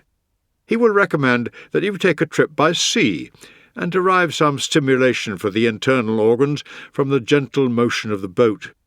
He will prescribe a diet for you, and tell you when to make use of wine as restorative, and when to give it up in case it starts you coughing, or aggravates your cough.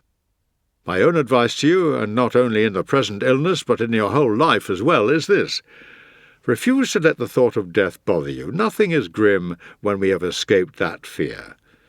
There are 3 upsetting things about any illness: the fear of dying, the physical suffering, and the interruption of our pleasures. I've said enough about the first, but will just say this, that the fear is due to the facts of nature, not of illness. Illness has actually given many people a new lease of life. The experience of being near to death has been their preservation. You will die not because you are sick, but because you are alive. That end still awaits you when you have been cured. In getting well again, you may be escaping some ill health, but not death. And now let us go back and deal with the disadvantage which really does belong to illness, the fact that it involves considerable physical torments. These are made bearable by their intermittency, for when pain is at its most severe, the very intensity finds means of ending it. Nobody can be in acute pain and feel it for long. Nature, in her unlimited kindness to us, has so arranged things as to make pain either bearable or brief. The severest pains have their seat in the most attenuated parts of the body. Any area of slight dimensions, like a tendon or a joint, causes excruciating agony when trouble arises within its small confines. But these parts of our anatomy go numb very quickly, the pain itself giving rise to a loss of all sensation of pain, either because the life force is impaired by being held up in its natural circulation, and so loses its active power, the power which enables it to give us warning of pain, or because the diseased secretions, no longer able to drain away, become self-obliterated, and deprive the areas they have congested of sensation. Thus, gout in the feet or the hands, or any pain in the vertebrae or tendons, has intermittent lulls when it has dulled the area it is torturing. These are all cases in which the distress is caused by the initial twinges, and the violence of the pain disappears as time goes on, the suffering ending in a state of insensibility. The reason why pain in an eye or ear or a tooth is exceptionally severe is the fact that it develops in a limited area, and indeed this applies just as much to pains in the head. Nevertheless, if its intensity goes beyond a certain point, it is turned into a state of dazed stupefaction. So there is the comforting thing about extremities of pain. If you feel it too much, you are bound to stop feeling it. What in fact makes people who are morally unenlightened upset by the experience of physical distress is the failure to acquire the habit of contentment with the spirit. They have instead been preoccupied by the body. That is why a man of noble and enlightened character separates body from spirit, and has just as much to do with the former, the frail and complaining part of our nature, as is necessary and no more, and a lot to do with the better, the divine element. But it's hard having to do without pleasures we're used to, having to give up food and go thirsty as well as hungry. Tiresome it is in the first stages of abstinence. Later, as the organs of appetite decline in strength with exhaustion, the cravings die down. Thereafter the stomach becomes fussy, unable to stand things it could never have enough of before. The desires themselves die away, and there is nothing harsh about having to do without things for which you have ceased to have any craving. Another point is that every pain leaves off altogether, or at least falls off in intensity from time to time. Moreover, one can guard against its arrival, and employ drugs to forestall it, just as it is coming on. For every pain, or at least every pain with a habit of regular recurrence, gives one advance warning of its coming. In illness, the suffering is always bearable so long as you refuse to be affected by the ultimate threat. So do not go out of your way to make your troubles any more tiresome than they are, and burden yourself with fretting. Provided that one's thinking has not been adding anything to it, pain is a trivial sort of thing. If, by contrast, you start giving yourself encouragement, saying to yourself, "It's nothing, or nothing much anyway, let's stick it out, it'll be over presently," then in thinking it a trivial matter, you will be ensuring that it actually is. Everything hangs on one's thinking. The love of power or money or luxurious living are not the only things which are guided by popular thinking. We take our cue from people's thinking, even in the way we feel pain. A man is as unhappy as he has convinced himself he is, and complaining away about one's sufferings after they are over, you know the kind of language, "No one has ever been in such a bad state. The torments and hardships I endured. No one thought I would recover. The number of times I was given up for lost by the family. The number of times I was despaired of by the doctors. A man on the rack isn't torn with pain the way I was," is something I think should be banned. Even if all this is true, it is past history. What's the good of dragging up sufferings which are over, of being unhappy now just because you were then? What is more, doesn't everyone add a good deal to his tale of hardships, and deceive himself as well in the matter? Besides, there is a pleasure in having succeeded in enduring something, the actual enduring of which was very far from pleasant. When some trouble or other comes to an end, the natural thing is to be glad. There are two things, then, the recollecting of trouble in the past as well as the fear of troubles to come, that I have to root out. The first is no longer any concern to me, and the second has yet to be so. And when a man is in the grip of difficulties, he should say, "There may be pleasure in the memory of even these events one day." He should put his whole heart into the fight against them. If he gives way before them, he will lose the battle. If he exerts himself against them, he will win. What in fact most people do is pull down on their own heads what they should be holding up against. When something is in imminent danger of falling on you, the pressure of it bearing heavily on you, it will only move after you and become an even greater weight to support if you back away from it. If instead you stand your ground, willing yourself to resist, it will be forced back. Look at the amount of punishment that boxers and wrestlers take to the face and the body generally. They will put up none the less with any suffering in their desire for fame, and will undergo it all not merely in the course of fighting, but in preparing for their fights as well. Their training in itself constitutes suffering. Let us, too, overcome all things, with our reward consisting not in any wreath or garland, not in trumpet calls for silence, for the ceremonial proclamation of our name, but in moral worth, in strength of spirit, in a peace that is won for ever, once in any contest fortune has been utterly defeated. "I'm suffering severe pain," you may say. Well, does it stop you suffering it if you endure it in a womanish fashion? In the same way as the enemy can do far more damage to your army if it is in full retreat, every trouble that may come our way presses harder on the one who has turned tail and is giving ground. "But it's really severe." Well, is courage only meant to enable us to bear up under what is not severe? Would you rather have an illness that's long, drawn out, or one that's short and quick? If it's a long one, it will have the odd interval, giving one opportunity for rallying, granting one a good deal of time free of it, having of necessity to pause in order to build up again. An illness that's swift and short will have one of two results. Either oneself or it will be snuffed out. And what difference does it make whether I or it disappears? Either way, there's an end to the pain. Another thing which will help is to turn your mind to other thoughts and that way get away from your suffering. Call to mind things which you have done that have been upright or courageous. Run over in your mind the finest parts that you have played, and cast your memory over the things you have most admired. This is a time for recollecting all those individuals of exceptional courage who have triumphed over pain. The man who steadily went on reading a book while he was having varicose veins cut out. The man who never stopped smiling under torture, albeit that this angered his tormentors into trying on him every instrument of cruelty they had. If pain has been conquered by a smile, will it not be conquered by reason? And here you may mention anything you care to name.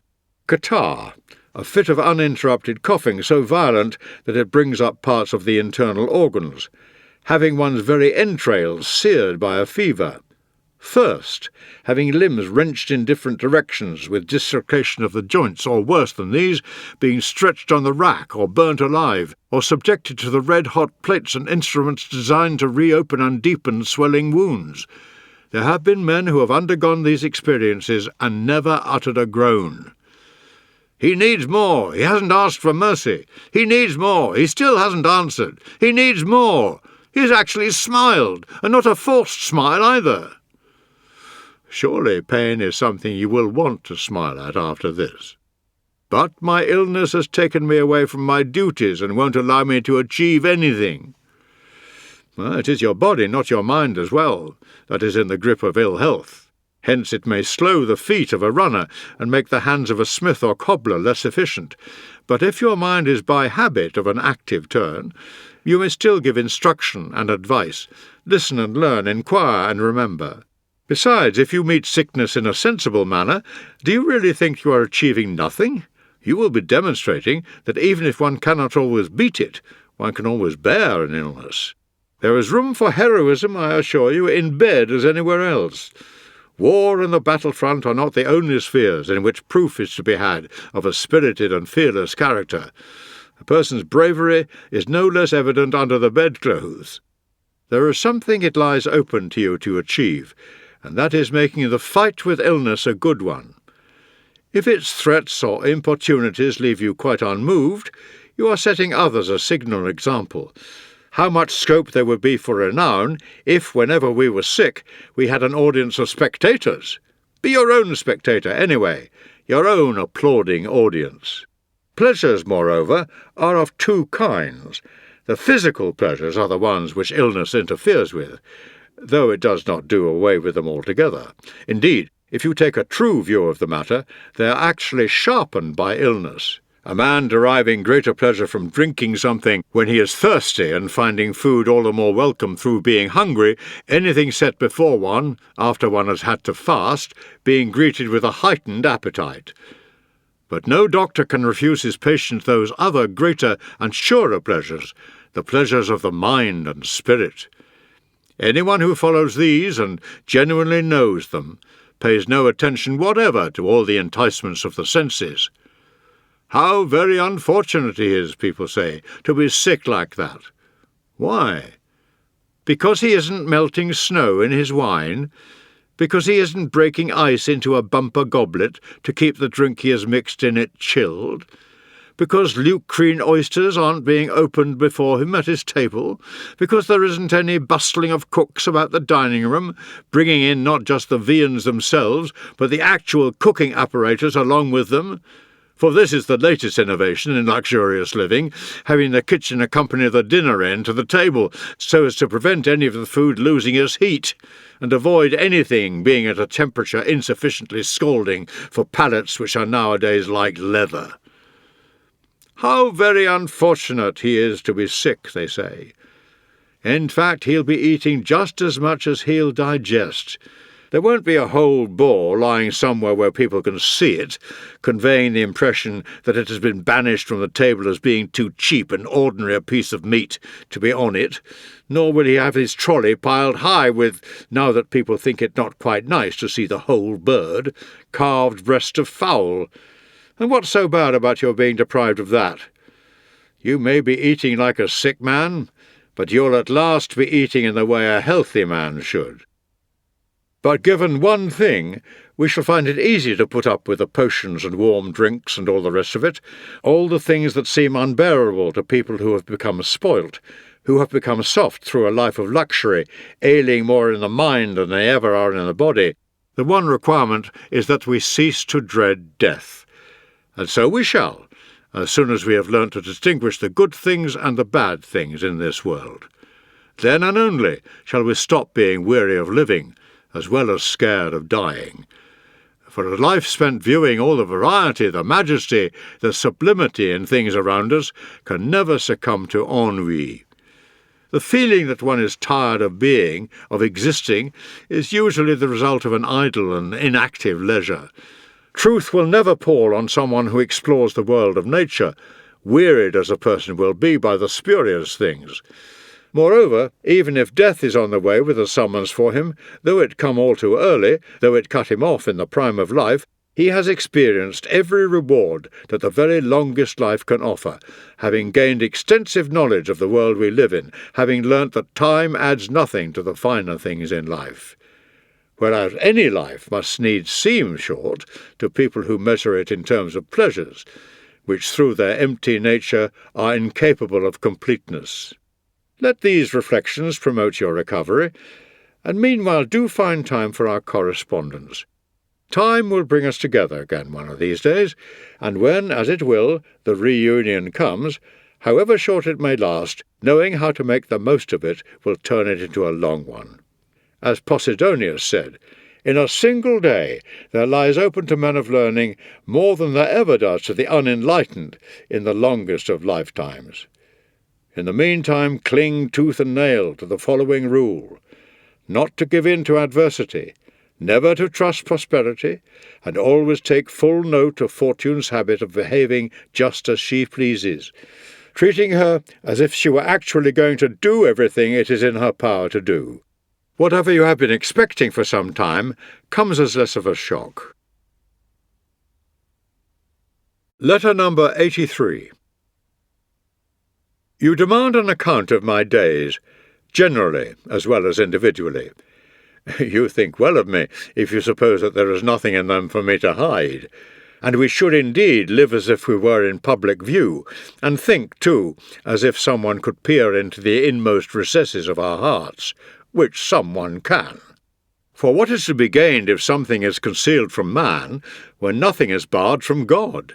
He is present in our minds, in attendance in the midst of our thoughts, although by attendance I do not mean to suggest that he is not at times absent from our thoughts.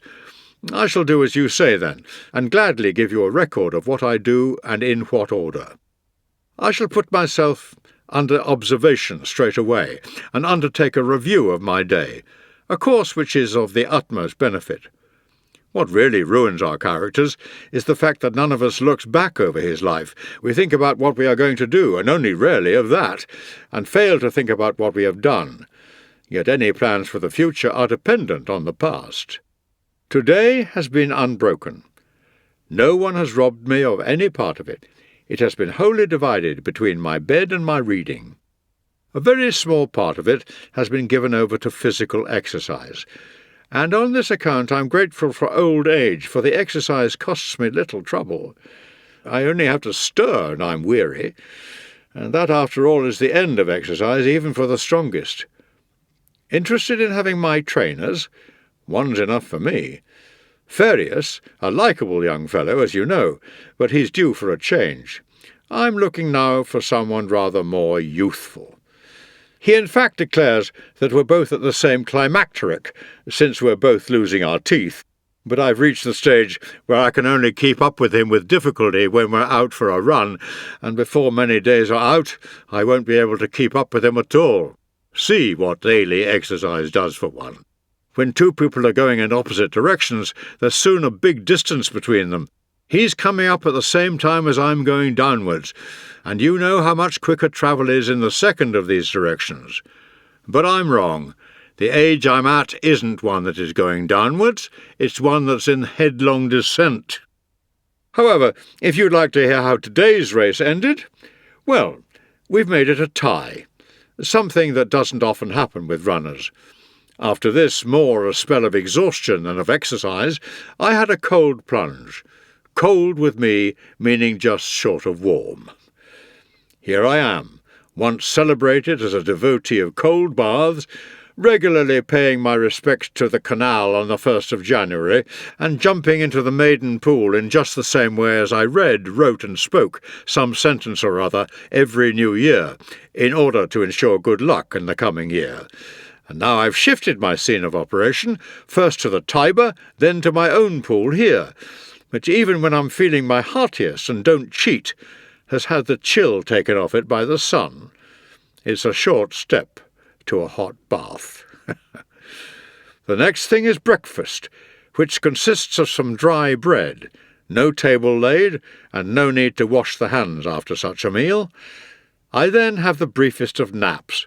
You know this habit of mine, of dropping off for a moment or two, just slipping off the harness, as you might say. I find it enough to have simply stopped being awake. Sometimes I know I've been asleep, sometimes merely guess I have been. Zeno was a very great man, as well as the founder of our Stoic school, a school with an unequalled record for courageous and saintly living. Well, listen to the way in which, desiring to deter us from drunkenness, he deduces the principle that the good man won't get drunk. No person who is drunk, he says, is entrusted with a secret. A good man is entrusted with a secret, therefore the good man will not get drunk. Watch how ridiculous he's made to look when we counter with a single syllogism on the same pattern. Of the many we could advance, it's sufficient to instance one.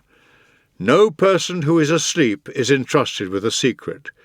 The good man is entrusted with a secret, therefore the good man does not go to sleep.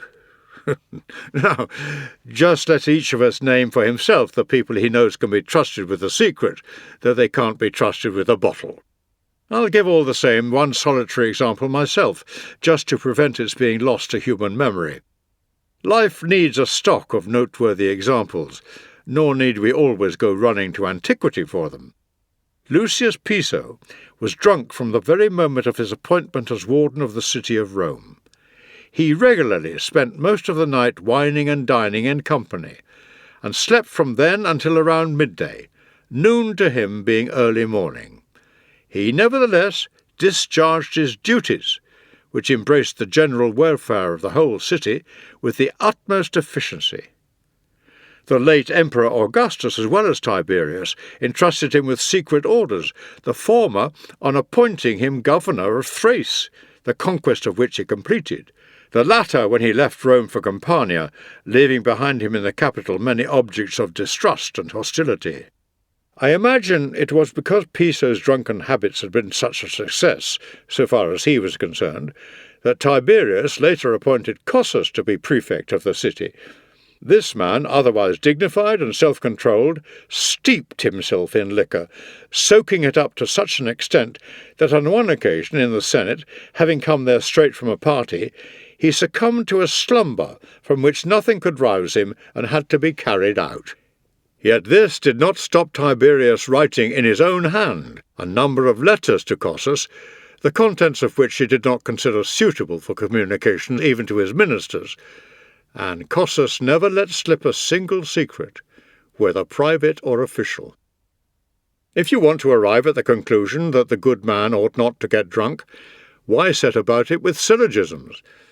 Tell people how disgusting it is for a man to pump more into himself than he can hold, and not to know the capacity of his own stomach. Tell them of all the things men do that they would blush at sober, and that drunkenness is nothing but a state of self-induced insanity. For imagine the drunken man's behaviour extended over several days. Would you hesitate to think him out of his mind? As it is, the difference is simply one of duration, not of degree. Point to the example of Alexander of Macedon, stabbing his dearest and truest friend Clytus at a banquet, and wanting to die, as indeed he should have done, when he realized the enormity of what he had done. Drunkenness inflames and lays bare every vice, removing the reserve that acts as a check on impulses to wrong behaviour. For people abstain from forbidden things far more often through feelings of inhibition when it comes to doing what is wrong, than through any will to good. Add to this the drunkard's ignorance of his situation, his indistinct, uncertain speech, his inability to walk straight, his unsteady eye and swimming head, with his very home in a state of motion, as if the whole house had been set spinning by some cyclone, and the tortures in his stomach as the wine ferments.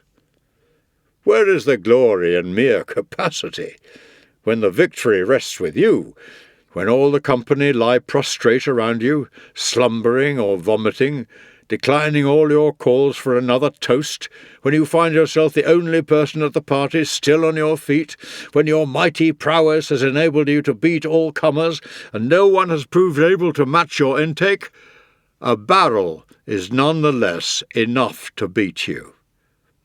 What else was it but drinking to excess, together with a passion for Cleopatra, itself as potent as drink, that ruined that great and gifted man, Mark Antony, dragging him down into foreign ways of living and un-Roman vices? This it was that made him an enemy of the state. This is what made him no match for his enemies. It was this that made him cruel, having the heads of his country's leading men brought in to him at the dinner table, identifying the hands and features of liquidated opponents in the course of banquets marked by sumptuous magnificence and regal pomp, still thirsting for blood when filled to the full with wine. Explain, then, why the good man should avoid getting drunk, using facts, not words, to show its ugliness and offensiveness. Prove, and an easy task it is, that so-called pleasures, when they go beyond a certain limit, are but punishments. Letter number 86. Here I am, staying at the country house which once belonged to Scipio of Africa himself. I'm writing after paying my respects to his departed spirit, as well as to an altar, which I rather think may be the actual tomb of that great soldier. His soul will have gone to heaven, returned in fact to the place from which it came. What convinces me of this is not the size of the armies he commanded, for Cambyses equally had such armies, and Cambyses was merely a madman who turned his madness to good account, but his quite exceptional self-restraint and sense of duty. This is something in him which I find even more deserving of admiration of the time when he finally left his country than during the time when he was fighting for her. Was Scipio to stay in Rome, or was Rome to stay a free democracy? That was then the choice. What did Scipio say? I have no wish, he said, to have the effect of weakening in the least degree our laws or institutions. All Roman citizens must be equal before the law. I ask my country, then, to make the most of what I have done for her, but without me. If she owes it to me that she is today a free country, let me also prove that she is free. If my stature has grown too great for her best interests, then out I go. Am I not justified in admiring that nobility of character which led him to retire, to go into voluntary exile, to relieve the state of an embarrassing burden? Events had come to the point where either Scipio or democracy was going to suffer at the other's hands. Neither of these two things could justly be permitted to happen. So he gave way to her constitution, and proposing that the nation should be no less indebted to him for his absence from the scene than for Hannibal's, he went off into retirement at Liternum.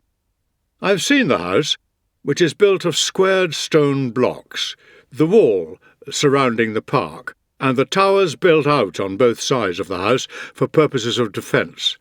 The well concealed among the greenery and outbuildings, with sufficient water to provide for the needs of a whole army, and the tiny little bath, situated after the old-fashioned custom in an ill-lit corner, our ancestors believing that the only place where one could properly have a hot bath was in the dark. It was this which started in my mind reflections that occasioned me a good deal of enjoyment as I compared Scipio's way of life and our own. In this corner, the famous terror of Carthage, to whom Rome owes it that she has only once in her history been captured, used to wash a body weary from work on the farm. For he kept himself fit through toil, cultivating his fields by his own labour, as was the regular way in the old days. And this was the ceiling, dingy in the extreme, under which he stood, and this the equally undistinguished paving that carried his weight. Who is there who could bear to have a bath in such surroundings nowadays? We think ourselves poorly off, living like paupers, if the walls are not ablaze with large and costly circular mirrors, if our Alexandrian marbles are not decorated with panels of Numidian marble, if the whole of their surface has not been given a decorative overlay of elaborate patterns, having all the variety of fresco murals. unless the ceiling cannot be seen for glass, unless the pools into which we lower bodies with all the strength drained out of them by lengthy periods in the sweating room are edged with Thasian marble, which was once the rarest of sights even in a temple, unless the water pours from silver taps. And so far, we have only been talking about the ordinary fellow's plumbing. What about the bathhouses of certain former slaves? Look at their arrays of statues, their assemblies of columns that do not support a thing, but are put up purely for ornament, just for the sake of spending money. Look at the cascades of water splashing noisily down from one level to the next. We have actually come to such a pitch of choosiness that we object to walking on anything other than precious stones. In this bathroom of Scipio's, there are tiny chinks, you could hardly call them windows, pierced in the masonry of the wall, in such a way as to let in light without in any way weakening its defensive character.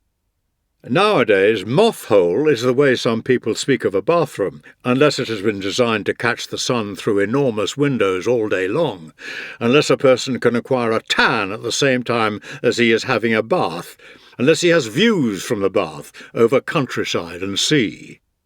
The result is that bathhouses, which drew admiring crowds when they were first opened, are actually dismissed as antiquated as soon as extravagance has hit on any novelty calculated to put its own best previous efforts in the shade.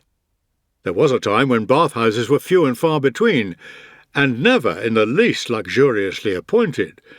And why should they have been, considering that they were designed for use, not for diversion, and that admission only cost you a copper? There were no showers in those days, and the water did not come in a continuous gush, as if from a hot spring. People did not think it mattered then how clear the water was in which they were going to get rid of the dirt. Heavens, what a pleasure it is to go into one of those half-lit bathhouses with their ordinary plastered ceilings, where you knew that Cato himself as aedile, or Fabius Maximus, or one of the Cornelii, regulated the warmth of your water with his own hand. For however high their rank, it was one of the duties of the aediles to enter all such premises as were open to the public, and enforce standards of cleanliness and a healthy sort of temperature, sufficient for practical purposes, not the kind of heat which has recently come into fashion, more like that of a furnace, so much so indeed that a slave convicted on a criminal charge might well be sentenced to be bathed alive. There doesn't seem to me to be any difference now between your baths warm and your baths boiling. How primitive! Such is some people's verdict these days on Scipio, because he did not have extensive areas of glass to let the daylight into the perspiring room, because it was not a habit with him to stew in strong sunlight, letting the time go by until he was perfectly cooked in his own bathroom. What a sorry wretch of a man! He didn't know how to live. He'd take his bath in water that was never filtered, and often cloudy, practically muddy, in fact, after heavy rain. Well, it did not make much difference to Scipio, if this was the kind of bath he had. He went there to wash off sweat, not scent. And what do you think some people will say to this? Well, I don't envy Scipio. If that was the kind of bath he had all the time, it was a real exile's life that he was leading. Yes, and what's more, if you must know, he didn't even have a bath every day. Writers who have left us a record of life in ancient Rome tell us that it was just their arms and legs, which of course they dirtied working, that people washed every day, bathing all over only once a week on market day. Obviously, someone will comment, there must have been times when they were positively disgusting. And what do you think they stank of? I'll tell you. Of hard soldiering, of hard work, of all that goes to make up a man. Men are dirtier creatures now than they ever were in the days before the coming of spotlessly clean bathrooms. What is it Horace says when he wants to describe a man noted and indeed notorious for the inordinate lengths to which he carried personal fastidiousness? Lucilius stinks of scented lozenges. Produce Lucilius today, and he might just as well stink like a goat. He would be in the same position as the Gorgonius with whom Horace contrasted him. For nowadays it is not even enough to use some scented ointment, it must be reapplied 2 or 3 times a day as a precaution against its evaporation on the person. I say nothing about the way people preen themselves on the perfume it carries, as if it were their own. If all this strikes you as being excessively disapproving, you must put it down to the house's atmosphere. During my stay in it, I've learnt from Aegialus, who is the present owner of the estate and gives a great deal of attention to its management, that trees can be transplanted, even when quite old, a lesson that we old men need to learn when we reckon that every one of us who puts down a new olive plantation is doing so for someone else's benefit. Now that I've seen him carefully transplanting one of a number of trees that had given fruit unstintingly over 3 and even 4 seasons. So you too can enjoy the shade of the tree which is slow in coming up, is there to give your grandsons shade in later years, long hence.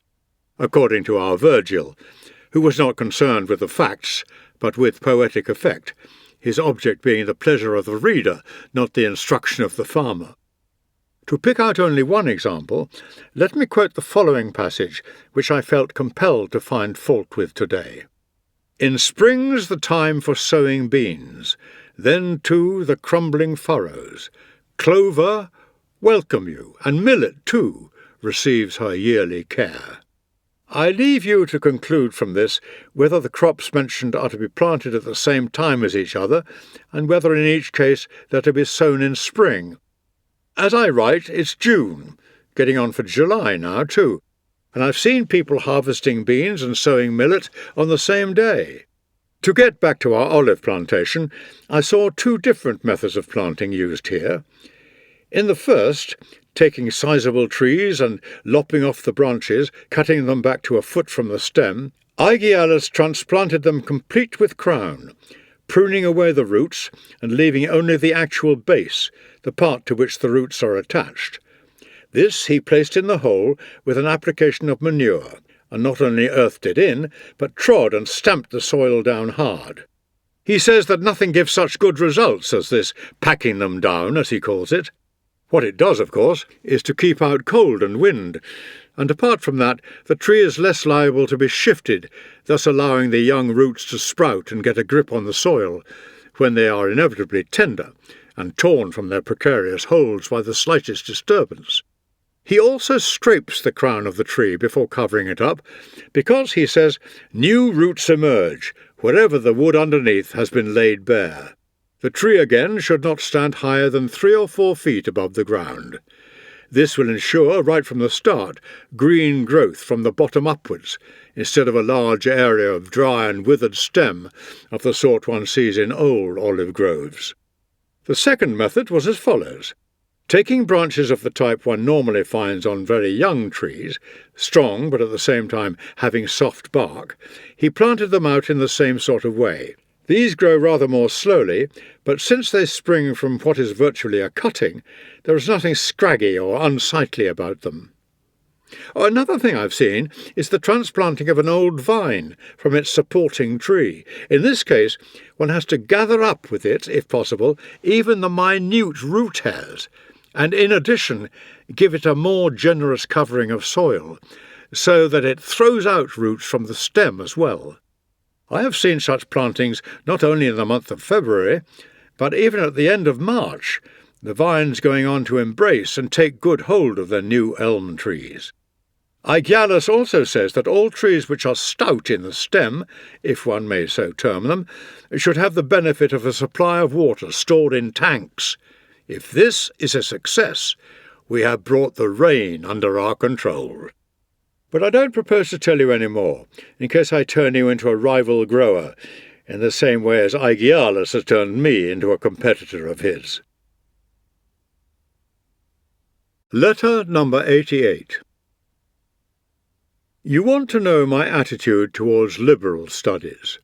Well, I have no respect for any study whatsoever, if its end is the making of money. Such studies are to me unworthy ones. They involve the putting out of skills to hire, and are only of value insofar as they may develop the mind without occupying it for long. Time should be spent on them only so long as one's mental abilities are not up to dealing with higher things. They are our apprenticeship, not our real work. Why liberal studies are so called is obvious. It is because they are the ones considered worthy of a free man. But there is really only one liberal study that deserves the name, because it makes a person free, and that is the pursuit of wisdom. Its high ideals, its steadfastness and spirit make all other studies puerile and puny in comparison. Do you really think there is anything to be said for the others when you find among the people who profess to teach them quite the most reprehensible and worthless characters you could have as teachers? All right to have studied that sort of thing once, but not to be studying them now. The question has sometimes been posed whether these liberal studies make a man a better person, but in fact they do not aspire to any knowledge of how to do this, let alone claim to do it. Literary scholarship concerns itself with research into language or history, if a rather broader field is preferred, or, extending its range to the very limit, poetry. Which of these paves the way to virtue? Attentiveness to words, analysis of syllables, accounts of myths, laying down the principles of prosody? What is there in all this that dispels fear, roots out desire, or reins in passion? Or let us take a look at music, at geometry. You will not find anything in them which tells us not to be afraid of this or desire that, and if anyone lacks this kind of knowledge, all his other knowledge is valueless to him. The question is whether or not that sort of scholar is teaching virtue, for if he is not, he will not even be imparting it incidentally. If he is teaching it, he is a philosopher. If you really want to know how far these persons are from the position of being moral teachers, observe the absence of connection between all the things they study.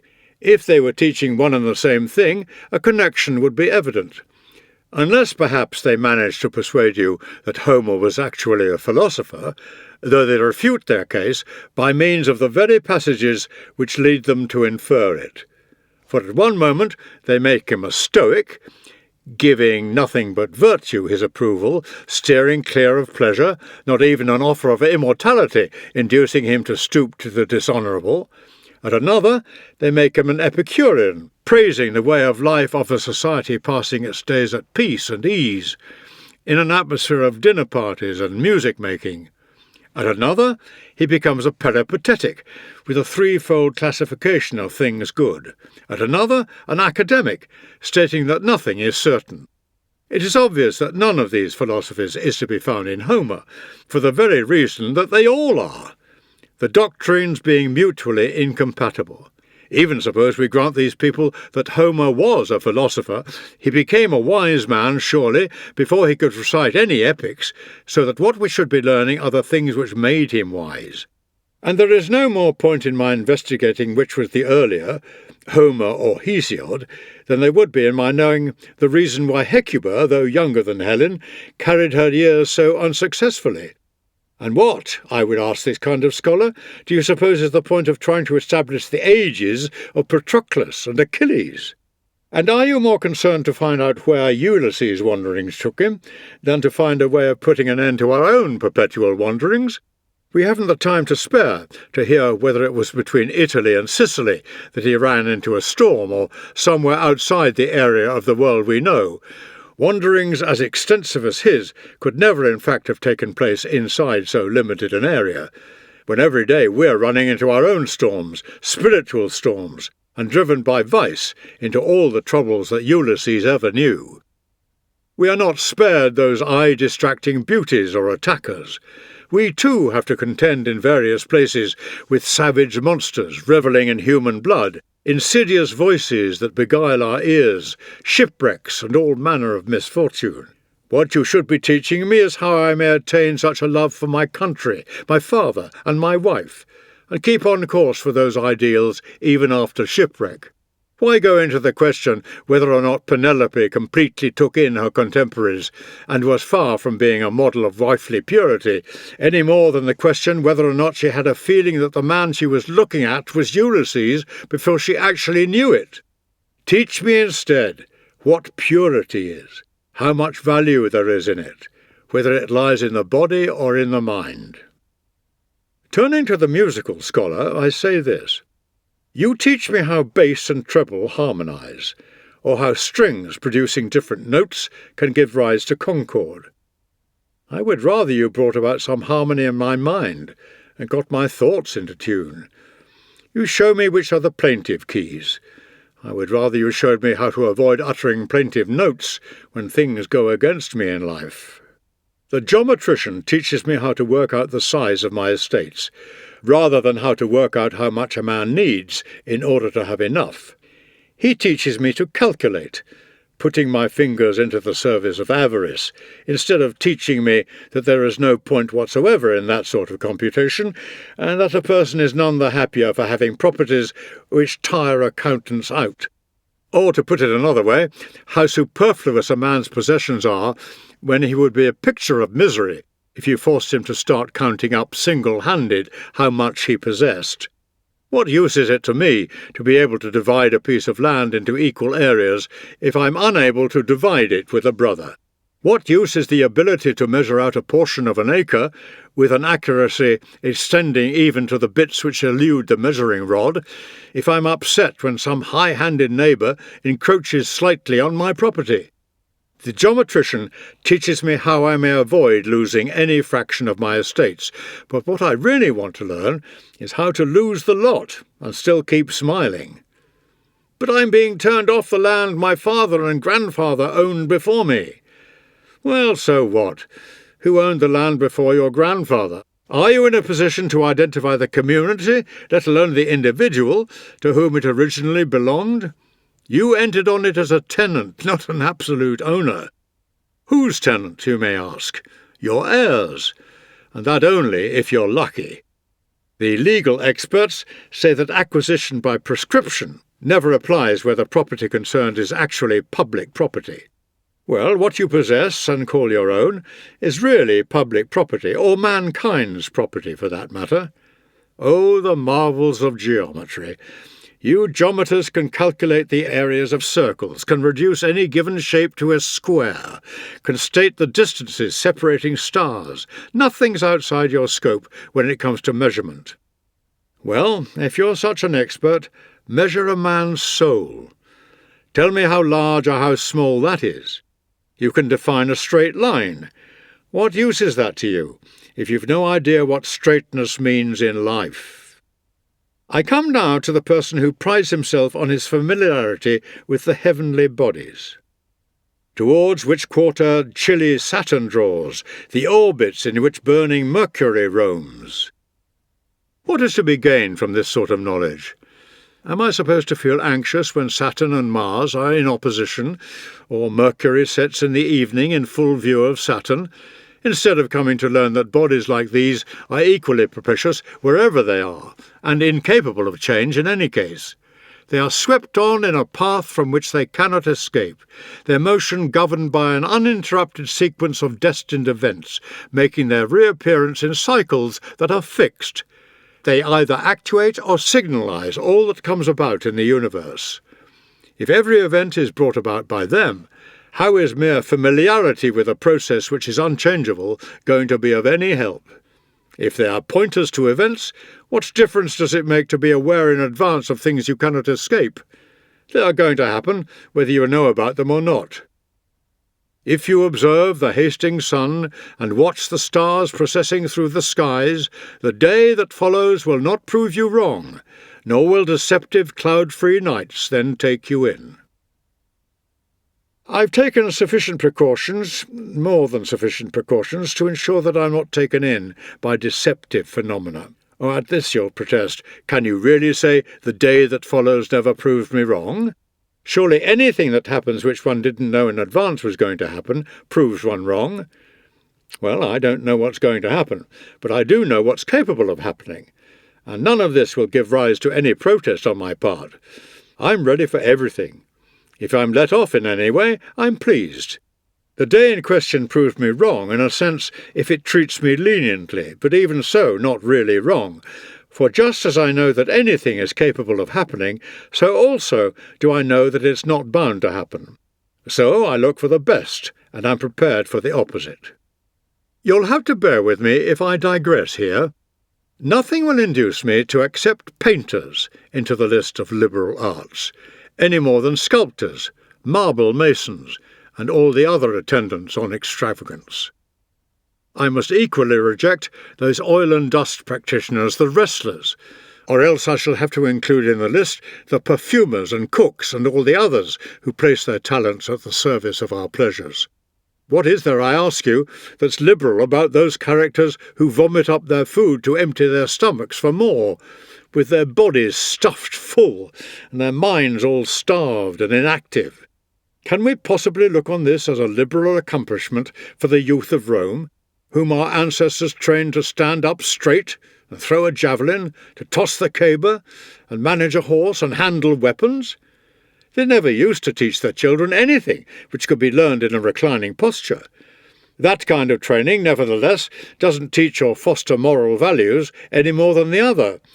What's the use, after all, of mastering a horse and controlling him with the reins at full gallop if you're carried away yourself by totally unbridled emotions? What's the use of overcoming opponent after opponent in the wrestling or boxing rings if you can be overcome by your temper? So we don't, you may ask, in fact gain anything from the liberal studies. As far as character is concerned, no, but we gain a good deal from them in other directions. Just as even these admittedly inferior arts, which we've been talking about, the ones that are based on the use of the hands, make important contributions to the amenities of life, although they have nothing to do with character. Why then do we give our sons a liberal education? Not because it can make them morally good, but because it prepares the mind for the acquisition of moral values, just as that grounding in grammar, as they called it in the old days, in which boys are given their elementary schooling, does not teach them the liberal arts, but prepares the ground for knowledge of them in due course. So when it comes to character, the liberal arts open the way to it, rather than carry the personality all the way there. In this connection, I feel prompted to take a look at individual qualities of character. Bravery is the one which treats with contempt things ordinarily inspiring fear, despising and defying and demolishing all the things that terrify us and set chains on human freedom. Is she in any way fortified by liberal studies? Or take loyalty, the most sacred quality that can be found in a human breast, never corrupted by a bribe, never driven to betray by any form of compulsion, crying, "Beat me, burn me, put me to death, I shall not talk. The more the torture probes my secrets, the deeper I'll hide them." Can liberal studies create that kind of spirit? Take self-control, the quality which takes command of the pleasures. Some she dismisses out of hand, unable to tolerate them. Others she merely regulates, ensuring that they are brought within healthy limits. Never approaching pleasures for their own sake, she realizes that the ideal limit with things you desire is not the amount you would like to, but the amount you ought to take. Humanity is the quality which stops one being arrogant towards one's fellows, or being acrimonious. In words, in actions, in emotions, she reveals herself as kind and good-natured towards all. To her, the troubles of anyone else are her own, and anything that benefits herself she welcomes primarily because it will be of benefit to someone else. Do the liberal studies inculcate these attitudes? No more than they do simplicity or modesty and restraint, or frugality and thrift, or mercy. The mercy that it is sparing with another's blood as though it were its own, knowing that it is not for man to make wasteful use of man. Someone will ask me how I can say that liberal studies are of no help towards morality when I've just been saying that there's no attaining morality without them. My answer would be this. There's no attaining morality without food either, but there's no connection between morality and food. The fact that a ship can't begin to exist without the timbers of which it's built doesn't mean that the timbers are of help to it. There is no reason for you to assume that X being something without which Y could never have come about.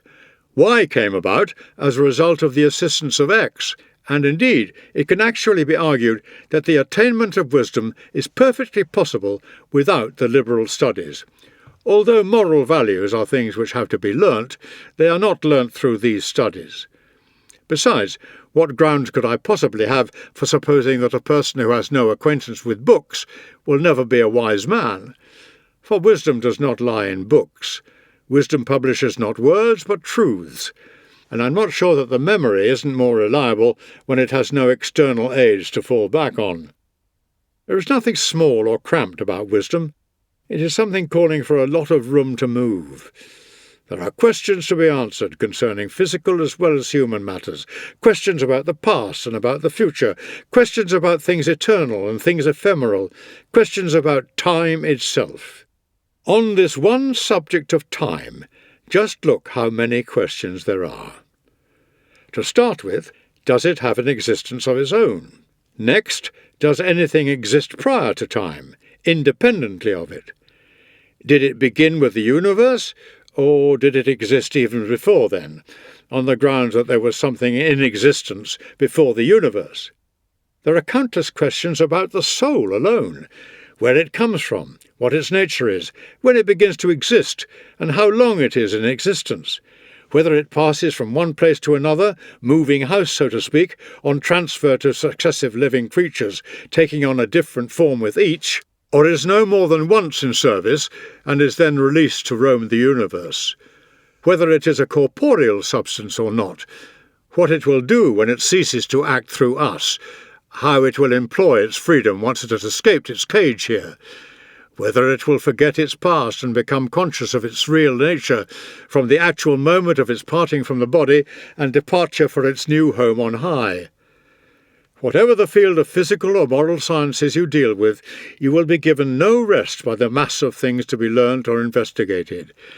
And to enable matters of this range and scale to find unrestricted hospitality in our minds, everything superfluous must be turned out. Virtue will not bring herself to enter the limited space we offer her. Something of great size requires plenty of room. Let everything else be evicted, and your heart completely open to her. But it's a nice thing, surely, to be familiar with a lot of subjects. Well, in that case, let us retain just as much of them as we need. Would you consider a person open to criticism for putting superfluous objects on the same level as really useful ones by arranging on display in his house a whole array of costly articles, but not for cluttering himself up with a lot of superfluous furniture in the way of learning? To want to know more than is sufficient is a form of intemperance, apart from which this kind of obsession with the liberal arts turns people into pedantic, irritating, tactless, self-satisfied bores, not learning what they need simply because they spend their time learning things they will never need. The scholar Didymus wrote 4,000 works. I should feel sorry for him if he had merely read so many useless works. In these works he discusses such questions as Homer's origin, who was Aeneas' real mother, whether Anacreon's manner of life was more that of a lecher or that of a drunkard, whether Sappho slept with anyone who asked her, and other things that would be better unlearned if one actually knew them. Don't you go and tell me now that life is long enough for this sort of thing. When you come to writers in our own school, for that matter, I'll show you plenty of works which could do with some ruthless pruning. It costs a person an enormous amount of time, and other people's ears an enormous amount of boredom, before he earns such compliments as, "What a learned person." Let's be content with the much less fashionable label, "What a good man." What about thinking how much time you lose through constantly being taken up with official matters, private matters, or ordinary everyday matters, through sleep, through ill health? Measure your life. It just does not have room for so much. I've been speaking about liberal studies, yet look at the amount of useless and superfluous matter to be found in the philosophers. Even they have descended to the level of drawing distinctions between the uses of different syllables and discussing the proper meanings of prepositions and conjunctions. They have come to envy the philologist and the mathematician, and they have taken over all the inessential elements in those studies, with the result that they know more about devoting care and attention to their speech than about devoting such attention to their lives. Listen, and let me show you the sorry consequences to which subtlety, carried too far, can lead. and what an enemy it is to truth. Protagoras declares that it is possible to argue either side of any question with equal force, even the question whether or not one can equally argue either side of any question. Now Nausiphanes declares that of the things which appear to us to exist, none exists any more than it does not exist. Parmenides declares that of all these phenomena, none exists except the whole. Zeno of Elea has dismissed all such difficulties by introducing another. He declares that nothing exists. The Pyrrhonian, Megarian, Eretrian and academic schools pursue more or less similar lines.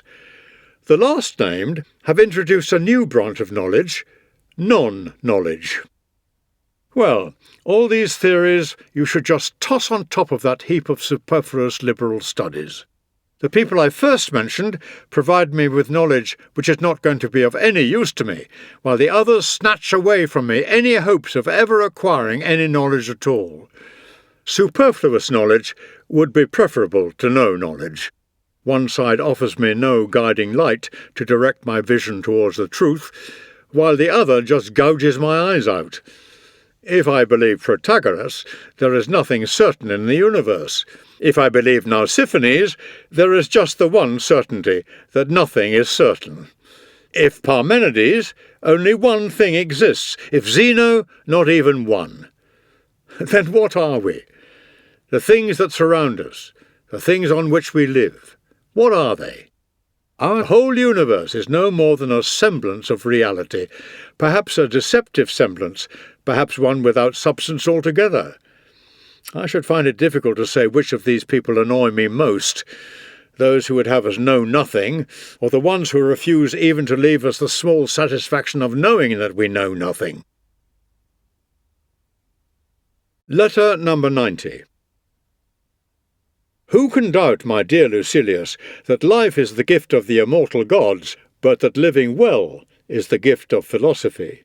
A corollary of this would be the certain conclusion that our debt to philosophy is greater than the debt we owe to the gods, by just so much as a good life is more of a blessing than simply life, had it not been for the fact that philosophy itself was something bestowed by the gods. They have given no one the present of a knowledge of philosophy, but every one the means of acquiring it. For if they have made philosophy a blessing given to all and sundry, if we were born in a state of moral enlightenment, wisdom would have been deprived of the best thing about her, that she isn't one of the things which fortune either gives us or doesn't. As things are, there is about wisdom a nobility and magnificence in the fact that she doesn't just fall to a person's lot, that each man owes her to his own efforts, that one doesn't go to anyone other than oneself to find her. What would you have worth looking up to in philosophy if she were handed out free? Philosophy has the single task of discovering the truth about the divine and human worlds. The religious conscience, the sense of duty, justice, and all the rest of the close-knit, interdependent company of virtues never leave her side. Philosophy has taught men to worship what is divine, to love what is human, telling us that with the gods belongs authority, and among human beings fellowship. That fellowship lasted for a long time intact before men's greed broke society up, and impoverished even those she had brought most riches, for people cease to possess everything as soon as they want everything for themselves. The first men on this earth, however, and their immediate descendants, followed nature unspoiled. They took a single person as their leader and their law, freely submitting to the decisions of an individual of superior merit. It is nature's way to subordinate the worse to the better. With dumb animals, indeed, the ones who dominate the group are either the biggest or the fiercest. The bull who leads the herd is not the weakling, but the one whose bulk and brawn has brought it victory over the other males. In a herd of elephants, the tallest is the leader. Among human beings, the highest merit means the highest position. So they used to choose their ruler for his character. Hence peoples were supremely fortunate when among them a man could never be more powerful than others unless he was a better man than they were.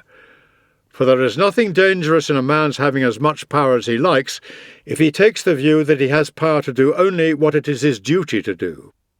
In that age, then, which people commonly refer to as the Golden Age, government, so Posidonius maintains, was in the hands of the wise. They kept the peace, protected the weaker from the stronger, urged and dissuaded, pointed out what was advantageous and what was not. Their ability to look ahead ensured that their peoples never went short of anything, whilst their bravery averted dangers, and their devotedness brought well-being and prosperity to their subjects. To govern was to serve, not to rule. No one used to try out the extent of his power over those whom he owed that power in the first place, and no one had either reason or inclination to perpetuate injustice, since people governing well were equally well obeyed, and a king could issue no greater threat to disobedient subjects than that of his own abdication. But with the gradual infiltration of the vices and the resultant transformation of kingships into tyrannies, the need arose for laws which were themselves, to begin with, drafted by the wise. Solon, who established Athens as a democratic state, was one of the 7 men of antiquity celebrated for their wisdom. If the same age had produced Lycurgus, an 8th name would have been added to that revered number. The laws of Zaleucus and Corondus are still admired, and it was not in public life or in the chambers of lawyers that these 2 men learned the constitutional principles which they were to establish in Sicily, then in its heyday, and throughout the Greek areas of Italy, but in the secret retreat, now hallowed and famous, of Pythagoras. Thus far I agree with Posidonius. But that philosophy discovered the techniques employed in everyday life, that I refuse to admit. I will not claim for philosophy a fame that belongs to technology. It was philosophy, says Posidonius, that taught men how to raise buildings at a time when they were widely dispersed, and their shelter consisted of huts or burrowed-out cliffs or hollowed tree trunks. I, for my part, cannot believe that philosophy was responsible for the invention of these modern feats of engineering that rise up story after story, of the cities of today, crowding one against the next, any more than of our fish tanks, those enclosures designed to save men's gluttony from having to run the risk of storms, and to ensure extravagance safe harbours of her own, however wildly the high seas may be raging, in which to fatten separately the different kinds of fish. Are you really going to tell me that philosophy taught the world to use keys and bolts on doors, which was surely nothing but a signal for greed? Was it philosophy that reared the towering buildings we know today, with all the danger they mean to the people living in them? It was not enough, presumably, for man to avail himself of whatever cover came to hand, to have found a shelter of some kind or other in nature, without trouble and without the use of skills. Believe me, that age before there ever existed architects or builders was a happy age. The squaring off of timbers, the accurate cutting of beams with a saw that travels along a marked-out line, all these things came in with extravagance. The first of men with wedges split their wood. Yes, for they were not preparing a roof for a future banqueting hall. And pines or firs were not continually being drawn through streets trembling at their passage on a long convoy of vehicles to support panelled ceilings heavy with gold. Their huts were held up by a forked pole stood at either end, and with close-packed branches and a sloping pile of leaves, a run-off was arranged for even heavy rains. This was the kind of roof under which they lived, and yet their lives were free of care. For men in a state of freedom had thatch for their shelter, while slavery dwells beneath marble and gold. Another matter on which I disagree with Posidonius is his belief that it was by wise men that tools were originally invented. On that sort of basis, there is nothing to stop him saying that it was by philosophers that discovered next were ways of snaring game, of catching birds with lime, of setting dogs all round deep woods. It was human ingenuity, not wisdom, which discovered all that. I disagree with him again, where he maintains that it was wise men who discovered iron and copper mining, when the earth had been scorched by a forest fire, and had melted to produce a flow from surface veins of ore. The person who discovers that sort of thing is the kind of person who makes it his business to be interested in just that sort of thing. Nor, for that matter, do I find it as nice a question as Posidonius does whether the hammer started to come into general use before the tongs or the other way round. They were both invented by some individual of an alert, perceptive turn of mind, but not one with the qualities of greatness or of inspiration. And the same applies to anything else, the quest of which involves a bent back and an earthward gaze. The wise man then followed a simple way of life, which is hardly surprising when you consider how even in this modern age he seeks to be as little encumbered as he possibly can. How, I ask you, can you consistently admire both Daedalus and Diogenes? Tell me which of these two you would say was a wise man, the one who hit on the saw, or the one who, in seeing a boy drinking water from the hollow of his hand, immediately took the cup out of his knapsack and smashed it, telling himself off for his stupidity in having superfluous luggage about him all that time, and curled himself up in a jar and went to sleep? And today, just tell me which of the following you consider the wiser man. The one who discovers a means of spraying saffron perfumes to a tremendous height from hidden pipes, who fills or empties channels in one sudden rush of water, who constructs a set of interchangeable ceilings for a dining room in such a way as to produce a constant succession of different patterns, with a change of ceiling at each course, or the one who proves to others and to himself that nature makes no demand on us that is difficult or hard to meet, and that we can live without the marble worker and the engineer, that we can clothe ourselves without importing silks, that we can have the things we need for our ordinary purposes if we will only be content with what the earth has made available on its surface. If they only cared to listen to this man, the human race would realize that cooks are as unnecessary to them as are soldiers. That race of men to whom taking care of the body was a straightforward enough matter were, if not philosophers, something very like it. The things that are essential are acquired with little bother. It is the luxuries that call for toil and effort. Follow nature, and you will feel no need of craftsmen. It was nature's desire that we should not be kept occupied thus. She equipped us for everything she required us to contend with. But the naked body can't stand cold. So what? Are the skins of wild beasts and other creatures not capable of giving us more than adequate protection against the cold? Is it not a fact that many peoples make a covering for their bodies out of bark, that feathers are sewn together to serve as clothing, that even today the majority of the Scythians wear the pelts of fox and mice, which are soft to the touch and impervious to wind? Are you going to tell me, too, that any people you care to mention never used their hands to weave a basket-work of wattles, smear it all over with common mud, and then cover the whole roof with long grass stems and other material growing wild, and went through winter weather, the rain streaming down the slopes of the roof, without any worry? But we need some pretty dense shade to keep off the heat of the sun in summer. So what?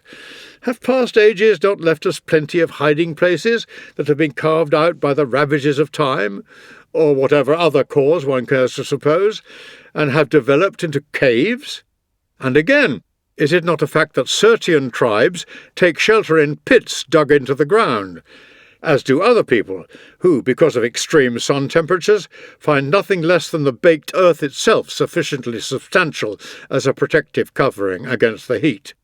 When nature granted all the other animals a simple passage through life, she was not so unfair to man as to make it impossible for him alone, to live without all these skills.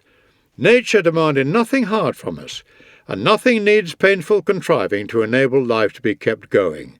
We were born into a world in which things were ready to our hands. It is we who have made everything difficult to come by, through our own disdain for what is easily come by. Shelter and apparel, and the means of warming body and food, all the things which nowadays entail tremendous trouble, were there for the taking, free to all, obtainable at trifling effort, with everything the limit corresponded to the need. It is we and no one else who have made those same things costly, spectacular, and obtainable only by means of a large number of full-scale techniques. Nature suffices for all she asks of us. Luxury has turned her back on nature, daily urging herself on, and growing through all the centuries, pressing men's intelligence into development of the vices. First she began to hanker after things that were inessential, and then after things that were injurious, and finally she handed the mind over to the body and commanded it to be the out-and-out slave of the body's whim and pleasure. All those trades that give rise to noise or hectic activity in the city are in business for the body, which was once in the position of the slave, having everything issued to it, and is now the master, having everything procured for it. This is the starting point for textile and engineering workshops, for the perfumes used by chefs, the sensual movements of our dancing teachers, even sensual and unmanly songs. And why? Because the bounds of nature, which set a limit to man's wants, by relieving them only where there is necessity for such relief, have been lost sight of. To want simply what is enough nowadays suggests to people primitiveness and squalor. It is incredible, Lucilius, how easily even great men can be carried away from the truth by the sheer pleasure of holding forth on a subject. Look at Posidonius, in my opinion one of those who have contributed most to philosophy, when he wants to give a description of how, in the first place, some threads are twisted and others drawn out from the soft, loose hank of wool, then how the warp has its threads stretched perpendicularly by means of hanging weights, and how the weft, worked in to soften the hard texture of the warp threads, which compress it on either side, is made compact and close by means of the batten. He declares that philosophers invented the art of the weaver too, forgetting that philosophers had disappeared by the time this comparatively advanced type of weaving had been evolved. The warp is bound to the beam, and then its threads are parted by the reed, the woof worked in between with pointed shuttles and pressed home by the broad comb's fretted teeth. He might have thought differently if he had only had the opportunity of seeing the looms of the present day, the end product of which is clothing which is not going to conceal a thing, clothing which is no help to modesty, let alone the body. He then goes on to farmers, and gives an equally eloquent description of how the soil is broken up by the plough for the first time, and then gone over again in order that the earth, thus loosened, may allow the roots more room to develop, and continues with the sowing of the seed and the lifting of the weeds to prevent any stray wild plants springing up and ruining the crop. All this, too, he represents as being the work of philosophers, as if agriculturists were not, now as ever, discovering plenty of new methods of increasing the soil's productivity. Not content with these occupations, he proceeds to demean the philosopher to the bakery. He tells us how by imitating nature he began producing bread. The grain, he said, is taken into the mouth and crushed by the coming together of the hard surfaces of the teeth. Anything that escapes is carried back to the teeth again by the tongue, and the grain is finally mixed with saliva to enable it to pass down the lubricated throat with greater facility.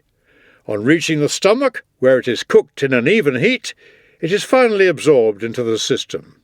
Taking this process as a model, someone or other placed one rough stone on top of another in imitation of the teeth, one set of which remains immobile and awaits the action of the other. The grains are then crushed by the friction of one against the other, and are constantly re-subjected to it until they are reduced by this repeated grinding to a fine powder. He then sprinkled the resulting meal with water, and by going on manipulating it, he made it plastic, and shaped it into the form of a loaf. This he first baked in a glowing hot earthenware vessel in hot ashes. Later came the gradual discovery of ovens and other devices, the heat of which is controllable at will. Posidonius was not far off maintaining that the shoemaker's trade as well was invented by philosophers. Now all these things were indeed discovered by the exercise of reason, but not by reason in its perfect form. They were invented by ordinary men, not by philosophers.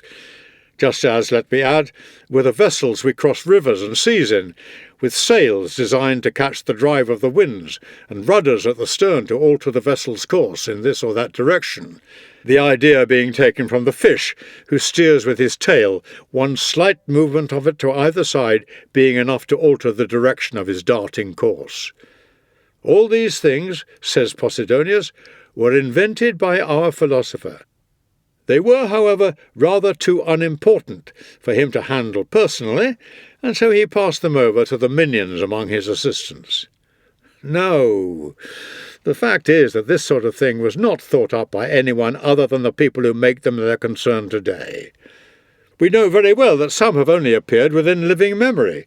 The use, for example, of windows letting in the full daylight through transparent panes, or bathrooms heated from beneath with pipes set in the walls in order to diffuse the heat and thus maintain an even temperature at the highest as well as the lowest room levels. Need I mention the marble with which our temples and even houses are resplendent, or the rounded and polished blocks on which we rest whole colonnades and buildings capable of holding large crowds of people, or the shorthand symbols by means of which even a rapidly delivered speech is taken down and the hand is able to keep up with the quickness of the tongue. These are inventions of the lowest slaves. Philosophy is far above all this. She does not train men's hands, she is the instructress of men's minds. You want to know, do you, what philosophy has unearthed, what philosophy has achieved?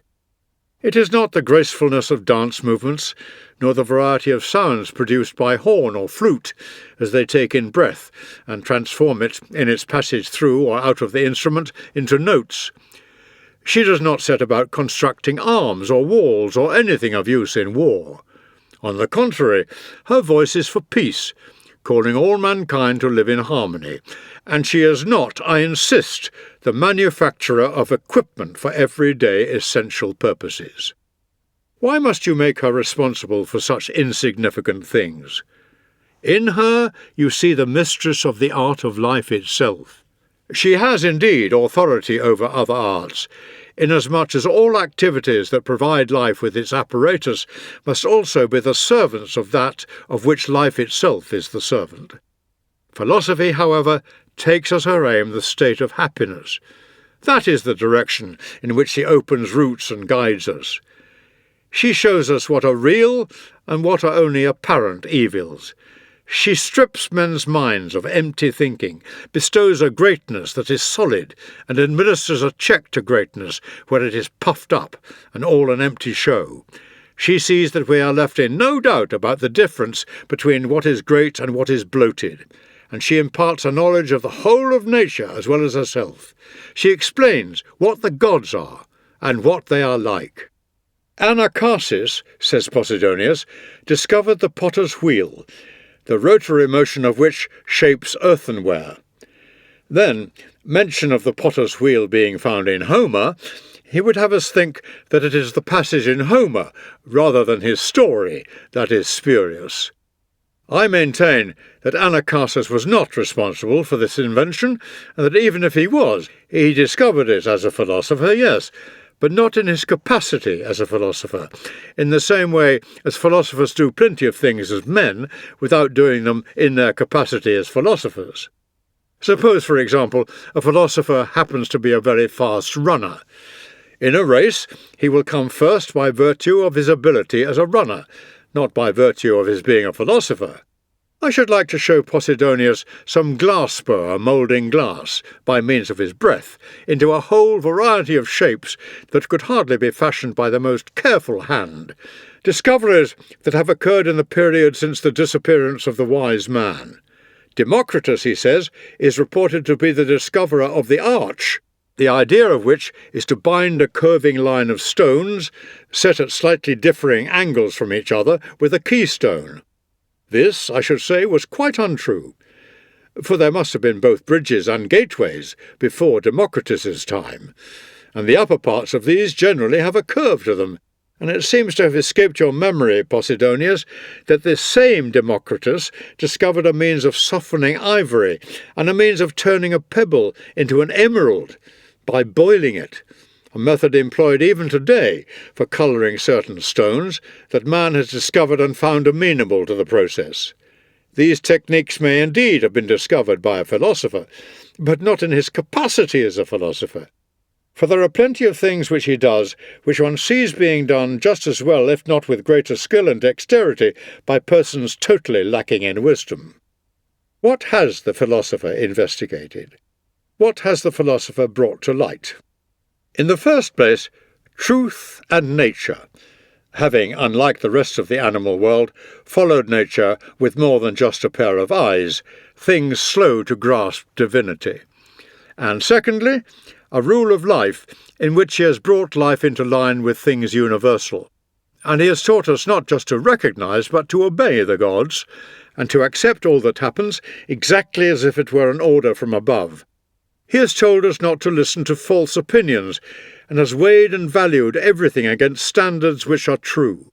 He has condemned pleasures, an inseparable element of which is subsequent regret, has commended the good things which will always satisfy, and, for all to see, has made the man who has no need of luck the luckiest man of all, and the man who is master of himself the master of all.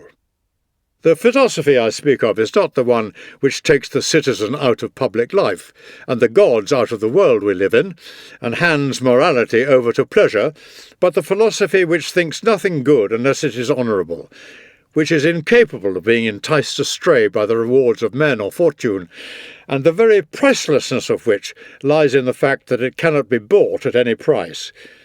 And I do not believe that this philosophy was in existence in that primitive era, in which technical skills were still unknown, and useful knowledge was acquired through actual practical experience, or that it dates from an age that was happy, an age in which the bounties of nature were freely available for the use of all without discrimination, before avarice and luxury split human beings up and got them to abandon partnership for plunder.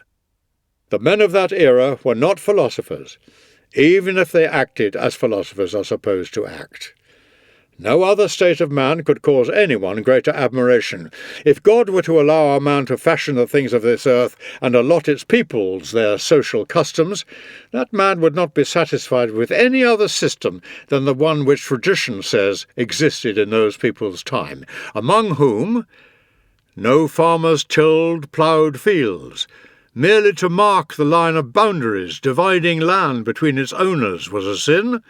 Men shared their findings, and the earth herself then gave all things more freely, unsolicited.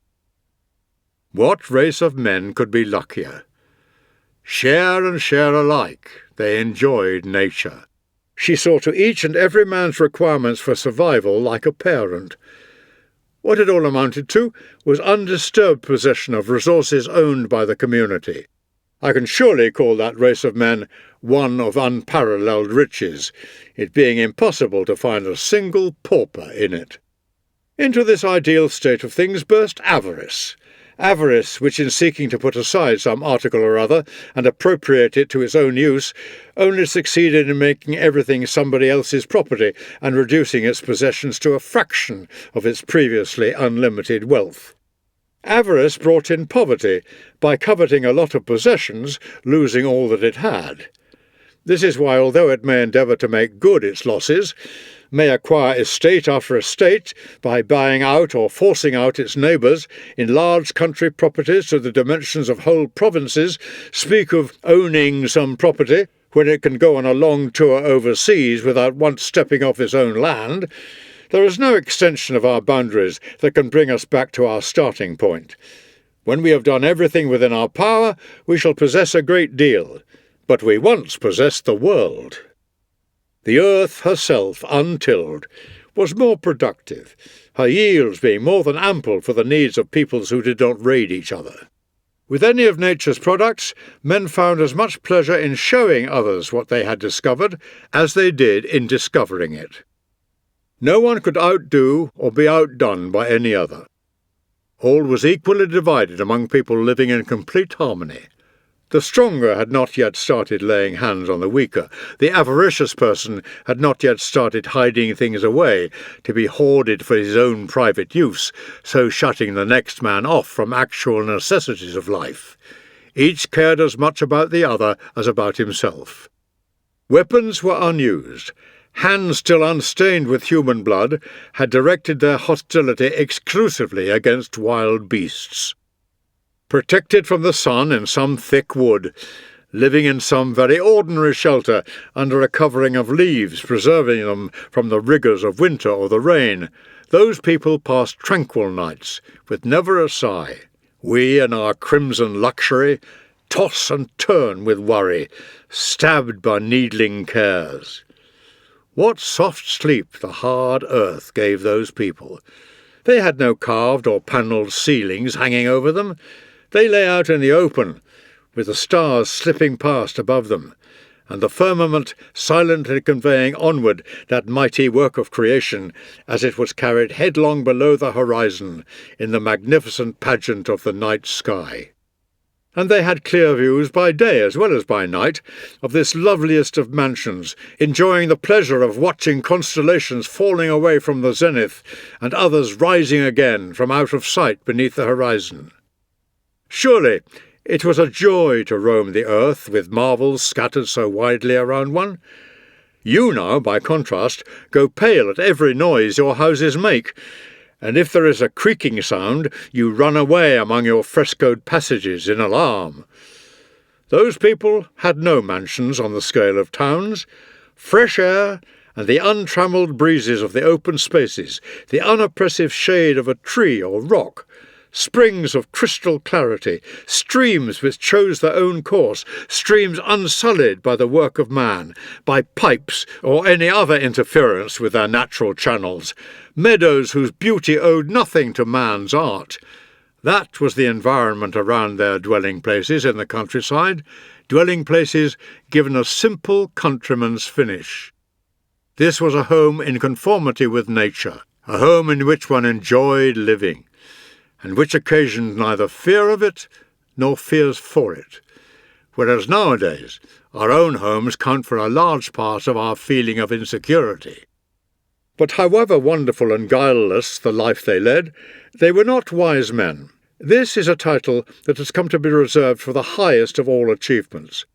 All the same, I should be the last to deny that they were men of exalted spirit, only one step removed, so to speak, from the gods. There can be no doubt that before this earth was worn out, it produced a better type of offspring. But though they all possessed a character more robust than that of today, and one with a greater aptitude for hard work, it is equally true that their personalities fell short of genuine perfection, for nature does not give a man virtue. The process of becoming a good man is an art. Certainly they did not go in search of gold or silver, or the various crystalline stones to be found in the nethermost dregs of the earth. They were still merciful, even to dumb animals. Man was far and away from killing man, not out of fear or provocation, but simply for entertainment. They had yet to wear embroidered clothing, and had yet to have gold woven into robes, or even mine it. But the fact remains that their innocence was due to ignorance and nothing else. And there is a world of difference between, on the one hand, choosing not to do what is wrong, and on the other, not knowing how to do it in the first place. They lacked the cardinal virtues of justice, moral insight, self-control, and courage. There were corresponding qualities, in each case not unlike these, that had a place in their primitive lives. But virtue only comes to a character which has been thoroughly schooled and trained, and brought to a pitch of perfection by unremitting practice. We are born for it, but not with it. And even in the best of people, until you cultivate it, there is only the material for virtue, not virtue itself. Letter number 91. My friend Liberalis is in some distress at the present moment, following the news of the complete destruction of Lyon by fire. It is a disaster by which anyone might be shaken, let alone a person quite devoted to his home town. This event has left him groping for that staunchness of spirit which, naturally enough, he cultivated when it was a case of facing what to him were conceivable fears. One is not surprised, though, that there were never any advance fears of such an unexpected, virtually unheard-of catastrophe, considering that there was no precedent for it. Plenty of cities have suffered damage by fire, but none has ever been blotted out by one. Even when its buildings have been set aflame by enemy hands, in many places the flames die out, and even if they are continually rekindled, they are seldom so all-consuming as to leave nothing for tools to demolish. Earthquakes, too, have hardly ever been so ruinous and violent as to raze whole towns. There has never, in fact, been a fire so destructive as to leave nothing for a future fire to consume. But here, a single night has laid low a host of architectural splendours, any one of which might have been the glory of a separate city. In the depth of peace, there has come such a blow as could not have been dreaded in war itself. Who would believe it? At a time when military conflict is in abeyance everywhere, when an international peace covers all parts of the globe, Lyon, the showpiece of Gaul, is lost to view. Fortune invariably allows those whom she strikes down in the sight of all a chance to fear what they were going to suffer. The fall of anything great generally takes time, but here a single night is all there was between a mighty city and no city at all. It was destroyed, in fact, in less time than I have taken telling you of its destruction. Sturdy and resolute though he is when it comes to facing his own troubles, our Liberalis has been deeply shocked by the whole thing, and he has some reason to be shaken. What is quite unlooked for is more crushing in its effect, and unexpectedness adds to the weight of a disaster. The fact that it was unforeseen has never failed to intensify a person's grief. This is a reason for ensuring that nothing ever takes us by surprise. We should project our thoughts ahead of us at every turn, and have in mind every possible eventuality instead of only the usual course of events. For what is there that fortune does not, when she pleases, fell at the height of its powers? What is there that is not the more assailed and buffeted by her, the more lustrous its attraction? What is there that is troublesome or difficult for her? Her assaults do not always come along a single path, or even a well-recognized path. At one time she will call in the aid of her own hands in attacking us. At another she will be content with her own powers in devising for us dangers for which no one is responsible. No moment is exempt. In the midst of pleasures there are found the springs of suffering. In the middle of peace, war rears its head, and the bulwarks of one's security are transformed into sources of alarm, friend turning foe, and ally turning enemy. The summer's calm is upset by sudden storms more severe than those of winter. In the absence of any enemy, we suffer all that an enemy might wreak on us. Overmuch prosperity, if all else fails, will hit on the instruments of its own destruction. Sickness assails those leading the most sensible lives. Tuberculosis, those with the strongest constitutions. Retribution, the utterly guiltless. Violence, the most secluded. Misfortune has a way of choosing some unprecedented means or other of impressing its power on those who might be said to have forgotten it. A single day strews in ruins all that was raised by a train of construction, extending over a long span of time, and involving a great number of separate works and a great deal of favour on the part of heaven. To say a day, indeed, is to put too much of a brake on the calamities that hasten down upon us. An hour, an instant of time, suffices for the overthrow of empires. It would be some relief to our condition and our frailty if all things were as slow in their perishing as they were in their coming into being, but as it is, the growth of things is a tardy process, and their undoing is a rapid matter. Nothing is durable, whether for an individual or for a society. The destinies of men and cities alike sweep onwards. Terror strikes amid the most tranquil surroundings, and without any disturbance in the background to give rise to them. Calamities spring from the least expected quarter, States which stood firm through civil war as well as wars external collapse without a hand being raised against them. How few nations have made of their prosperity a lasting thing. This is why we need to envisage every possibility and to strengthen the spirit to deal with the things which may conceivably come about.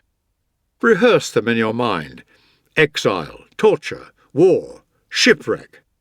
Misfortune may snatch you away from your country, or your country away from you may banish you into some wilderness. These very surroundings in which the masses suffocate may become a wilderness. All the terms of our human lot should be before our eyes.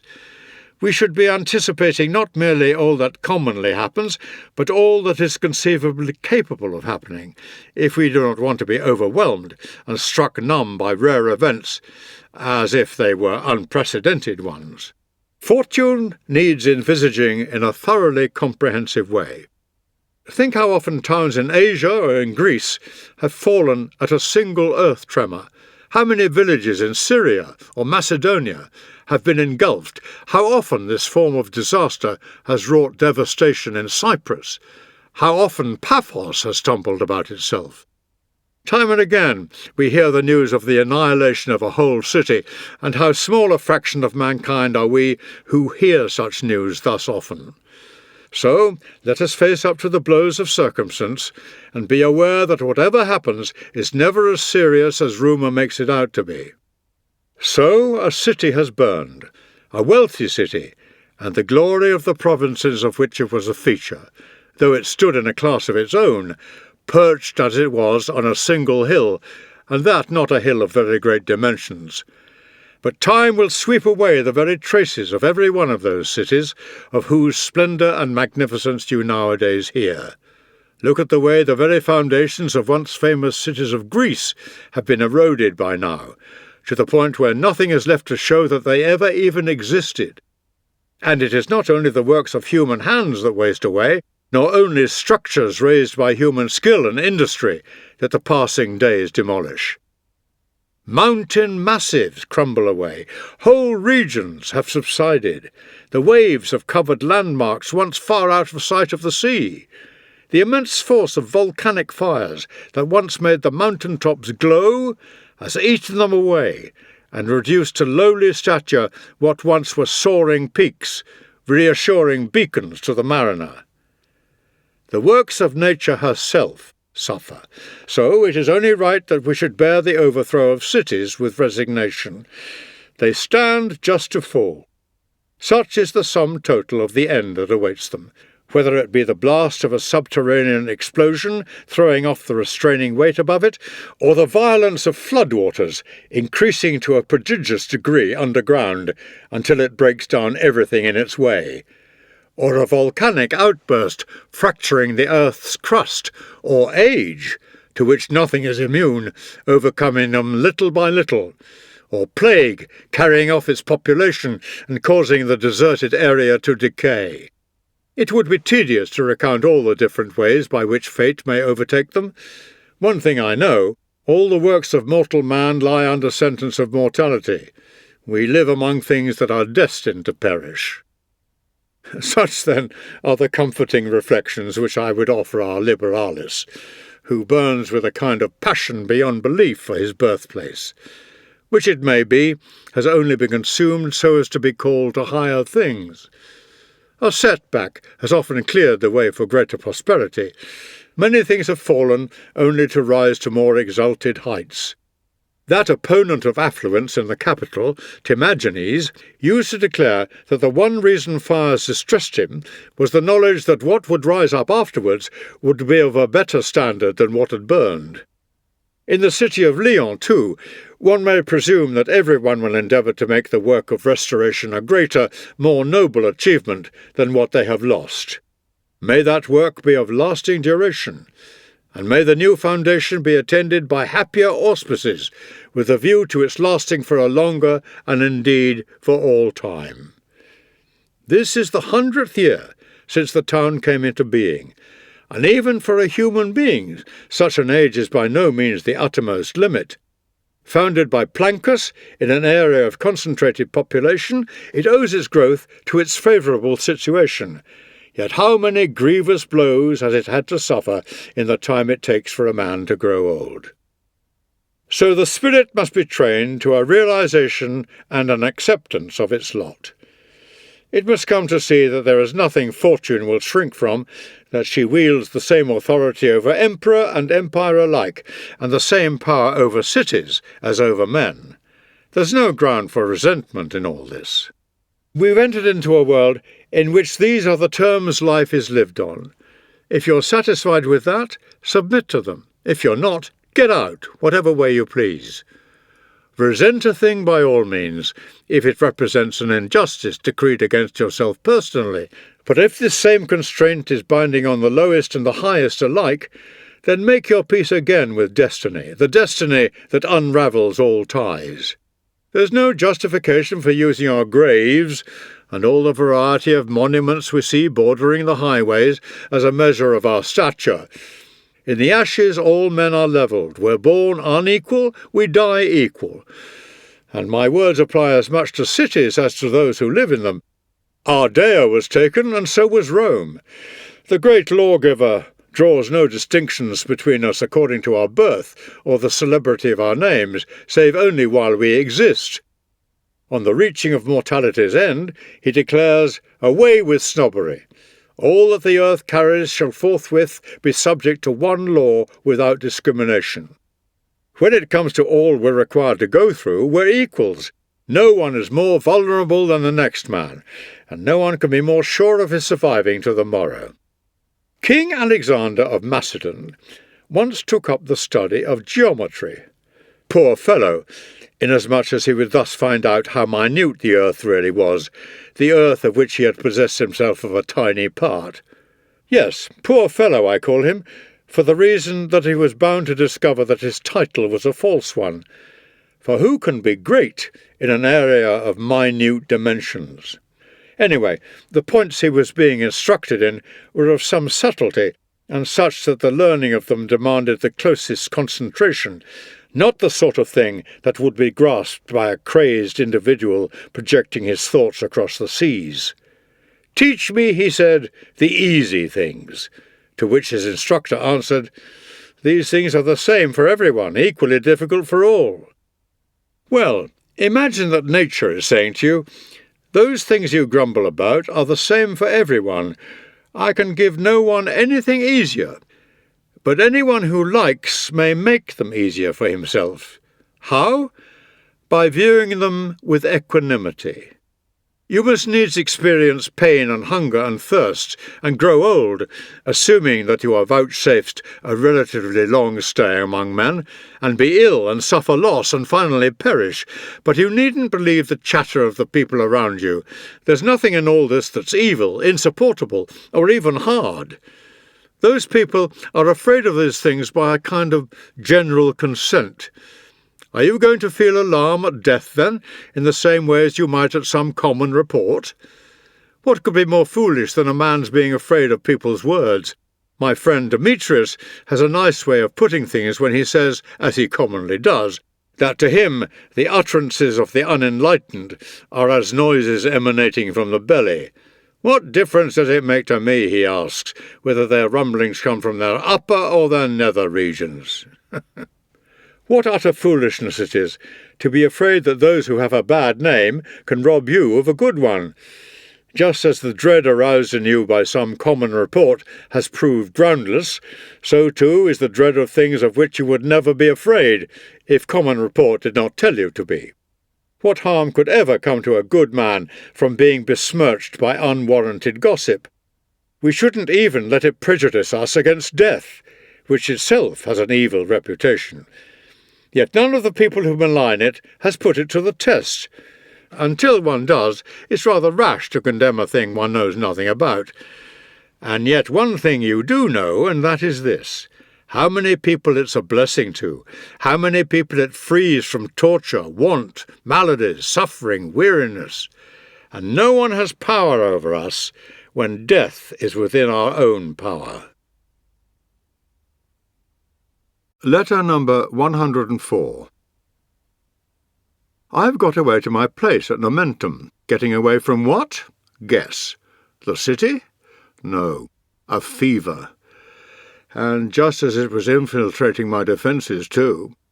It had already taken hold on me, my doctor being decided, in his opinion, that a disturbed irregular pulse, its natural rhythm upset, was the start of it.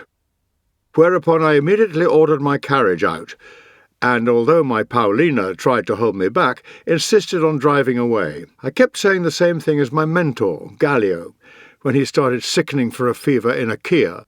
He immediately boarded a ship, assuring everyone that the disorder was to be put down to the place where he was living and not to his constitution. I told Paulina this.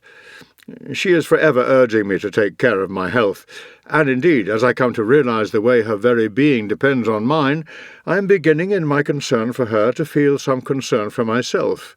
So, although old age has made me better at putting up with a lot of things, here I am coming to lose this advantage of being old. The notion occurs to me that inside this old frame there exists a young man as well, and one is always less severe on a young man. The consequence is that since I haven't managed to get her to put a little more bravery into her love for me, she has managed to induce me to show a little more love and care for myself. For concessions have to be made to legitimate emotions. There are times when, however pressing one's reasons to the contrary, one's dying breath requires to be summoned back and held back, even as it is passing one's lips, even if this amounts to torture, simply out of consideration for one's dear ones. The good man should go on living as long as he ought to, not just as long as he likes. The man who does not value his wife or a friend highly enough to stay on a little longer in life, who persists in dying in spite of them, is a thoroughly self-indulgent character. This is a duty which the soul should also impose on itself, when it is merely the convenience of near and dear ones that demands it, and not only if and when it feels the wish to die, but also if and when it has begun to carry out the wish, it should pause a while to fit in with their interests. To return to life for another's sake is a sign of a noble spirit. It is something that great men have done on a number of occasions. Yet, to give your old age greater care and attentiveness in the realization that this pleases any of the persons closest to you, or is in their interests, or would be likely to gratify them, and this in spite of the fact that the greatest reward of that period is the opportunity it gives you to adopt a relatively carefree attitude towards looking after yourself and a more adventurous manner of living, is also, to my mind, a mark of the highest possible kindness. Besides, it brings you more than a little pleasure and recompense. For can anything be sweeter than to find that you are so dear to your wife that this makes you dearer to yourself? So it comes about that my Paulina succeeds in making me responsible for anxiety of my own, as well as hers on my behalf. I expect you're keen to hear what effect it had on my health, this decision of mine to leave. Well, no sooner had I left behind the oppressive atmosphere of the city, and that reek of smoking cookers which pour out along with a cloud of ashes all the poisonous fumes they've accumulated in their interiors whenever they're started up, then I noticed the change in my condition at once. You can imagine how much stronger I felt after reaching my vineyards. I fairly waded into my food. Talk about animals just turned out onto spring grass. So, by now I'm quite my old self again. That feeling of listlessness, being bodily ill at ease and mentally inefficient, didn't last. I'm beginning to get down to some wholehearted work. This is not something, however, to which mere surroundings are conducive, unless the mind is at its own disposal, able at will to provide its own seclusion, even in crowded moments. On the contrary, the man who spends his time choosing one resort after another in a hunt for peace and quiet will, in every place he visits, find something to prevent him from relaxing. The story is told that someone complained to Socrates that travelling abroad had never done him any good, and received the reply, "What else can you expect, seeing that you always take yourself along with you when you go abroad? What a blessing it would be for some people if they could only lose themselves. As things are, these persons are a worry and a burden, a source of demoralization and anxiety to their own selves.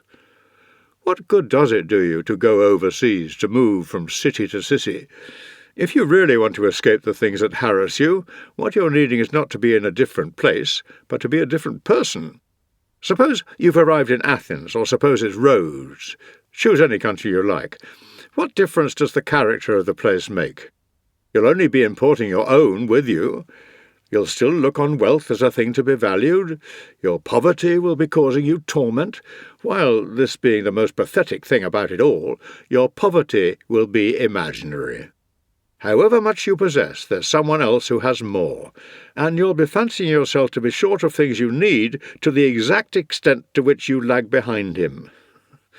Another thing that you'll regard as something to be valued is success in public life, in which case you're going to feel resentment when so-and-so is elected consul, or when so-and-so is re-elected for that matter, and be jealous whenever you see a person's name appearing too often in the honours lists. Your ambition will be running at so feverish a pitch that if anyone's ahead of you in the race, you'll see yourself as coming last. Death you'll think of as the worst of all bad things, though in fact there's nothing bad about it at all, except the thing which comes before it, the fear of it. You'll be scared stiff by illusory as well as genuine dangers, haunted by imaginary alarms. What good will it do you to have found a route past all those Argive forts and one escape right through the enemy's lines? Peace itself will supply you with new fears. If your mind has once experienced the shocks of fright, you'll no longer have any confidence even in things which are perfectly safe. Once it has acquired the habit of unthinking panic, it is incapable even of attending to its own self-preservation, for it runs away from dangers instead of taking steps to avert them, and we're far more exposed to them once our backs are turned. To lose someone you love is something you'll regard as the hardest of all blows to bear, while all the time this will be as silly as crying because the leaves fall from the beautiful trees that add to the charm of your home. Preserve a sense of proportion in your attitude to everything that pleases you, and make the most of them while they are at their best. At one moment chance will carry off one of them, at another moment another. But the falling of the leaves is not difficult to bear, since they grow again, and it is no more hard to bear the loss of those whom you love and regard as brightening your existence, for even if they do not grow again, they are replaced. But their successors will never be quite the same. No, and neither will you. Every day, every hour, sees a change in you, although the ravages of time are easier to see in others. In your own case, they are far less obvious because to you they do not show. While other people are snatched away from us, we are being filched away surreptitiously from ourselves. Are you never going to give any of these considerations any thought, and never going to apply any healing treatment to your wounds, instead of sowing the seeds of worry for yourself by hoping for this or that, or despairing of obtaining this or that other thing? If you're sensible, you'll run the two together, and never hope without an element of despair, never despair without an element of hope. What good has travel of itself ever been able to do anyone? It has never acted as a check on pleasure or a restraining influence on desires. It has never controlled the temper of an angry man or quelled the reckless impulses of a lover. Never, in fact, has it rid the personality of a fault.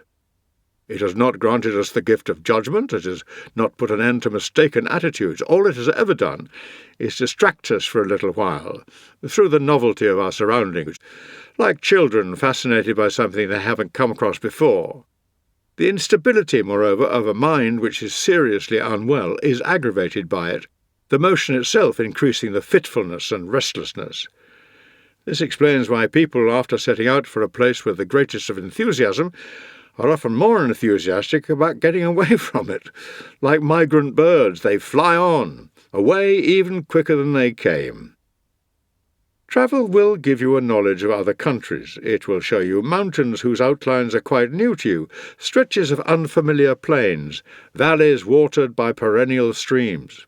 It will allow you to observe the unique features of this or that river, the way in which, for example, the Nile rises in summer flood, or the Tigris vanishes from sight and at the completion of its journey through hidden subterranean regions is restored to view with its volume undiminished, or the way the Meander, theme of every poet's early training exercises, winds about, loop after loop, and again is carried close to its own bed, and then once more diverted into a different course before it can flow into its own stream. But travel won't make a better or saner man of you. For this, we must spend time in study, and in the writings of wise men, to learn the truths that have emerged from their researches, and carry on the search ourselves, for the answers that have not yet been discovered. This is the way to liberate the spirit that still needs to be rescued from its miserable state of slavery. So long, in fact, as you remain in ignorance of what to aim at and what to avoid, what is essential and what is superfluous, what is upright or honourable conduct and what is not, it will not be travelling but drifting. All this hurrying from place to place won't bring you any relief, for you're travelling in the company of your own emotions, followed by your troubles all the way. If only they were really following you, they'd be farther away from you. As it is, they're not at your back, but on it. That's why they weigh you down with just the same uncomfortable chafing wherever you are. It's medicine, not a particular part of the world, that a person needs if he's ill. Suppose someone has broken his leg or dislocated a joint. He doesn't get into a carriage or board a ship. He calls in a doctor to have the fracture set or the dislocation reduced. Well then, when a person's spirit is wrenched or broken at so many points, do you imagine that it can be put right by a change of scenery, that sort of trouble isn't so serious that it can't be cured by an outing? Travelling doesn't make a man a doctor or a public speaker. There isn't a single art which is acquired merely by being in one place rather than another. Can wisdom, then, the greatest art of all, be picked up in the course of taking a trip? Take my word for it. The trip doesn't exist that can set you beyond the reach of cravings, fits of temper, or fears. If it did, the human race would be off there in a body. So long as you carry the sources of your troubles about with you, those troubles will continue to harass and plague you, wherever you wander on land or on sea. Does it surprise you that running away doesn't do you any good? The things you're running away from are with you all the time. What you must do is mend your ways and get rid of the burden you're carrying. Keep your cravings within safe limits. Scour every trace of evil from your personality. If you want to enjoy your travel, you must make your travelling companion a healthy one. So long as you associate with a person who's mean and grasping, you will remain a money-minded individual yourself. So long as you keep arrogant company, just so long will conceit stick to you. Cruelty you'll never say goodbye to while you share the same roof with a torturer. Familiarity with adulterers will only inflame your desires. If you wish to be stripped of your vices, you must get right away from the examples others set of them. The miser, the swindler, the bully, the cheat, who would do you a lot of harm by simply being near you, are actually inside you. Move to better company. Live with the Catos, with Lelius, with Tubero. If you like Greek company too, attach yourself to Socrates and Zeno. The one would teach you how to die, should it be forced upon you, the other how to die before it is forced upon you. Live with Chrysippus, live with Posidonius. They will give you a knowledge of man and the universe. They will tell you to be a practical philosopher, not just to entertain your listeners to a clever display of language, but to steel your spirit and brace it against whatever threatens. For the only safe harbour in this life's tossing, troubled sea is to refuse to be bothered about what the future will bring, and to stand ready and confident, squaring in the breast to take, without skulking or flinching, whatever fortune hurls at us. When she created us, nature endowed us with noble aspirations, and just as she gave certain animals ferocity, others timidity, others cunning, so to us she gave a spirit of exalted ambition, a spirit that takes us in search of a life of not the greatest safety, but the greatest honour, a spirit very like the universe, which, so far as mortal footsteps may, it follows and adopts as a model. It is self-assertive. It feels assured of honour and respect. It is master of all things. It is above all things. It should accordingly give in to nothing. In nothing should it see a burden, calculated to bow the shoulders of a man. Shapes frightening to the sight, hardship and death, are not so at all, if one can break through the surrounding darkness and look directly at them. Many are the things that have caused terror during the night and been turned into matter of laughter with the coming of daylight. Shapes frightening to the sight, hardship and death. Our Virgil perfectly rightly says that they are frightening not in reality but to the sight. In other words, that they seem so, but in fact are not. Just what is there about them that is as terrifying as legend would have us believe? Why, Lucilius, I ask you, why should any real man be afraid of hardship, or any human being be afraid of death? I constantly meet people who think that what they themselves can't do can't be done, who say that to bear up under the things we Stoics speak of is beyond the capacity of human nature. How much more highly I rate these people's abilities than they do themselves. I say that they are just as capable as others of doing these things, but won't. In any event, what person actually trying them has found them prove beyond him? Who hasn't noticed how much easier they are in the actual doing? It's not because they're hard that we lose confidence. They're hard because we lack the confidence. If you still need an example, take Socrates, an old man who had known his full share of suffering, who had taken every blow life could inflict, and still remained unbeaten either by poverty, a burden for him aggravated by domestic worries, or by constant hardships, including those endured on military service. Apart from what he had to contend with at home, whether one thinks of his wife with her shrewish ways and nagging tongue, or his intractable children, more like their mother than their father, his whole life was lived either in wartime or under tyranny, or under a democracy that outdid even wars and tyrants in its cruelties. The war went on for 27 years. After the fighting was ended, the state was handed over to the mercy of the 30 tyrants, a considerable number of whom were hostile to him. The final blow was his conviction and sentence on the most serious of charges.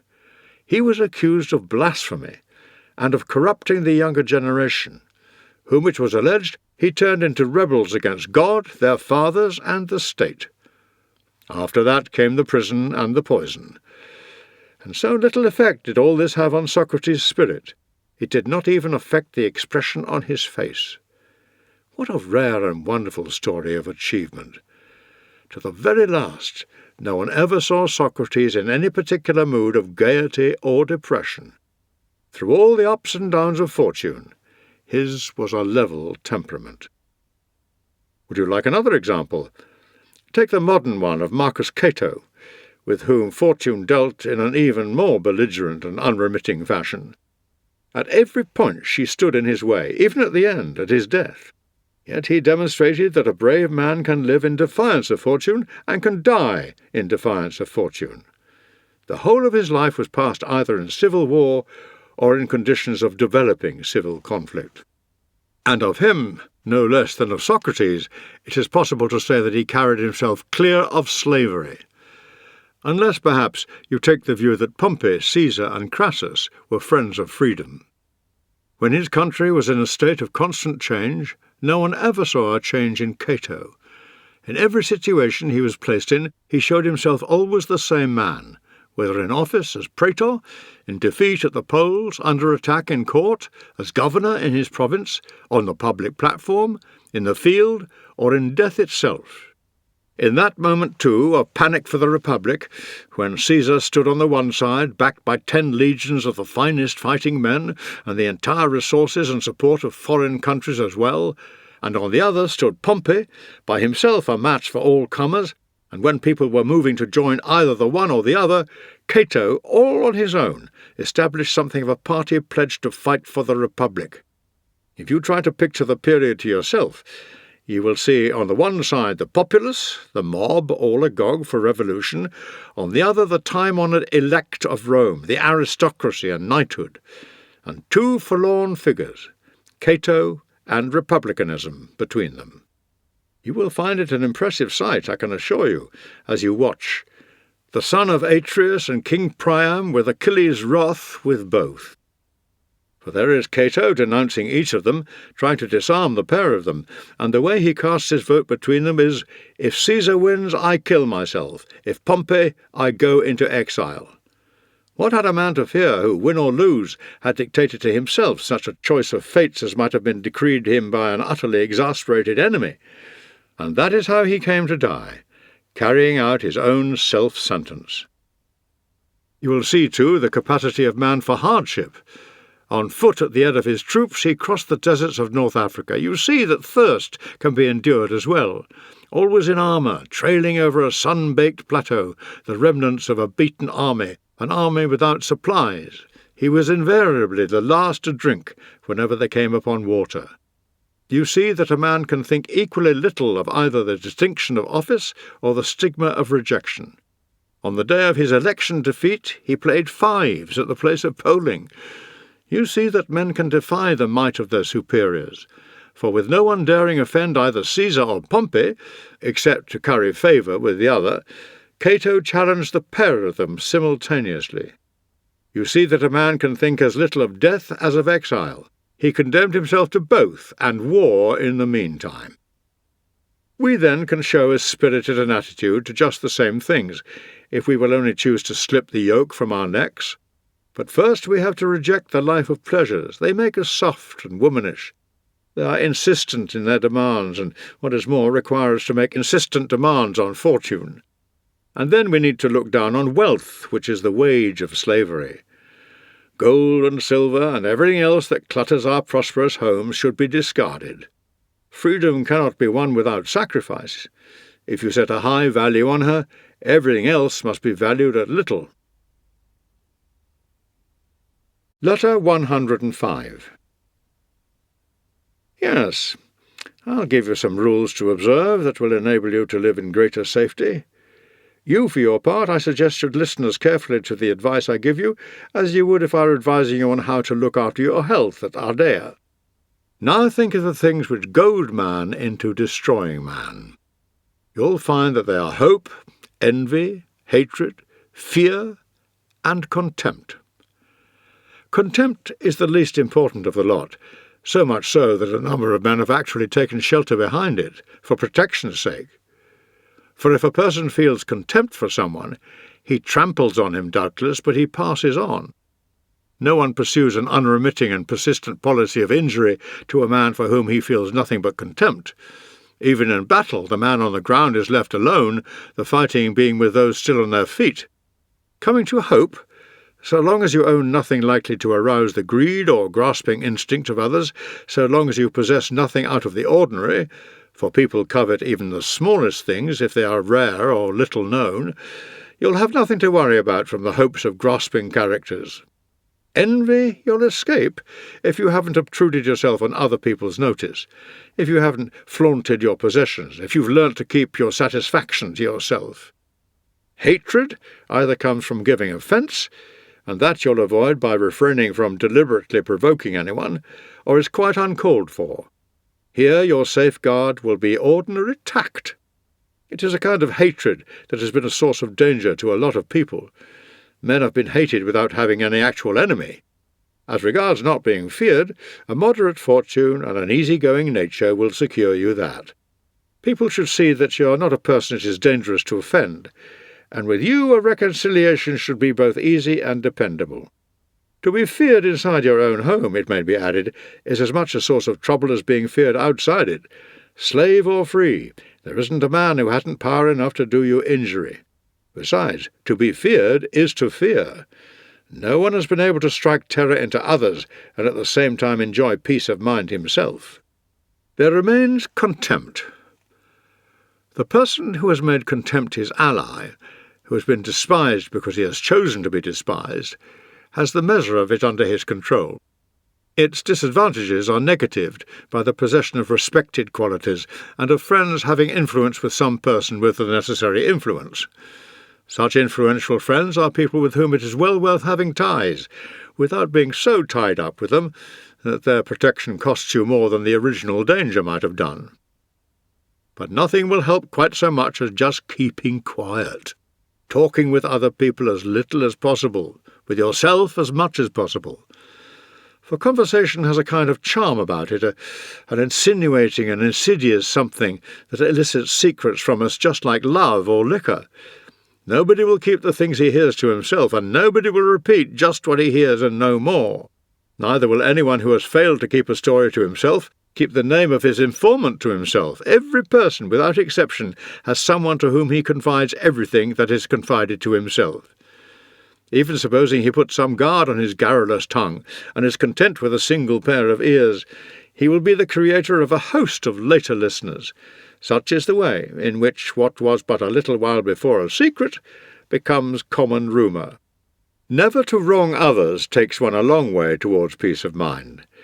People who know no self-restraint lead stormy and disordered lives, passing their time in a state of fear, commensurate with the injuries they do to others, never able to relax.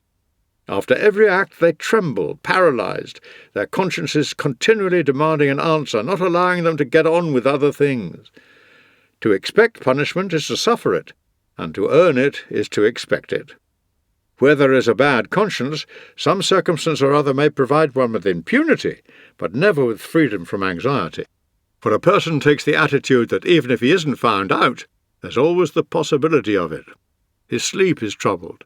Whenever he talks about someone else's misdeed, he thinks of his own, which seems to him all too inadequately hidden, all too inadequately blotted out of people's memories. A guilty person sometimes has the luck to escape detection, but never to feel sure of it. Letter number 107. Where's that moral insight of yours? Where's that acuteness of perception, or magnanimity? Does something as trivial as that upset you? Your slaves have seen your absorption in business as their chance to run away. So be it. You have been let down by friends. For by all means, keep the name we mistakenly bestowed on them, and be called such just to heighten their disgrace. But the fact is that your affairs have been freed for good, and all of a number of people on whom all your trouble was being wasted, and who considered you insufferable to anyone but yourself. There's nothing unusual or surprising about it all.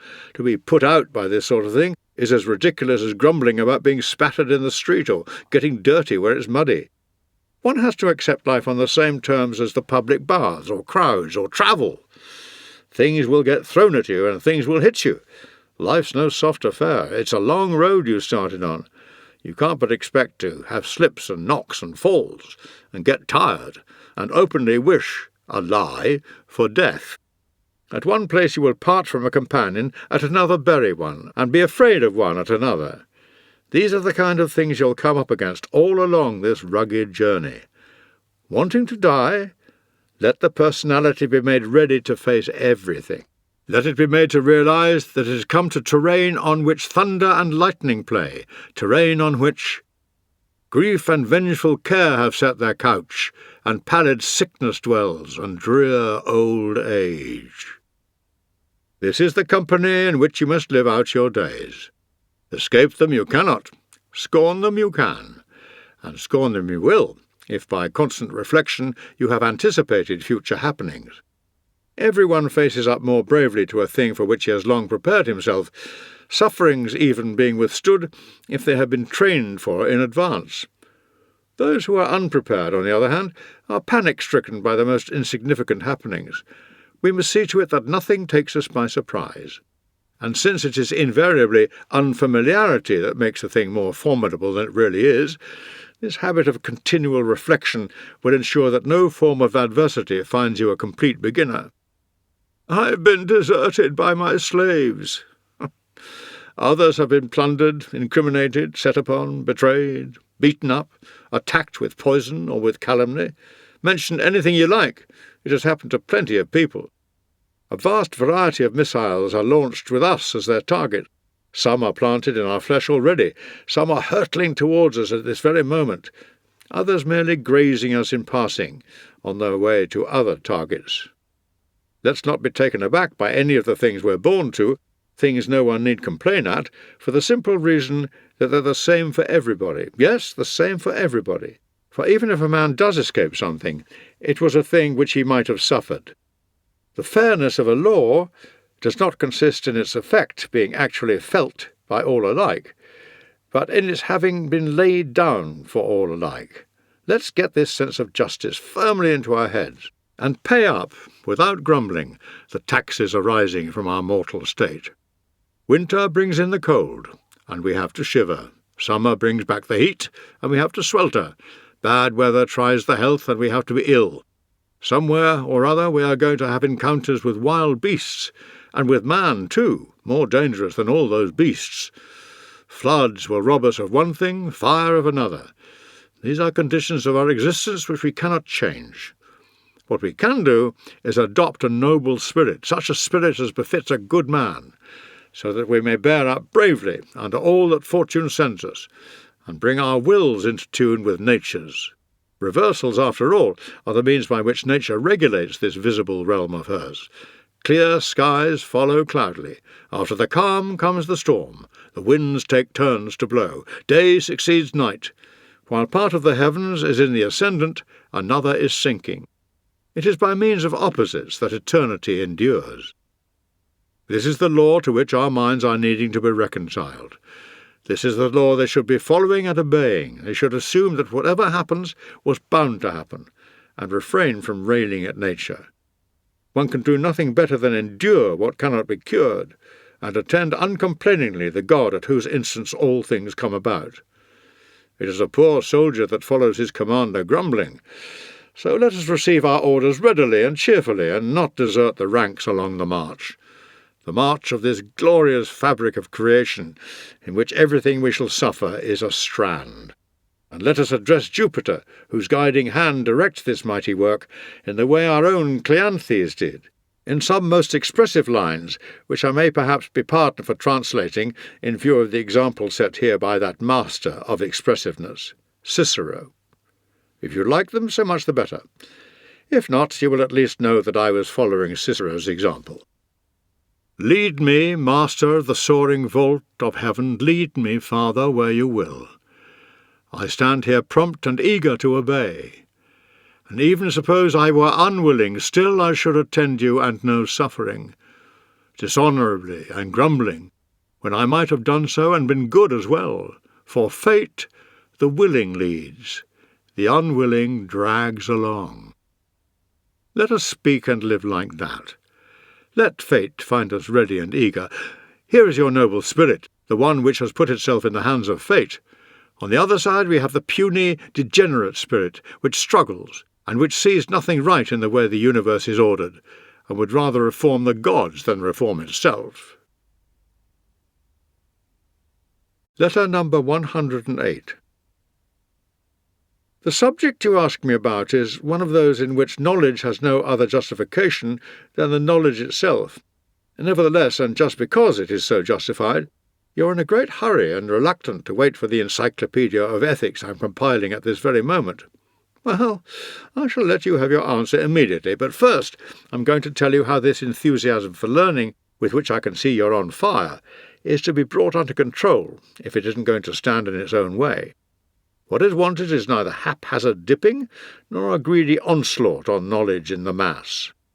The whole will be reached through its parts, and the burden must be adjusted to our strength. We mustn't take on more than we can manage.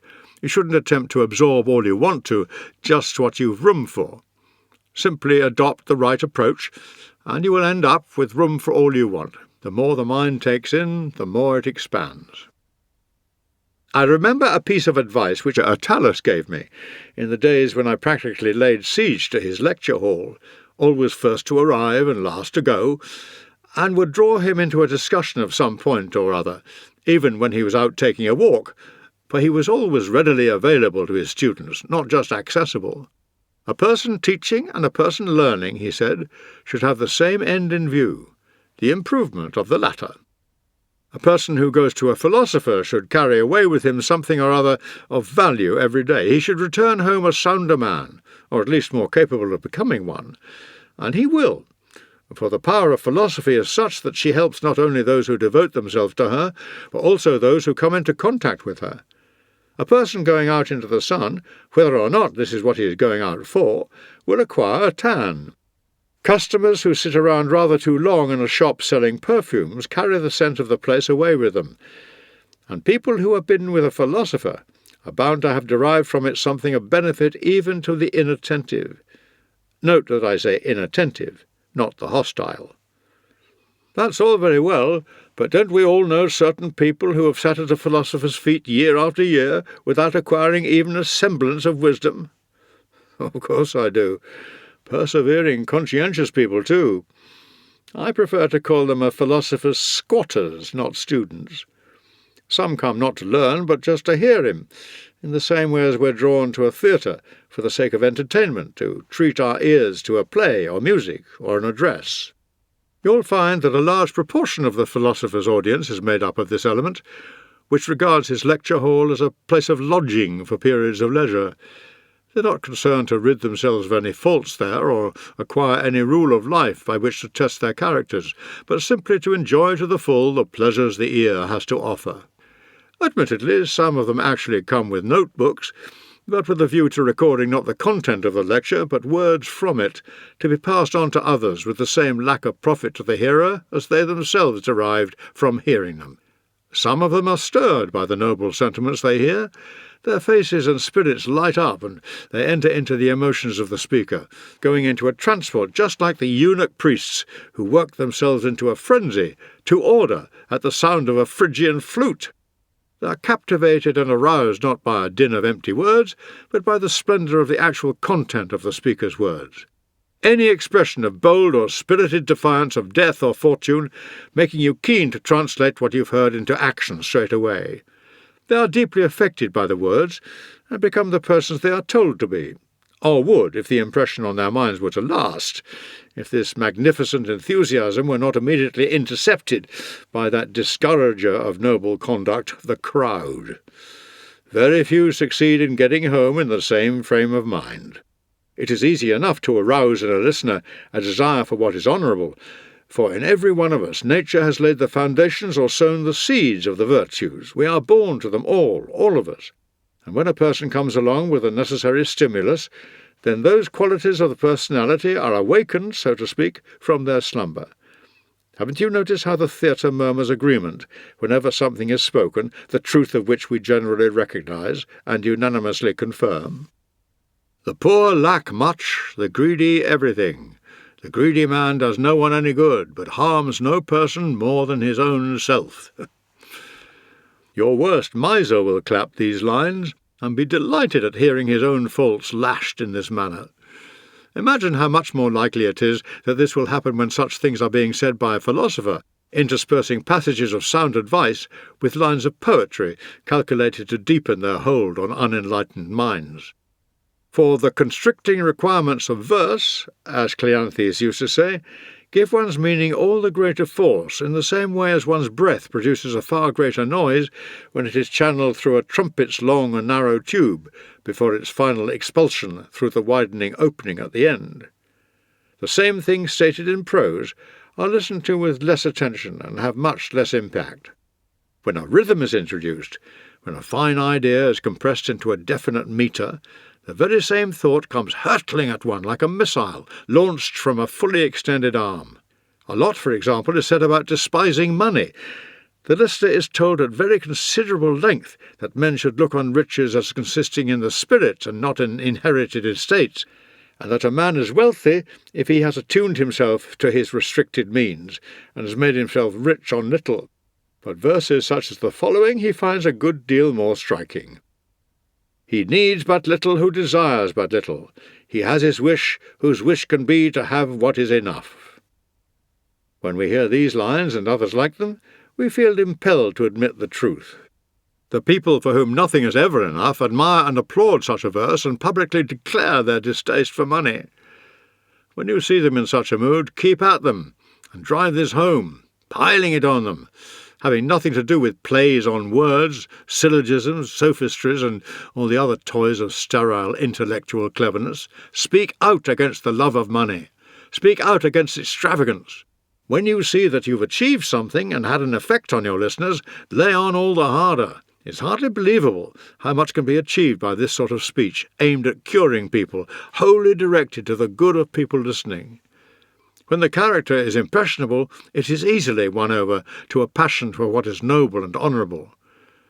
While a person's character is still malleable, and only corrupted to a mild degree, Truth strikes deep if she finds the right kind of advocate.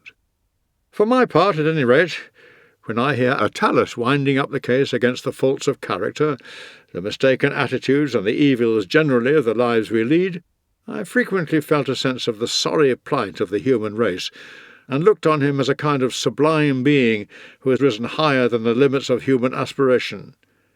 He himself would use the Stoic term king of himself. But to me he seemed more than a king, as being a man who had the right to pass judgment on the conduct and the character of monarchs. And when he began extolling to us the virtues of poverty, and showing us how everything which went beyond our actual needs was just so much unnecessary weight, a burden to the man who had to carry it, I often had a longing to walk out of that lecture hall a poor man. When he started exposing our pleasures and commending to us, along with moderation in our diet, physical purity and a mind equally uncontaminated not only by illicit pleasures, but by unnecessary ones as well, I would become enthusiastic about keeping the appetites for food and drink firmly in their place.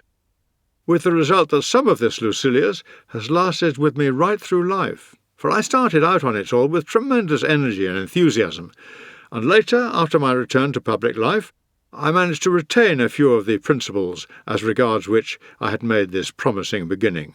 This is how I came to give up oysters and mushrooms for the rest of my life, for they aren't really food to us, but titbits, which induce people who have already had as much as they can take to go on eating, the object most desired by gluttons and others who stuff themselves with more than they can hold, being items which will come up again as easily as they go down. This, too, is why throughout life I have always abstained from using scent, as the best smell a body can have is no smell at all. This is why no wine ever finds its way into my stomach. This is the reason for my lifelong avoidance of hot baths, believing as I do that it is effeminate as well as pointless to stew one's body and exhaust it with continual sweating. Some other things to which I once said goodbye have made their reappearance, but nevertheless, in these cases, in which I have ceased to practice total abstinence, I succeed in observing a limit, which is something hardly more than a step removed from total abstinence, and even perhaps more difficult. With some things less effort of will is required to cut them out altogether, and I have recourse to them in moderation. Now that I've started disclosing to you how much greater my enthusiasm was in taking up philosophy as a young man than it is when it comes to keeping it up in my old age, I shan't be ashamed to confess the passionate feelings which Pythagoras inspired in me. Sotion used to tell us why Pythagoras and later Sextius was a vegetarian. Each had a quite different reason, but each was a striking one. Sextius believed that man had enough food to sustain him without shedding blood, and that when men took this tearing of flesh so far that it became a pleasure, a habit of cruelty was formed. He argued, in addition, that the scope for people's extravagance was in any case something that should be reduced, and he gave reasons for inferring that variety of diet was incompatible with our physical make-up and inimical to health. Pythagoras, on the other hand, maintained that all creatures were interrelated, and that there was a system of exchange of souls, involving transmigration from one bodily form to another. If we are to believe Pythagoras, no soul ever undergoes death, or even a suspension of its existence, except perhaps for the actual moment of transfusion into another body. This is not the moment for inquiring by what stages or at what point a soul completes its wanderings through a succession of other habitations and reverts to human form. It is enough for our present purposes that he has instilled into people a dread of committing the crime of parricide, in view of the possibility that they might, all unknowing, come across the soul of an ancestor, and with a knife or teeth do it dreadful outrage, assuming that the spirit of a relative might be lodging in the flesh concerned. After setting out this theory, and supplementing it with arguments of his own, Sotion would say, "You cannot accept the idea of souls being assigned to one body after another, and the notion that what we call death is only a move to another home. You cannot accept that the soul which was once that of a man may sojourn in wild beasts, or in our own domestic animals, or in the creatures of the deep. You cannot accept that nothing ever perishes on this earth, instead merely undergoing a change in its whereabouts. and that the animal world, not just the heavenly bodies that revolve in their unalterable tracks, moves in cycles, with its souls propelled along an orbital path of their own? Well, the fact that these ideas are ones which have been accepted by great men should make you suspend judgment. You should preserve an open mind on the whole subject anyway.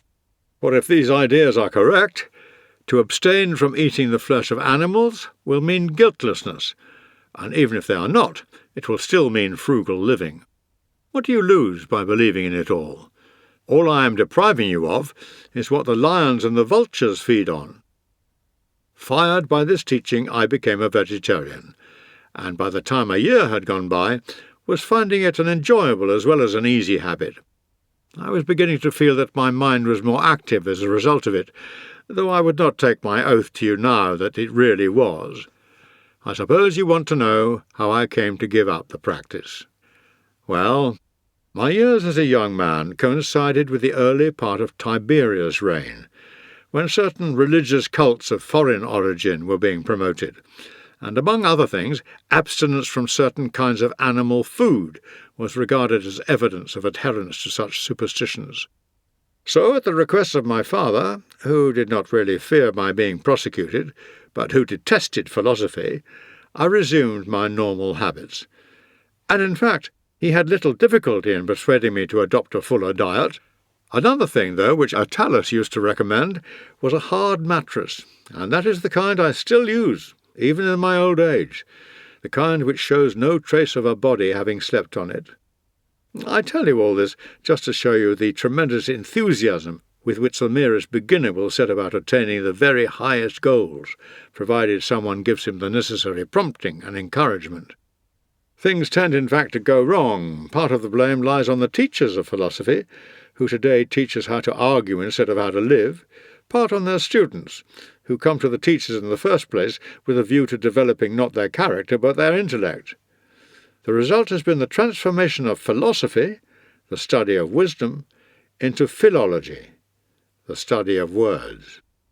The object which we have in view, after all, makes a great deal of difference to the manner in which we approach any subject.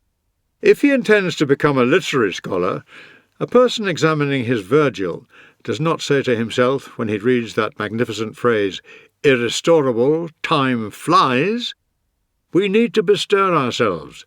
Life will leave us behind unless we make haste. The days are fleeting by, carried away at a gallop, carrying us with them. We fail to realize the pace at which we are being swept along. Here we are making comprehensive plans for the future and generally behaving as if we had all the leisure in the world when there are precipices all round us." No, his purpose is to note that Virgil invariably uses this word "flies" whenever he speaks of the swift passage of time. Life's finest days, for us poor human beings, fly first. The sicknesses and sufferings, a bleak old age, the snatching hand, implacable of merciless death, creep near. It is the person with philosophy in his mind who takes these words in the way they are meant to be taken. Virgil, he says, never speaks of the hours as passing, but as flying, this being the swiftest form of travel. He is also telling us that the finest ones are the first to be borne away. Then why are we so slow to get ourselves moving, so as to be able to keep up with the pace of this swiftness of all things? The best parts of life are flitting by, the worst are to come. The wine which is poured out first is the purest wine in the bottle, the heaviest particles and any cloudiness settling to the bottom. It is just the same with human life. The best comes first. Are we going to let others drain it, so as to keep the dregs for ourselves? Let that sentence stick in your mind. Accept it as unquestioningly as if it had been uttered by an oracle. Life's finest days, for us poor human beings, fly first. Why finest? Because what is to come is uncertain. Why finest? Because while we are young, we are able to learn. When the mind is quick to learn and still susceptible to training, we can turn it to better ends. Because this is a good time for hard work, for studies as a means of keeping our brains alert and busy, and for strenuous activities as a means of exercising our bodies. The time remaining to us afterwards is marked by relative apathy and indolence, and is all the closer to the end. Let us act on this, then, wholeheartedly. Let us cut out all distractions and work away at this alone, for fear that otherwise we may be left behind and only eventually realize one day the swiftness of the passage of this fleeting phenomenon, time, which we are powerless to hold back. Every day as it comes shall be welcomed and reduced forthwith into our own possession, as if it were the finest day imaginable. What flies past has to be seized at. These thoughts never occur to someone who looks at the lines I have quoted through the eyes of our literary scholar. He does not reflect that our first days are our best days, for the very reason that the sicknesses creep near, with old age bearing down on us, hovering over our heads, whilst our minds are still full of our youth. No, his comment is that Virgil constantly couples sicknesses and old age, and not without good reason, I can tell you. I should describe old age itself as a kind of incurable sickness. The scholar further remarks on the epithet attached to old age, pointing out that the poet speaks in the passage quoted of bleak old age, and in another passage writes, "Where dwell wan sicknesses and bleak old age." There is nothing particularly surprising about this way which everyone has of deriving material for his own individual interest from identical subject matter. In one and the same meadow the cow looks for grass, the dog for a hare, and the stork for a lizard. When a commentator, a literary man, and a devotee of philosophy pick up Cicero's book The State, each directs his attention in different directions. The philosopher finds it astonishing that so much could have been said in it by way of criticism of justice. The commentator, coming to the very same reading matter, inserts this sort of footnote. There are 2 Roman kings, one of whom has no father and another no mother, the mother of Servius being a matter on which there is uncertainty, and Ancus, the grandson of Numa, having no father on record. He observes further that the man to whom we give the title dictator, and read about in the history books under the same name, was called the Master of the Commons by the early Romans. This title survives to the present day in the augural records, and the fact that the person appointed by him as his deputy was known as the Master of the Knights is evidence that this is correct. He similarly observes that Romulus died during an eclipse of the sun, that the right of appeal to the commons was recognised as early as the period of the monarchy. There is authority for this in the pontifical records, in the opinion of a number of scholars, in particular Fenestella.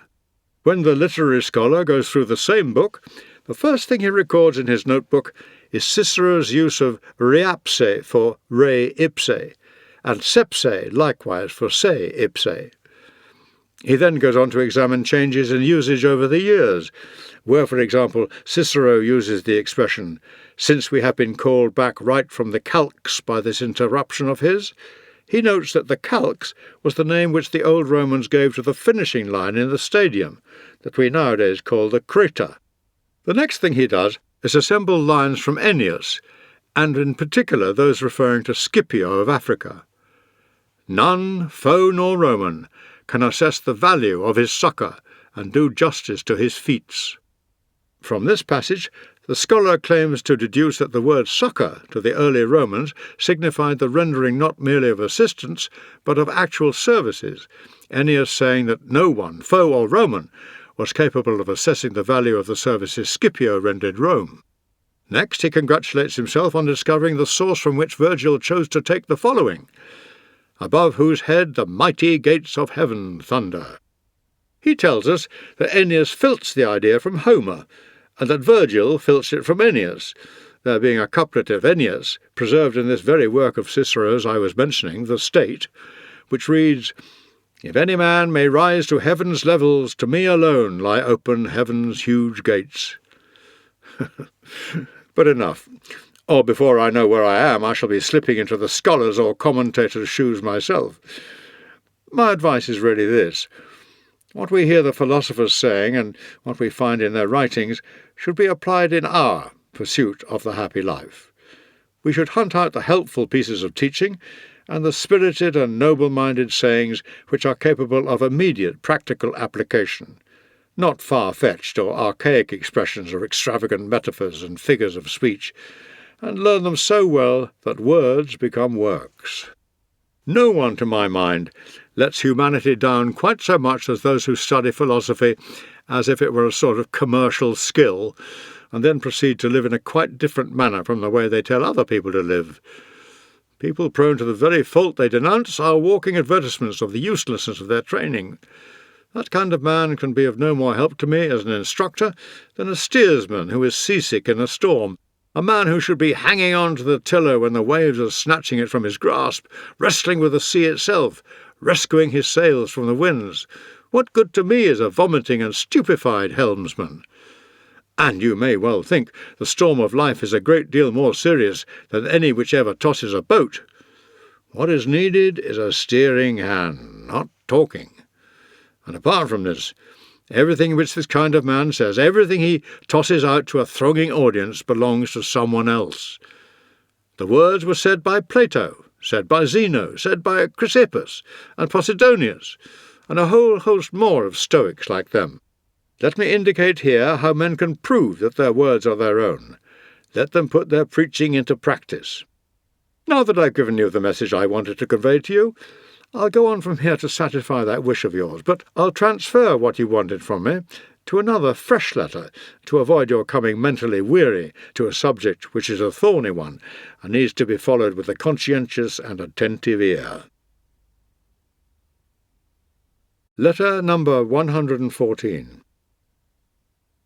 You ask why it is that at certain periods a corrupt literary style has come into being, and how it is that a gifted mind develops a leaning towards some fault or other, resulting in the prevalence at one period of a bombastic form of exposition, at another of an effeminate form, fashioned after the manner of songs, and why it is that at one time approval is won by extravagant conceits, and at another by sentences of an abrupt, allusive character, that convey more to the intelligence than to the ear, and why there have been eras in which metaphors have been shamelessly exploited.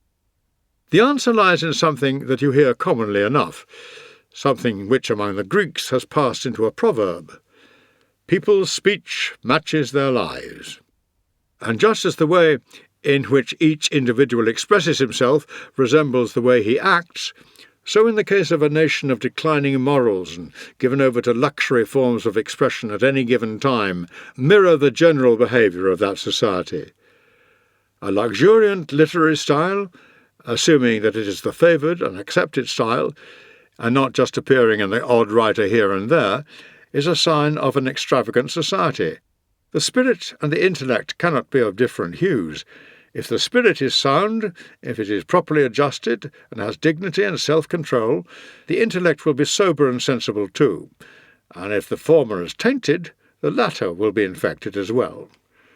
You observe, surely, how a person's limbs drag and his feet dawdle along if his spirit is a feeble one, and how the lack of moral fibre shows in his very gait if his spirit is addicted to soft living, and how if his spirit is a lively and dashing one, his step is brisk, and how if it is a prey to madness or the similar state of anger, his body moves along in an uncontrolled sort of way, in a rush rather than a walk.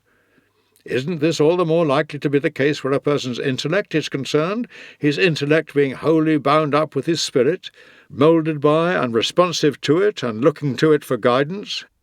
The manner in which Maecenas lived is too well known for there to be any need to describe the way he walked, his self-indulgent nature, his passion for self-display, his reluctance that his fault should escape people's notice.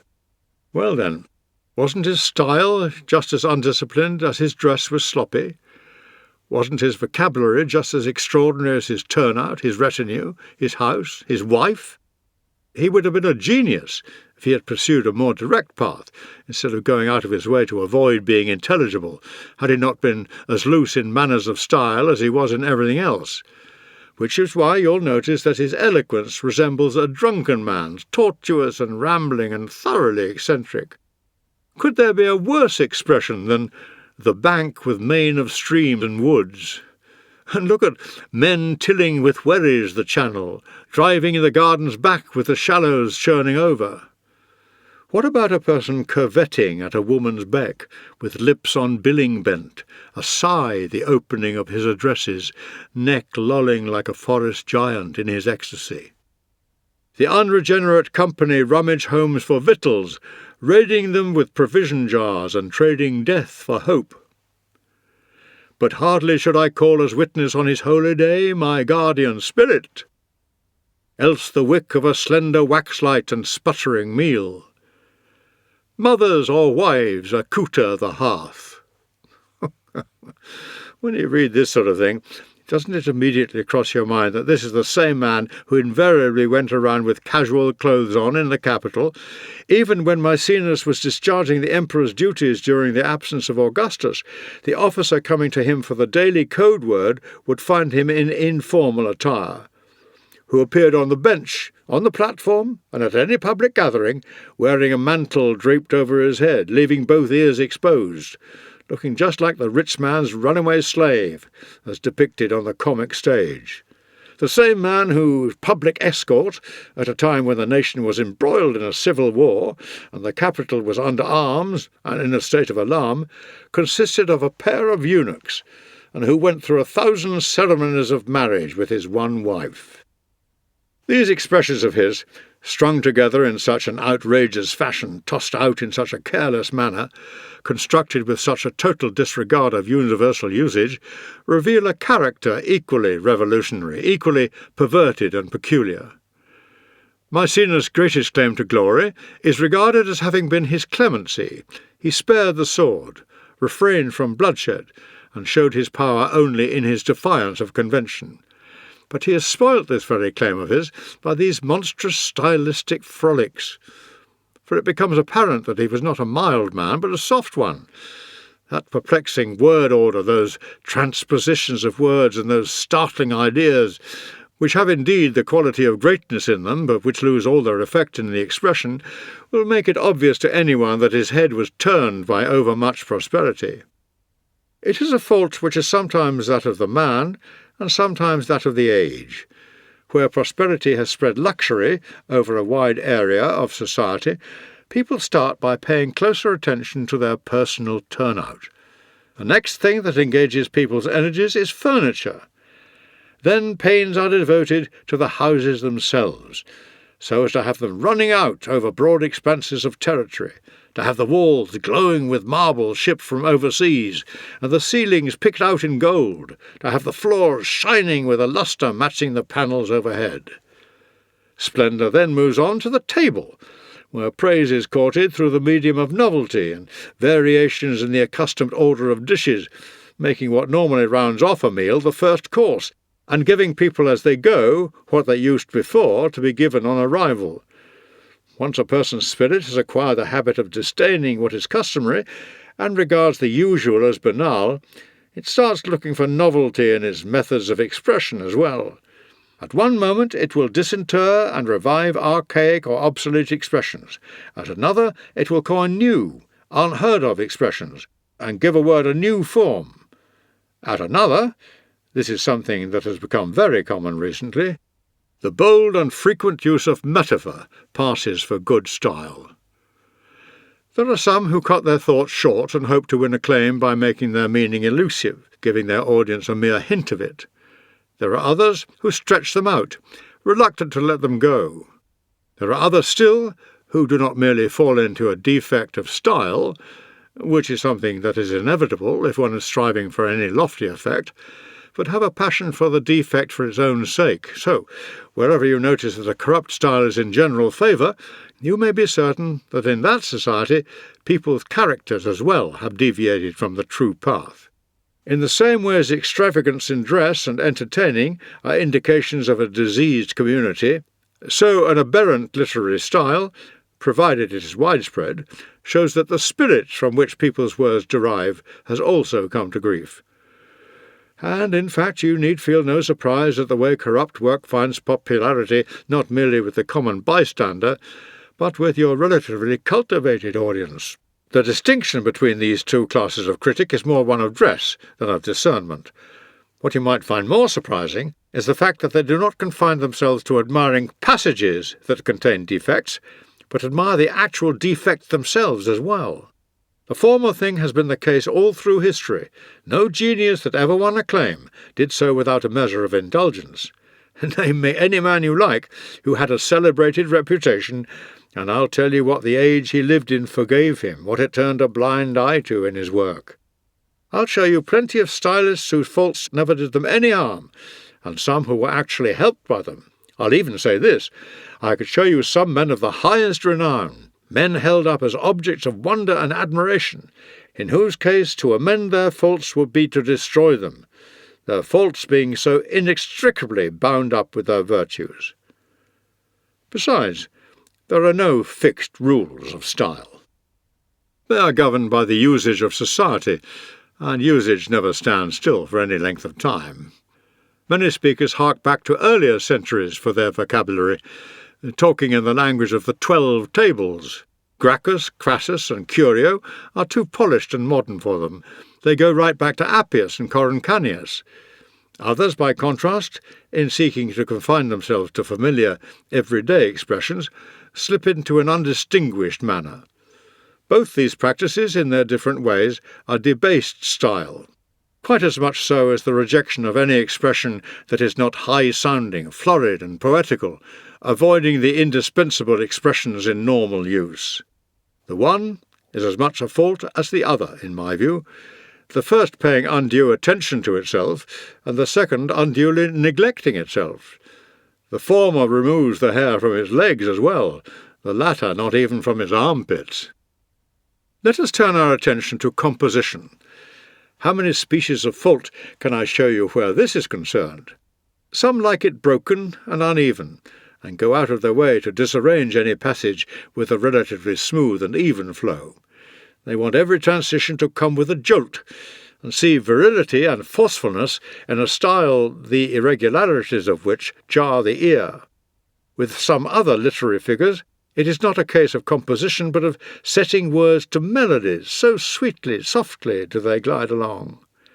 What shall I say about the kind in which words are held back, and keep us waiting for a long time before they make their reluctant appearance right at the end of the period? What of that like Cicero's, which moves to its conclusion in a leisurely fashion, in a gentle and delayed incline, and unvaryingly true to its customary rhythm? In the field of the epigram, too, faults comprise a tameness and childishness, or a boldness and daring that oversteps the bounds of decency, or a richness that has a cloying quality, or a barrenness in the outcome, an ineffectiveness, a ringing quality, and nothing more. These faults are introduced by some individual dominating letters at the time, are copied by the rest, and handed on from one person to another. Thus, in Sallust's heyday, abruptly terminated sentences, unexpectedly sudden endings, and a brevity carried to the point of obscurity passed for a polished style. Lucius Arruntius, the historian of the Punic War, and a man of unusual simplicity of character, was a follower of Sallust, and strove after that kind of style. By means of money he procured an army. Hired one, in other words, is an expression found in Sallust. Arruntius took a fancy to this expression procured, and found a place for it on every page, saying in one passage, "They procured our rout." In another, King Hero of Syracuse procured a war. And in another, this news procured the surrender of the people of Panormus to the Romans. These are merely by way of giving you samples of the practice. The whole book is rife with them. What was occasional in Sallust is a frequent, almost incessant occurrence in Arruntius, which is easily enough explained, for whereas Sallust hit on such expressions, Arruntius cultivated them. You can see what the result is when some writer's fault is taken as a model. Sallust spoke of wintry rains. Arruntius, in the first book of the Punic War, says, "Suddenly the weather was wintry." In another place, when he wants to describe a particular year as having been a cold one, he says, "The whole year was wintry." In another passage he writes, "From there he dispatched 60 transport vessels, lightly laden, apart from troops and essential crew, in spite of a wintry northerly gale." He drags the word in constantly, in every conceivable place. Sallust at one point writes, "Seeking amid civil war the plaudits of rectitude and integrity." Aruntius was unable to restrain himself from inserting right at the beginning of his first book mention of Regulus's tremendous plaudits. Now these faults and others like them, stamped on a writer's style by imitation, are not themselves evident of extravagant ways or corrupt attitudes. For the things upon which you base any judgment on a person's psychology must be things peculiar to himself, things that spring from his own nature. A hot-tempered man having a hot-tempered style, an emotional man an overexcited one, a self-indulgent man a soft and flabby one, and so on. And the last is the manner one observes adopted by the sort of person who has his beard plucked out, or has it plucked out in parts, who keeps himself close-shaven and smooth around his lips, but leaves the rest of it to grow, who wears cloaks in flamboyant colours, who wears a diaphanous robe, who is reluctant to do anything that might escape people's attention, who provokes and courts such attention, and, so long as he is looked at, does not mind whether it is with disapproval. Such is the manner of Maecenas, and every other writer whose stylistic errors are not accidental but deliberate and calculated. It is something that stems from a serious affliction of the spirit. When a person is drinking, his tongue only starts stumbling after his mental faculties have succumbed and given way or broken down. The same applies with this drunkenness, what else can one regard it as, of style. No one suffers from it unless his spirit is unstable. See then that the spirit is well looked after. Our thoughts and our words proceed from it. We derive our demeanour and expression and the very way we walk from it. If the spirit is sound and healthy, our style will be firm and forceful and virile. But if the spirit tumbles, all the rest of our personality comes down in ruins with it. The queen unharmed, the bees all live at one. Once she is lost, the hive's in anarchy. The spirit is our queen. So long as she is unharmed, the rest remains at its post, obedient and submissive. If she wavers for a moment, in the same moment the rest all falters. Letter number 122. The daylight has begun to diminish. It has contracted considerably, but not so much that there is not a generous amount remaining still for anyone who will, so to speak, rise with the daylight itself. More active and commendable still is the person who is waiting for the daylight and intercepts the first rays of the sun. Shame on him who lies in bed dozing when the sun is high in the sky, whose waking hours commence in the middle of the day. And even this time, for a lot of people, is the equivalent of the small hours. There are some who invert the functions of day and night, and do not separate eyelids leaden with the previous day's carousal before night sets in. Their way of life, if not their geographical situation, resembles the state of those peoples whom nature, as Virgil says, has planted beneath our feet on the opposite side of the world. And when dawn's panting steeds first breathe on us, for them the reddening evening starts at length to light their lamps. There are some Antipodes, living in the same city as ourselves, who, as Marcus Cato said, have never seen the sun rise or set. Can you imagine that these people know how one ought to live when they do not know when one ought to live? Can they really be afraid of death like other people, when this is what they have retreated into in their own lifetimes? They are as weird as birds that fly by night. They may while away their hours of darkness to a background of wine and perfume. They may occupy the whole of the time they spend contrarily awake, eating sumptuous dishes, individually cooked, too, in a long succession of different courses. But what in fact they are doing is not banqueting, but celebrating their own last rites. At least the dead have their memorial ceremonies during the daytime. Heavens, though, no day is a long one for a man who is up and about. Let us expand our life. Action is its theme and duty. The night should be kept within bounds, and a proportion of it transferred to the day. Poultry that are being reared for the table are cooped up in the dark, so as to prevent them moving about and make them fatten easily. There they languish, getting no exercise, with the swelling taking possession of their sluggish bodies, and the inert fat creeping over them in their magnificent seclusion. And the bodies of these people, who have dedicated themselves to the dark, have an unsightly look about them too, inasmuch as their complexions are unhealthier looking than those of persons who are pale through sickness. Frail and feeble with their blanched appearance, in their case the flesh on the living person is death-like. And yet I should describe this as the least of their ills. How much deeper is the darkness in their souls! Their souls are dazed and befogged, envious of the blind. What man was ever given eyes for the sake of the dark? Do you ask how the soul comes to have this perverse aversion to daylight, and transference of its whole life to the night-time? All vices are at odds with nature, all abandon the proper order of things. The whole object of luxurious living is the delight it takes in irregular ways, and in not merely departing from the correct course, but going to the farthest point away from it, and in eventually even taking a stand diametrically opposed to it.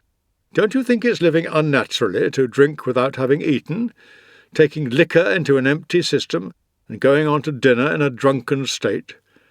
Yet this is a failing which is common among young people, who cultivate their capacities to the point of drinking, swilling would be a better description of it, in naked groups, the moment they're inside the doors of the public bath-house, every now and then having a rub all over to get rid of the perspiration brought on by continually putting down the piping hot liquor. To them, drinking after lunch or dinner is a common habit, something only done by rural worthies and people who don't know where the true pleasure lies. The wine that gives a person undiluted enjoyment, they say, is the wine that makes its way into his system unobstructed instead of swimming about in his food. Intoxication on an empty stomach is the kind that gratifies a man. Oh, don't you think it's living unnaturally to exchange one's clothes for women's? Is it not living unnaturally to aim at imparting the bloom of youth to a different period of life? Can there be a sorrier or crueler practice than that whereby a boy is never apparently allowed to grow up into a man, in order that he may endure a man's attentions for as long as may be? Won't even his years rescue him from the indignity his sex ought to have precluded? Is it not living unnaturally to hanker after roses during the winter, and to force lilies in midwinter by taking the requisite steps to change their environment and keeping up the temperature with hot water heating? Is it not living unnaturally to plant orchards on the top of towers, or to have a forest of trees waving in the wind on the roofs and ridges of one's mansions, their roots springing at a height which it would have been presumptuous for their crests to reach? Is it not living unnaturally to seek the foundations of hot baths in the sea, and consider that one is not swimming in a refined fashion unless one's heated waters are exposed to the waves and storms? Having started to make a practice of desiring everything contrary to nature's habit, they finally end up by breaking off relations with her altogether. It's daylight, time for bed, all's quiet, now for our exercises, now for a drive, now for a meal. The daylight's getting nearer, time we had our dinner. No need to do as the crowd does, to follow the common, well-worn path of life is a sordid way to behave. Let's leave the daytime to the generality of people. Let's have early hours that are exclusively our own. This sort of person is to me as good as dead. After all, how far can a person be from the grave, and an untimely one at that, if he lives by the light of tapers and torches? I can recall a great many people who led this kind of life at one time, with a former praetor among them too, Acilius Buter, the man who had squandered an enormous fortune which he had inherited, and when he confessed his impoverished state to the Emperor Tiberius, was met with the remark, "You have woken up rather late." Montanus Julius, a tolerably good poet, noted for his closeness to Tiberius and subsequent fall from favour, who used to give public readings of his verse, took great delight in working sunrises and sunsets into his compositions. Hence the remark of Nutter Pinarius, when someone was expressing disgust at the way Montanus' reading had continued for a whole day, and declaring that his readings weren't worth attending, I'm quite prepared to listen to him, can I say fairer than this, from sunrise to sunset. When Montanus had just read the lines, "The sun-god starts his fiery flames to extend the rosy dawn to diffuse her light, and now that plaintive bird, the swallow, starts to thrust her morsels down the throats of nestlings shrill, with gentle bill supplying each its share, with journeys yet to come," one Varus called out, "And Buta starts to sleep." Varus was a Roman knight, a friend of Marcus Vinicius, who was always in attendance at good dinners, for which he used to qualify by the sauciness of his tongue. It was he, too, who said a little later on, when Montanus had read, "The herdsmen now in byres have stalled their beasts, and night now starts to bring the drowsy world a dreamy stillness. What's that you say? Night is it, now? I'll go and pay a morning call on Buta." Buta's upside-down way of life was a byword, and yet, as I've said, at one time this sort of life was led by a great many people. The reason why some people live in this sort of way is not that they think that night itself is any special attraction, but that they get no pleasure out of anything which is usual, apart from the fact that daylight is anathema to a bad conscience. A person who experiences a craving or a contempt for things in proportion to their costliness or cheapness looks down his nose at a form of illumination which does not cost him anything. Moreover, the man who lives extravagantly wants his manner of living to be on everybody's lips as long as he is alive. He thinks he is wasting his time if he is not being talked about, so every now and then he does something calculated to set people talking. Plenty of people squander fortunes, plenty of people keep mistresses. To win any reputation in this sort of company, you need to go in for something not just extravagant, but really out of the ordinary. In a society as hectic as this one, it takes more than common profligacy to get oneself talked about.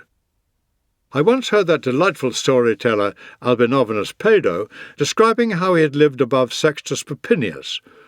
Popinius was one of the daylight-shy fraternity.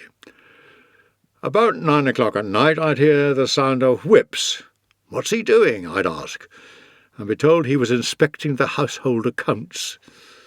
About 12 I'd hear some strenuous shouting. "What's that?" I'd ask, and be told he was doing his voice exercises. About 2 I'd ask what the noise of wheels meant, and be told he was off for his drive. About daybreak there would be a scurrying in all directions, a shouting for boys, and a chaos of activity among stewards and kitchen staff. "What is it?" I'd ask, to be told he was out of his bath and had called for his pre-dinner appetizer. His dinner, then, it might be said, exceeded the capacity of his day. Far from it, for he lived in a highly economical fashion. All he used to burn up was the night. Hence Pedo's remark, when some people were describing Popinius as being mean and grasping, I take it you would describe him as being an artificial light addict as well. You needn't be surprised to discover so much individuality where the vices are concerned. Vices are manifold, take countless different forms, and are incapable of classification. Devotion to what is right is simple. Devotion to what is wrong is complex, and admits of infinite variations. It is the same with people's characters. In those who follow nature, they are straightforward and uncomplicated, and differ only in minor degree, while those that are warped are hopelessly at odds with the rest, and equally at odds with themselves. But the chief cause of this disease, in my opinion, is an attitude of disdain for a normal existence. These people seek to set themselves apart from the rest of the world, even in the manner in which they organise their timetable, in just the same way as they mark themselves off from others by the way they dress, by the stylishness of their entertaining, and the elegance of their carriages. People who regard notoriety as a reward for misbehaviour have no inclination for common forms of misbehaviour, and notoriety is the aim of all these people who live, so to speak, back to front. We therefore, Lucilius, should keep to the path which nature has mapped out for us, and never diverge from it. For those who follow nature, everything is easy and straightforward, whereas for those who fight against her, life is just like rowing against the stream. Letter number 123. I have reached my house at Alba at last, late at night, and worn out by the journey. which wasn't so much long as thoroughly uncomfortable. To find nothing ready for my arrival, apart from myself. So I'm in bed, recovering from my fatigue and making the best of this slowness on the part of the cook and the baker by carrying on a conversation with myself on this very theme of how nothing is burdensome if taken lightly, and how nothing need arouse one's irritation so long as one doesn't make it bigger than it is by getting irritated. My baker may be out of bread, but the farm manager will have some, or the steward, or a tenant. Bad bread, yes, you'll say. Wait, then. It'll soon turn into good bread. Hunger will make you find even that bread soft and wheaty. One shouldn't, accordingly, eat until hunger demands. I shall wait, then, not eat until I either start getting good bread again, or cease to be fussy about bad bread. It is essential to make oneself used to putting up with a little. Even the wealthy and the well-provided are continually met and frustrated by difficult times and situations. It is in no man's power to have whatever he wants, but he has it in his power not to wish for what he hasn't got, and cheerfully make the most of the things that do come his way. And a stomach firmly under control, one that will put up with hard usage, marks a considerable step towards independence.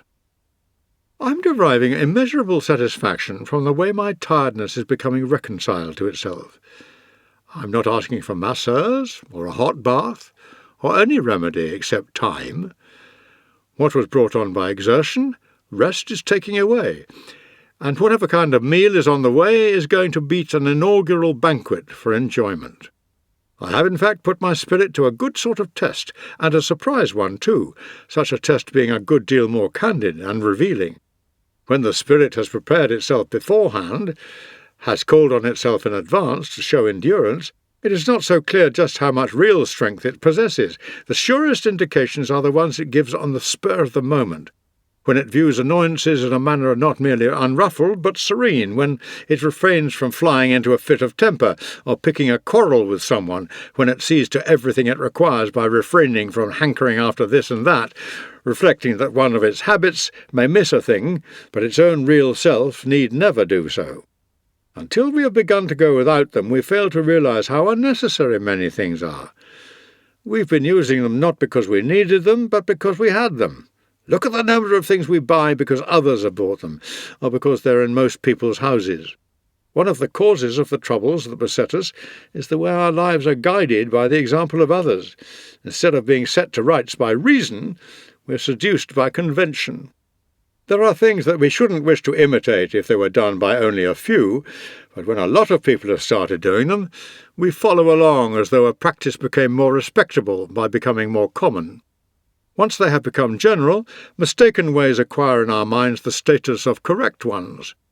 Nobody travels now without a troop of Numidian horsemen riding ahead of him, and a host of runners preceding his carriage. One feels ashamed not to have men with one, to hustle oncoming travellers off the road, and to show there's a gentleman coming by the cloud of dust they raise. Everybody nowadays has mules to carry his crystalware, his myrrhine vessels, and the other articles engraved by the hands of master craftsmen.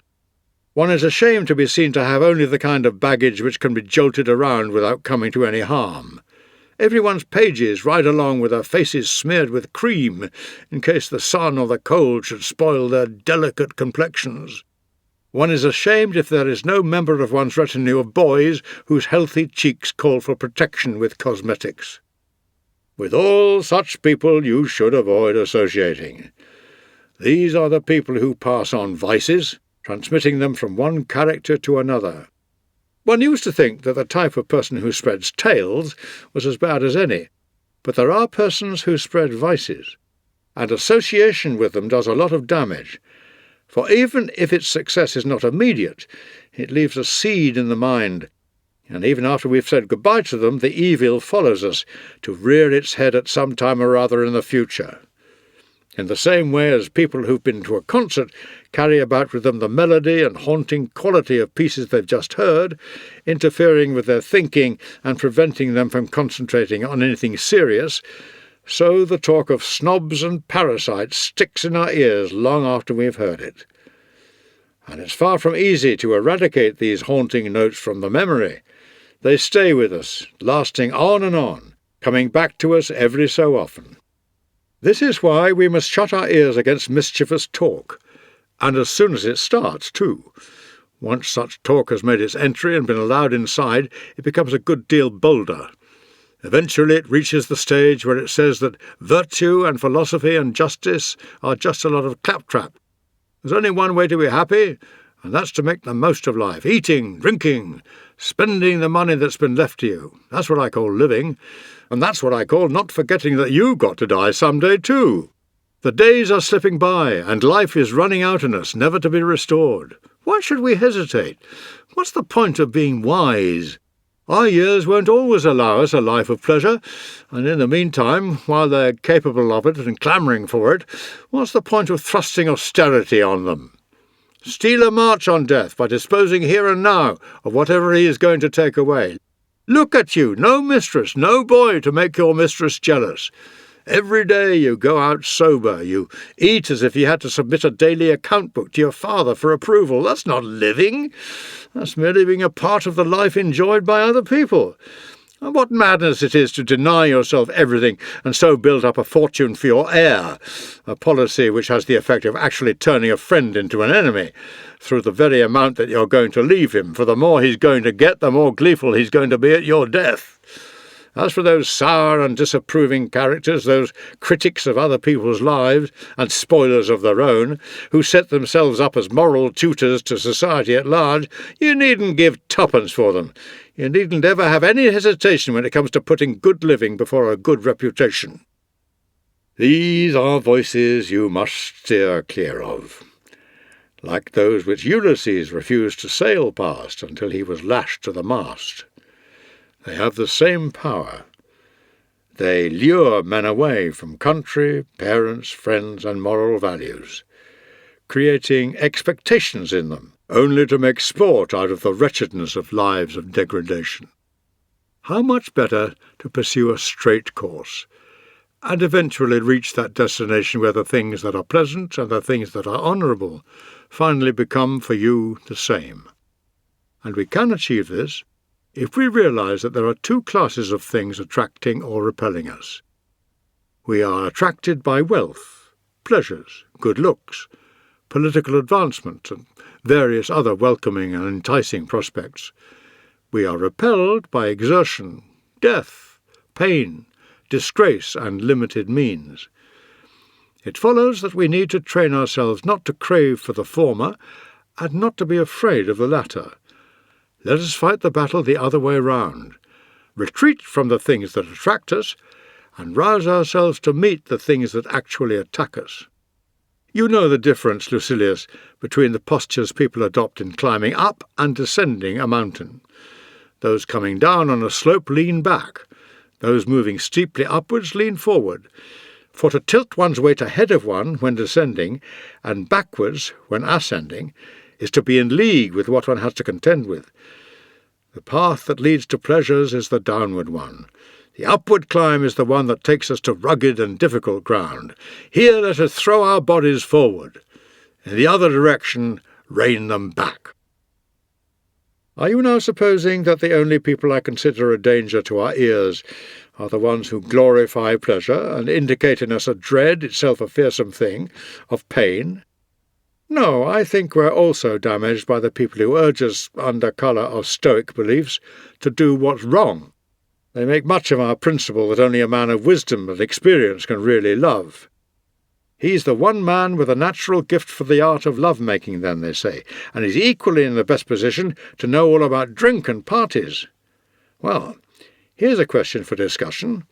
Up to what age is it proper to love young men? This sort of thing may be all right for the Greeks, but the kind of talk to which we would be better to turn our ears is this. No man's good by accident. Virtue has to be learnt. Pleasure is a poor and petty thing. No value should be set on it. It's something we share with dumb animals. The minutest, most insignificant creatures scutter after it. Glory's an empty, changeable thing, as fickle as the weather. Poverty is no evil to anyone unless he kicks against it. Death is not an evil. What is it then? the one law mankind has that is free of all discrimination. Superstition is an idiotic heresy. It fears those it should love, it dishonours those it worships. For what difference does it make whether you deny the gods or bring them into disrepute?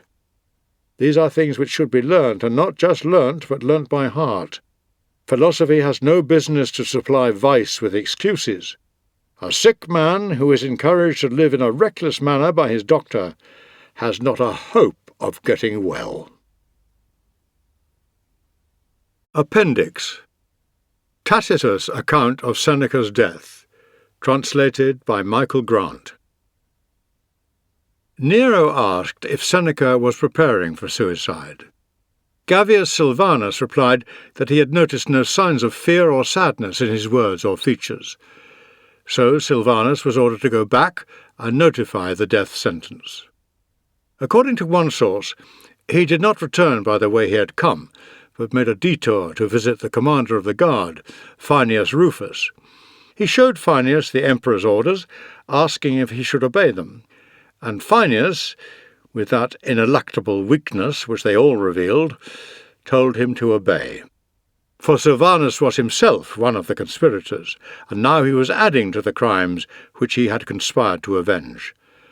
But he shirked communicating or witnessing the atrocity. Instead, he sent in one of his staff officers to tell Seneca he must die. Unperturbed, Seneca asked for his will, but the officer refused. Then Seneca turned to his friends. "Being forbidden," he said, "to show gratitude for your services, I leave you my one remaining possession and my best, the pattern of my life. If you remember it, your devoted friendship will be rewarded by a name for virtuous accomplishments." As he talked, and sometimes in sterner and more imperative terms, he checked their tears and sought to revive their courage.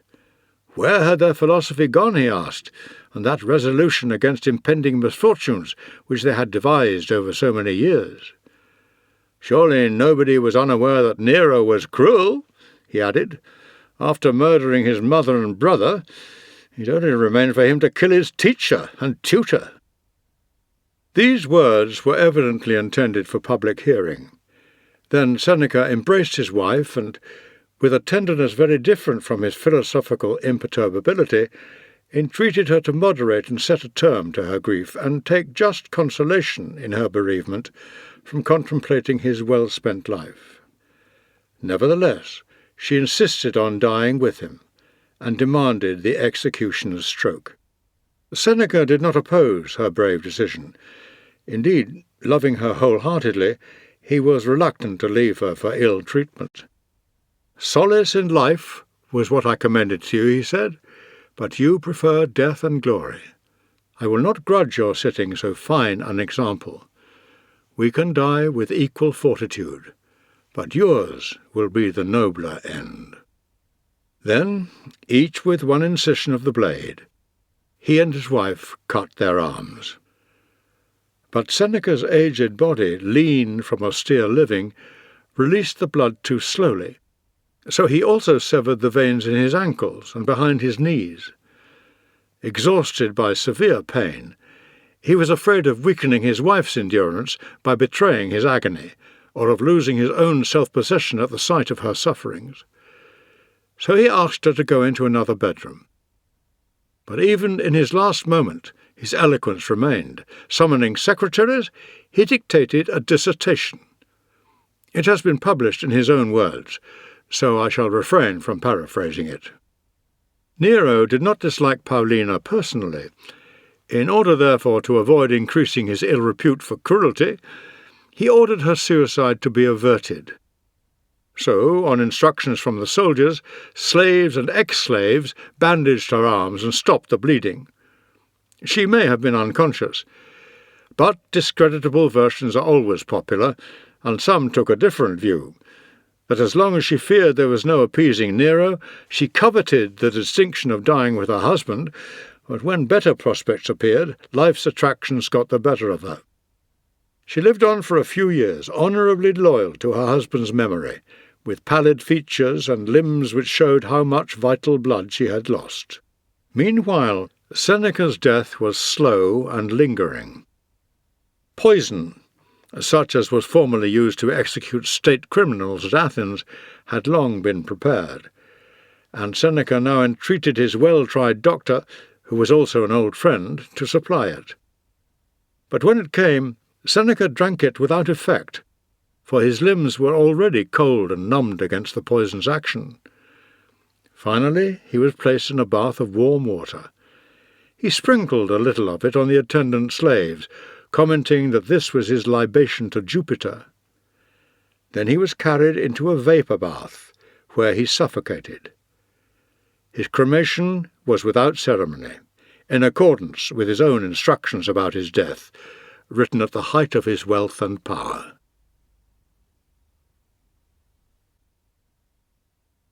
We hope you have enjoyed this Penguin audio production of Letters from a Stoic by Seneca, read by Julian Glover. It was produced by Chris Thompson, and the post-production was by Heavy Entertainment. For more Penguin audio productions, visit us at penguin.co.uk/audio. Thanks for listening. Copyright in recording, Penguin Audio 2019. Text copyright, first published by Penguin Books in 1969. Introduction copyright, Robin Alexander Campbell, 1969. All rights reserved. The moral rights of the author have been asserted. Audible hopes you've enjoyed this program.